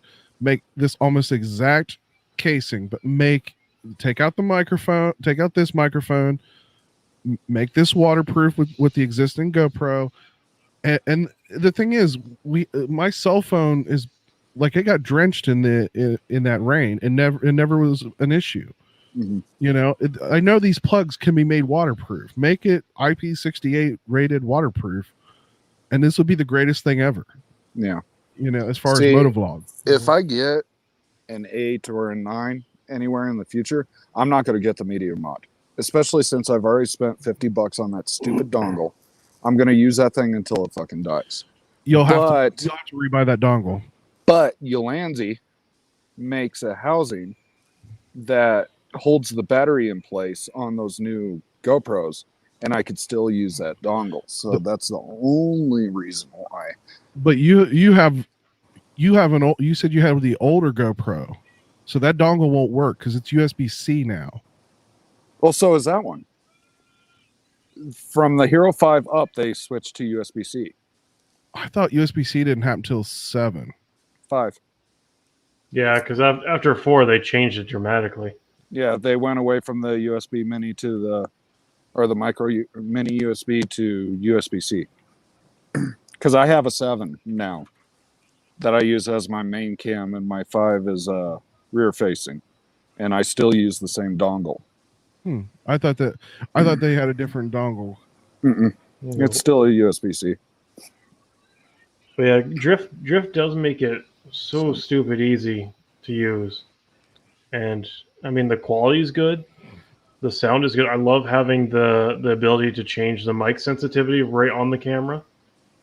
But you have any issues with it, customer service will not help you. Yeah, they won't even acknowledge your existence. Well, because they got their money then. Yeah, I don't give a shit. Well, in all honesty, I'm sure you can almost find something very similar in some Chinese. I mean, honestly, this is some Chinese. I don't know why. Like, it took them forever to make the 4K version, which is what really surprises me. Yeah. That took me a while to even remotely think about getting that, because I love my Ghost S. It's still a great camera. But the 4K, I was like, it's buggy. I'm not going to get it. And then a couple firmware updates came out, and people were like, it got better. I'm like, okay, I'll do it. And I pulled the trigger and got it. And I think it worked fine up until whatever the hell its issue is now. When I first figured out what this whole motovlogging thing was, right when I got my, or just before I got my bike, one of the guys that I was watching, he used all drifts, and he went through like 3 drifts over like a season because they would just crap out on him. And then Well, last I knew, 6'4" Honda was still using drift. Hmm. I don't think he's moved to GoPro yet. At least I think How you the rider guider, the one that I mentioned in chat, How you that's the doing? one. That's how I got this. Was he was doing a subscriber giveaway or whatever, and I just happened to be the one he drew. And it took forever to get, and I feel horrible because I literally went to use it one time after he went through all the mess to get it shipped to me, because it actually started to ship it and they sent it back because it had the regular battery plus this extended battery. So the whole airline shipping battery thing would not take it. Wouldn't take it. So I told him, I said, just keep the regular one, send me the extended battery. That's really all I need anyway. And like I said, I didn't even really get to use it one time. All the footage that I did get off of it was totally garbage. It was literally the kid's gas tank the whole time. Yeah. So I'd love to have a GoPro Hero Session as my secondary cam, but hell, those go for almost brand new. Yeah, like good I luck said, you trying to can't find find them. them. I have found them. Finding them isn't the problem. It's willing to pay the pretty much ridiculous price. what it cost new 3 years ago or 4 years ago now. Because Holler and Peaches have been looking for a new one for him, and it's you just can't find a good priced one. No, and that's the biggest thing. And I really like the 8. I had a 7 on my last trip, and I don't know why, but that thing would the 7 was constantly overheating. I even moved it to the edge of my windshield, so there's no way it wasn't getting air, and it was still overheating. Yeah. And I've not had that problem with the 8. Like only once or twice did it ever shut down because of heat, and it was pretty ugly day when it overheated. Yeah. So, but I also don't do 4K on it. I do 2K. I can record in 4K. I can edit in 4K, but it's such a pain in the ass. I did 2.6 or whatever it was, and I think I was talking to Jester about this, and I decided to just match it with the session because the session only does so much too. So I just kind of equaled them out. The frames. The frame rate's the important thing to match. I don't think I'm doing 2.7 at least. Yeah, you can mismatch resolutions. You have to match frame rates unless you are doing slow motion. Yeah, that's because what was I doing? 120 frames? Yeah, which is overkill.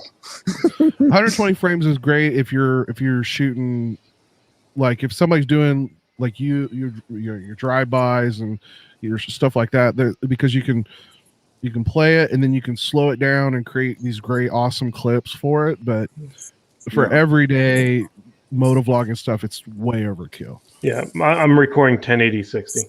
Yeah, but yeah, I use 2.7. I edit 2.7. I don't. The big thing for me on the 4K is it does the proprietary format, and I use HitFilm Express, and I have to convert it every time I shoot in 4K on it. So kind of defeats the purpose. Adds a bunch of extra work that just kind of unnecessary. Yeah. But I'll be kind of curious. See, I've actually gotten away from 60 frames. I've gone back down to 24. There's a lot of people that like 24. I'm just not the big like. I always seem, if I do 24, I miss something. Like especially like if I'm trying to pan and zoom into something that's on the side of the road, just lagging behind just a bit. Yeah, it's all blurry. Yeah, it's just blurry. Yeah. So that's the reason I stuck with the 60. I experimented with 24 because I was curious too. And I mean, if I do end up switching to GoPro, I mean I'll have it like right in front, right on the chin, or kind of off to the side like Holler does, just whatever. But I gotta remember like that's my fairing in front of me. Like that just it kind of sucks. Because I'm not a big fan of just like, well, you're just gonna see this fairing in front of you. Like off to the side of my helmet, yes, you're losing here, but you're also gaining A over here and not full fairing. So it's kind of like you're a passenger looking out around me, in a sense. Well, I mean, you could still do that. Yeah. It's just going to catch the wind a little bit more. Yeah. Well, Mine's far enough away that I have it tilted up just a hair, just so it's not looking straight down. Yeah. yeah, if you're doing wide angle, not like super wide, but the wide angle, and you keep it pretty well tilted up, it will pick up enough above, because that's what I do with most of mine. And even though it's surprisingly how much I have it tilted back, and I still get the full handlebars and part of the tank. Like my camera is probably setting almost like this. Dark on my gas helmet. is illegal there. Everything is illegal there. You're illegal there. Well, he's illegal. Never mind. Sorry. Yeah, I mean, actually, even still, that's not. Even if I put on the front of my helmet, that actually might not be terrible. But yeah, I would say tilt it up. Leave enough, space it out enough in front of you and tilt it up like I do. If you look at any of my if you look at any of my videos, you'll see roughly where I'm talking about. It shows on my Sportster. Yeah, I still get plenty of the dash or whatever. Yeah, I mean, that's not terrible at all. You barely see my gas tank. I mean, yeah, you got the fairing, but you're seeing a lot. I mean, you're seeing the tops of the trees, you're seeing the skyline, you're getting all of the road. That actually might not be bad, because it's right where it's mounted. It's going to be about the same height. Yeah, you're just going to be 4 or 6 inches closer. Yeah. But when you turn your head and look at something to the left, you're going to have the full view of that left. Yep. Which is fine, because the field of view for the GoPro is only 140. And I believe GoPro is 170. Oh, I don't even know. Yeah, I don't know. I also don't know that off the top of my head either. It's not something I exactly cared about. Yeah. To look into what the field of view is. Yeah, like I said, I don't run the super zoom on mine. No, I just run in wide. But on the 7, I am running 4K. Yeah. And it seems like, from the little bit of experimenting with, and I know, everybody argues otherwise or whatnot, it seems like resolution and frame rate play together. Like early on, when everybody was only able to do 1080, 60 frames was like huge, because you get that extra sharpness. But running 4K at 24 frames, the only thing that really seemed like it changed is your perception of speed. It feels more accurate at 24 frames than it does at 60. Yeah. Because I would rip it 100 plus at 60 frames, and the video felt like I wasn't going that fast. But at 24 frames, it feels like I'm going that fast. See, I've never had anyone complain or say, like your quality of video is off, or the frame rate looks wonky, or anything like that. So I've never really messed with it. Besides you telling me not to do the 4K 20 something like that, and then having the session be 1080 60. Yeah. Yeah, you gotta match your frame rates, unless you're doing slow-mo. Yeah. I mean, like I said, I could record it 2.6K 60 and do 1080 60 and then just That's do that. what I But was doing. but I can get, like, with the extended battery on this, back when this was working brilliantly, with this extended battery, I could get 8 hours of video time on 1080 60. Yeah. If I do 2.6, I get 4, 3. Yeah. But it drops. And you really got to remember that, most people are watching on their phones. They're not going to see the 4K anyways. Right. 1080 is usually the cap. Whatever. Which I just feel is easier to do. And it's actually better to scale, 4K, 2 point whatever K down to 1080 than it is to blow up 1080 to 2.7K or Yeah, because you're just stretching the pixels. Yeah, right. Where if you're taking the higher resolution down to 1080, you're actually, you're getting more. You're making the picture more crisp. Yeah. Yep. There's a little talk in the YouTube algorithm is the higher the resolution, the better chance of visibility for some reason. But nobody's ever said whether or not that's 100% true. But I think YouTube's algorithm just is whatever bipolar and is just picks and chooses. Because I don't get what's going on in my videos. YouTube knows what their algorithm is anymore at this point. I don't think so either. Like, my videos have done wonderful all summer. Like 100 views came like that. I'm lucky to get 40 right now, which I'm just like, what the hell's going on? With the 90-ish so subscribers, I've been seeing on average between 20 and 35 views. I've had a few, like the last ride, that one is 100 and something. The 231, I think, is the one where I talk about the Softail Slim. I don't know why that one's that was a weird oddity. Like, I didn't even think that would be a very good one. Those are always the best ones.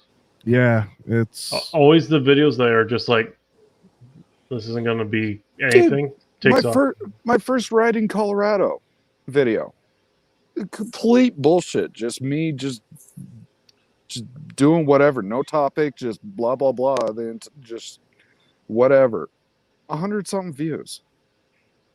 Yep. I'm like, this video was nothing. And I just happened to look at it the other day because I've been watching the drone video, see what that's been doing. And I happened to look down at it and I'm like, 100-something views on that damn thing? And it was nothing. It was absolutely nothing. I'm just, I'm like, okay, whatever. The other thing that I haven't figured out, like, I would think that, like, I know certain hashtags or certain things you put in the title, the searchability for the searchability, and it's like that AIM Expo, the video that I posted from last year. I put Shade Tree Surgeon, I put Blockhead, because obviously those are all high searchability items. Yep. And that video is 9 views, and probably 4 of those are me watching it myself. Mm-hmm. So it's so weird that, like I said, how the weirdest videos will get the highest number of views and others won't. Yeah, I don't know.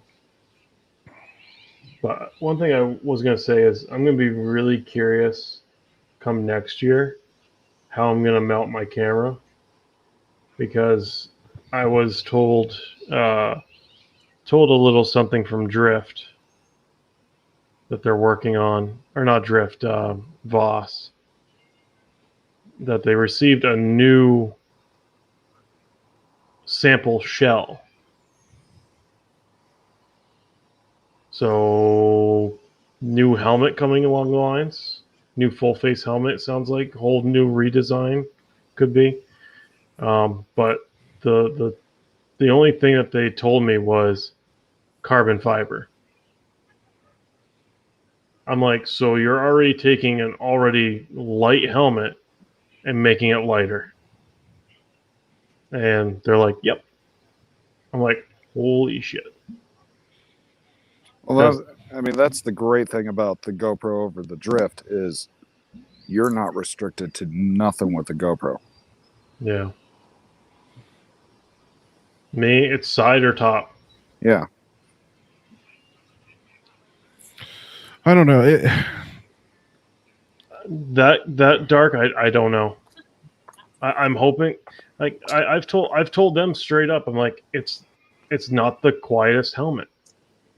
I'm like, I'll be the first one to say that it's not the quietest helmet, but being that it's not loud is the worst feature of it. I still have. It's the most comfortable helmet I've ever had. It's the lightest helmet I've ever had, and it works. I mean, it is the most aesthetically pleasing helmet I think I own. I mean, that HJC, I don't like it at all. It's heavy. It gives me a headache within 15, 20 minutes of riding. And then wherever I get to my destination, I take my helmet off. I have the Peyton Manning forehead. Like, remember when he played football? He just had that big red mark right here. No, you got some serious pressure points there. Yeah, with my helmet with the GoPro and the extra battery. After a while, I got that exact. I know exactly what you're talking about. I had that red spot on my forehead. Like I said, I don't have a problem riding a couple of hours with it, but long trips, it definitely wears pretty thin on you. I don't know. I get where a lot of people like the forward view, and some guys will just use the wrist strap and just strap it around the front. That's a pretty popular option to do with the GoPro. That way too, you're not sticking things on your helmet. But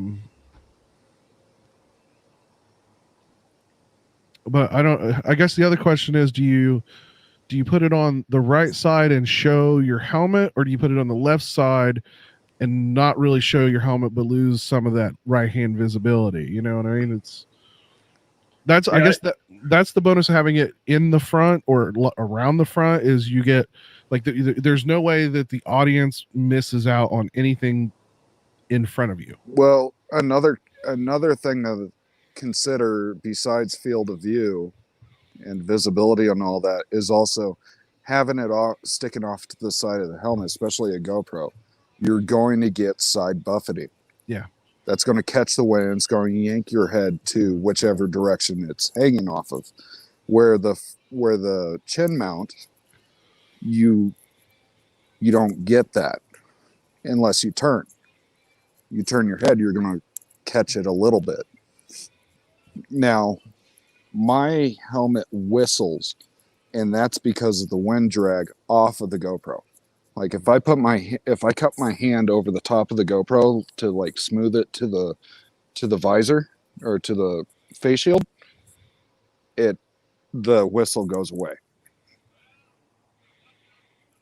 I'm waiting for one of these helmet manufacturers to put an integrated like GoPro mount.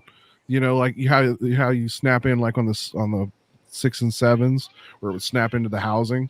Just have the housing built in so they can, we could just strap it in, permanently mount it easily. Oh, like molded into the shell or right, whatever? Molded into the chin, right. Yeah. And that would get away from some legality issues because in some states and some countries, having anything attached to your helmet is illegal. Well, and technically from an accident standpoint, it could if you got into an accident and got hurt because of it, or even not necessarily because of it, but if insurance wants to be a dick, which their insurance is, that's what they do. I've heard of some people that have had issues with. How's it going, Hot Wheels?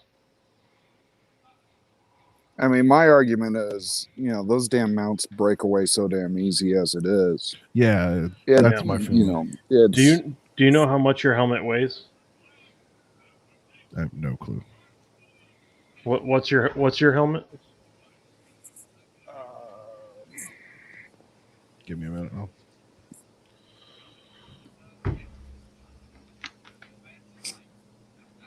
Because I have it in the description of my videos.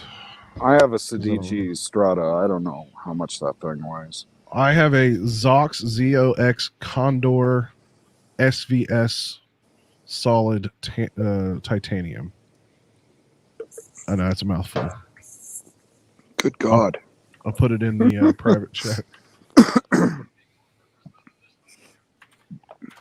So you don't have to.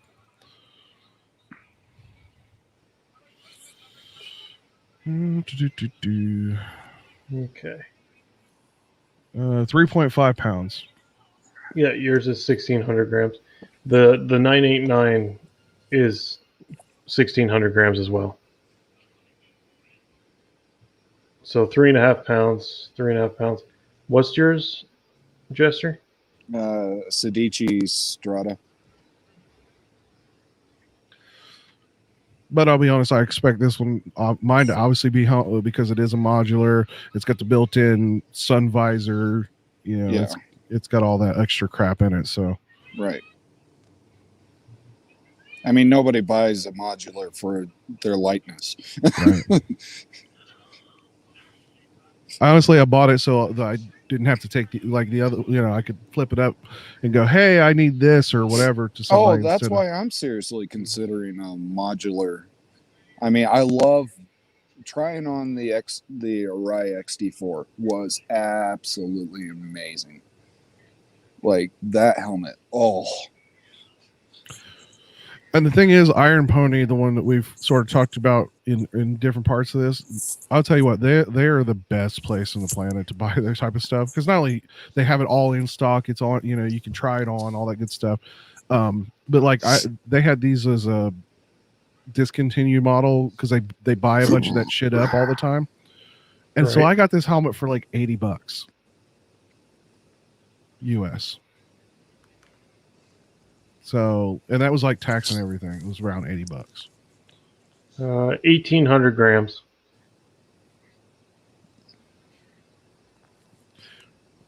Well, definitely, I think with adding the GoPro and the battery, I'd probably be at least that. Yeah. And then what Hot Wheels say? Don't get the Icon Airflight either. Shitty visor, bubbly throughout. And then Dark said it's not Snell approved. I don't trust it. But then you're looking at helmets that are $4, $5, $6 plus $400 to $900. Yeah. Well, I'm not gonna have any delusions. That Arai is fucking expensive. It's like $750. The Arais are expensive. I mean, I'd love to get a Shoei just to try out, but at the same time, they start out at $500. They start out $500, but I laughed. I love this helmet. I laughed at the Shoei. Well, you know, right when the RF 1200 was a big hit, I actually tried one on, and that thing came to here on my chin. Like my chin bone, my jaw was lower than the damn helmet. I'm like, are you serious? It's all about how. And it wasn't a size. It's all about the shell shape. Yeah. I have a fat head, so that the 988 helmet that Voss has, it's here, like it's touching, like that's how close it is. Yeah. So I had to get this one where the nose is pointed. Yeah. So I had to do that. But like this one, I mean, it's the lightest helmet I've ever had. But do you have a chin curtain? Okay. Yep, comes with it. Yeah, I couldn't remember if I saw a chin curtain or not. Yep. I like the Arais because their shells, they don't use a universal shell between sizes.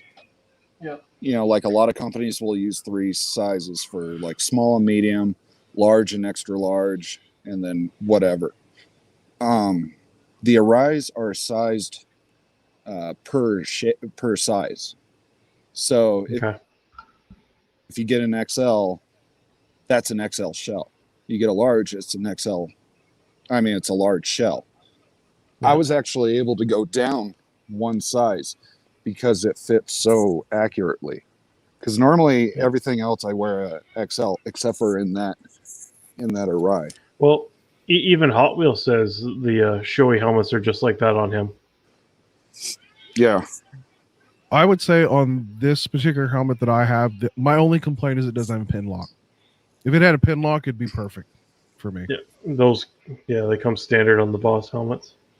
Yeah, That's not a. That wouldn't be a lens change. They don't offer a lens with a pin lock in it. no, unfortunately, I don't. It's Wow. but I have. There's. Oh, I started seeing a few motovloggers talk about it's a like a stick-in version that does something similar. Yep. I want to say it's like $60 or something. For life of me, I Yeah, can't like remember the name of almost it. like Something a like that. universal pin lock or something. Yeah. Like if I wanted to. Oh man. Let's see. It is right. I mean, look at this. I mean, I have considered the Scorpion XO 950. I have extra padding for helmets because I changed out the padding in the helmet. Plus, they send me all these different sizes for me. That's the one cool thing is that are right. They have tear away foam. So if you have, if you get a pressure point up in that forehead area, you can actually tear away. I think it's something like 5 mil worth of foam, and you can really customize it to your head shape. Here it is. There's my fog lens, my pinlock lens. So that I can just stick right in the visor. Mm-hmm. So they have clear, light smoke, dark smoke, and yellow for the shields. I'm actually gonna probably put this in tomorrow. Oh, that's what I'll do. I'll record a video tomorrow. Does Wii Pro, does that sound familiar? Is that the name of the Wii Pro? There was one that a bunch of YouTubers started promoting for a little bit, and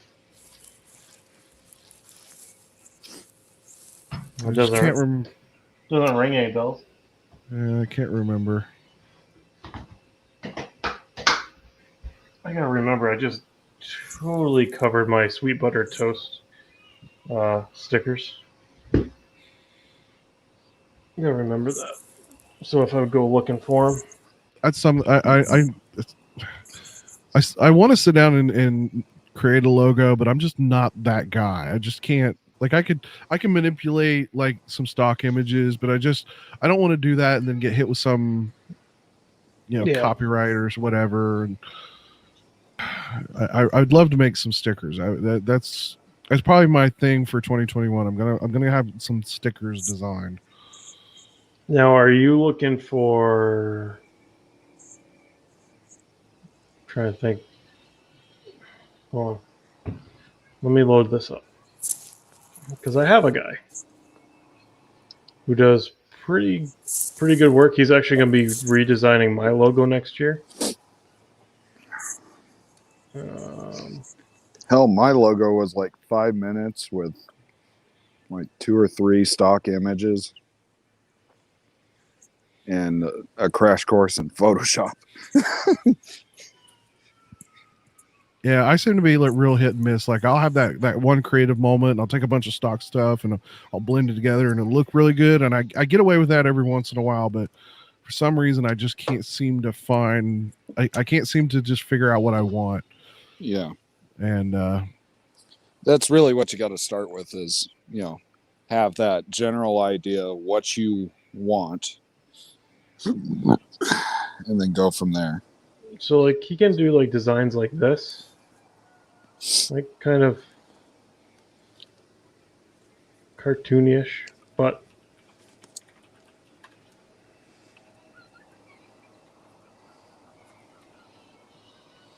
he can do designs like this, just the regular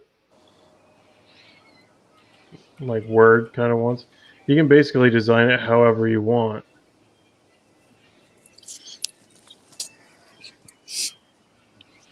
He does a lot of stuff for like Twitch and Twitch people. Like, here's one for someone named Big Jeff. Oh, I think you could easily take that logo right there and have it on front of a shirt. You could easily do that and have a die cut sticker. Like, not a problem at all. No, it's like the military Yeah, I'm biker calling it a night.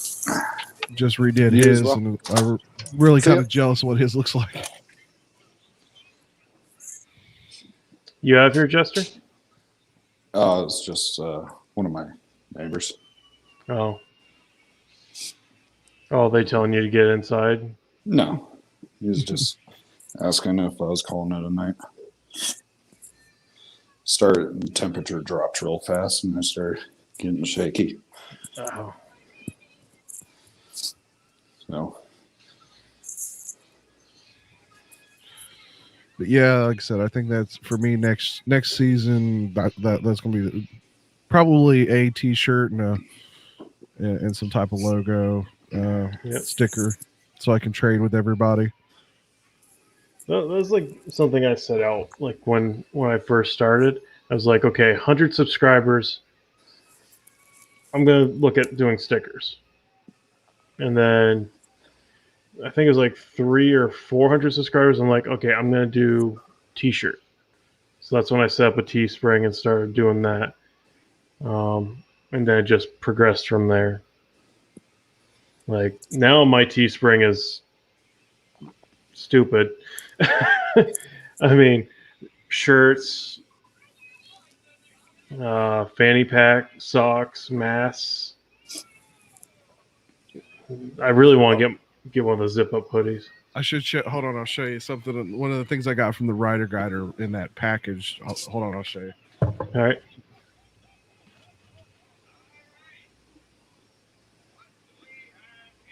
all right, Captain, I gotta get going.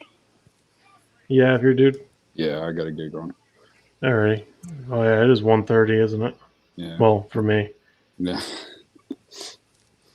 All right, dude. All right. Thank you for coming in, buddy. I'll catch you later. Yeah. Have a good night. Mothman, I do not have a fleshlight yet. Don't have a fleshlight yet. How much beer is? Oh. There's like, see, it's right down at the bottom. I don't want it.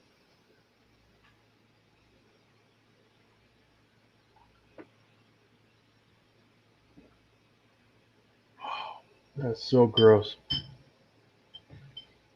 It has my sticker on it. Sweet buttered toast.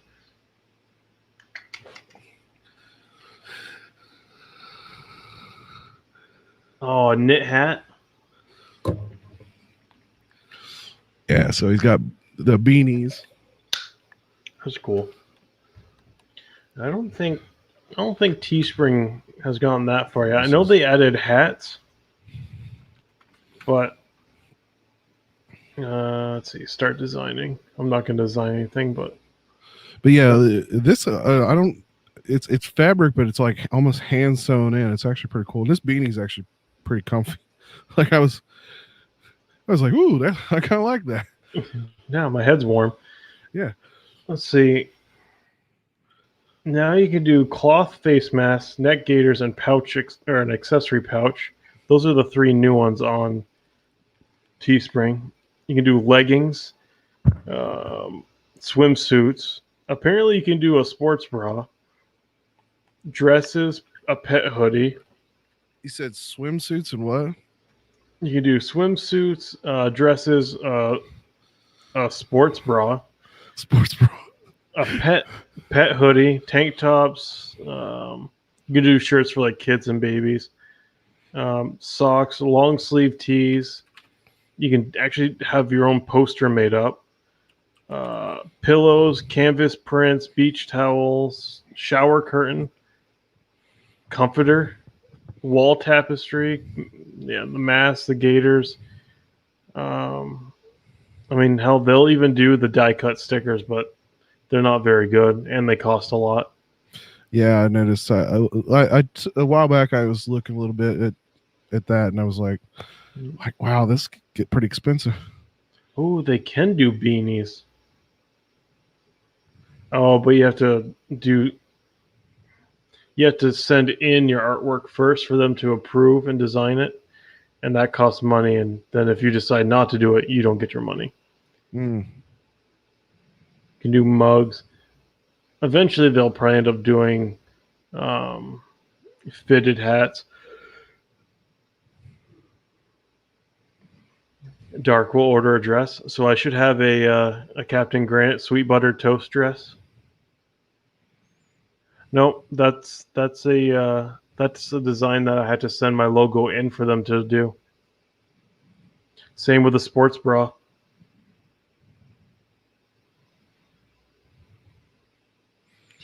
Yeah, I feel like it would be a little. I don't know, just kind of weird, I guess. I should do some leggings with the piece of toast on the crotch, and on the back it says "Toasty." Keep it toasty. Keep it toasty. Oh man. Feel free to use that. But all right, I think I'm gonna call it. All right. Well, it was 1:40 good, here. Chatting with you. Yeah, it's same here. Yeah. Time for me to hit the hay because the wife has given me a grocery list to go do, and I am fully intending on fitting everything in my saddlebags. Sorry if the eggs are already fucked. Sounds like a good moto vlog. Will it survive? Will it survive? I actually have an idea for my moto vlog for tomorrow. It's overthinking situations. So, like, say if you're standing in the bank, does your mind wander to go, what if we're going to get robbed? Or you're driving past a store at night and there's a car out front. Someone in there robbing it? You know, just how does your mind wander on certain situations? You see someone running that's not in jogging attire or running attire. Are they running from someone or something? See, I'm that person. I do that a lot. I do too. You just get these situations rolling in your head where it's just like, what are they doing? But it's so funny too. I sort of play this game. I'm real good at figuring out what dumb shit people are going to do on the road. Mm-hmm. And my kids didn't understand it at first. I'm like, watch this car. They're going to cut in front of me. Cut in front of me. I said, watch. They're going to go over 3 lanes. Like I just seem to have this act for finding assholes and figuring out that they're an asshole. There's one. Well, that person touched my pee-pee. She touched my pee-pee, Steve. That's all. Thanks, Dark. I see that and think none of my business. Of course you would, Mothman. All right, but I'm out. All right. Thank you for being here, man. It was a pleasure. Yep. Everyone in the side chat, guys, girls that were in here too. Thank you so much for being here. It was a blast. We made it 4 hours and 43 minutes. Holy shit. That lasts longer than my Twitch streams. One of these days you'll have to max it out like Scouse did a while back. I think it's 8 hours or something. There's a time limit it'll kick you off. Huh. I didn't know that. I'll have to try that. Warbeard John just popped in, dude. Hey, nice seeing you in here. Sorry, we're cutting it out right now. She touched my inner pee-pee. Oh, Lord. Yeah. Oh. But if you guys still want to talk to me, tomorrow morning after grocery shopping, I'll be live on Twitch playing some PUBG. So I will catch you guys later.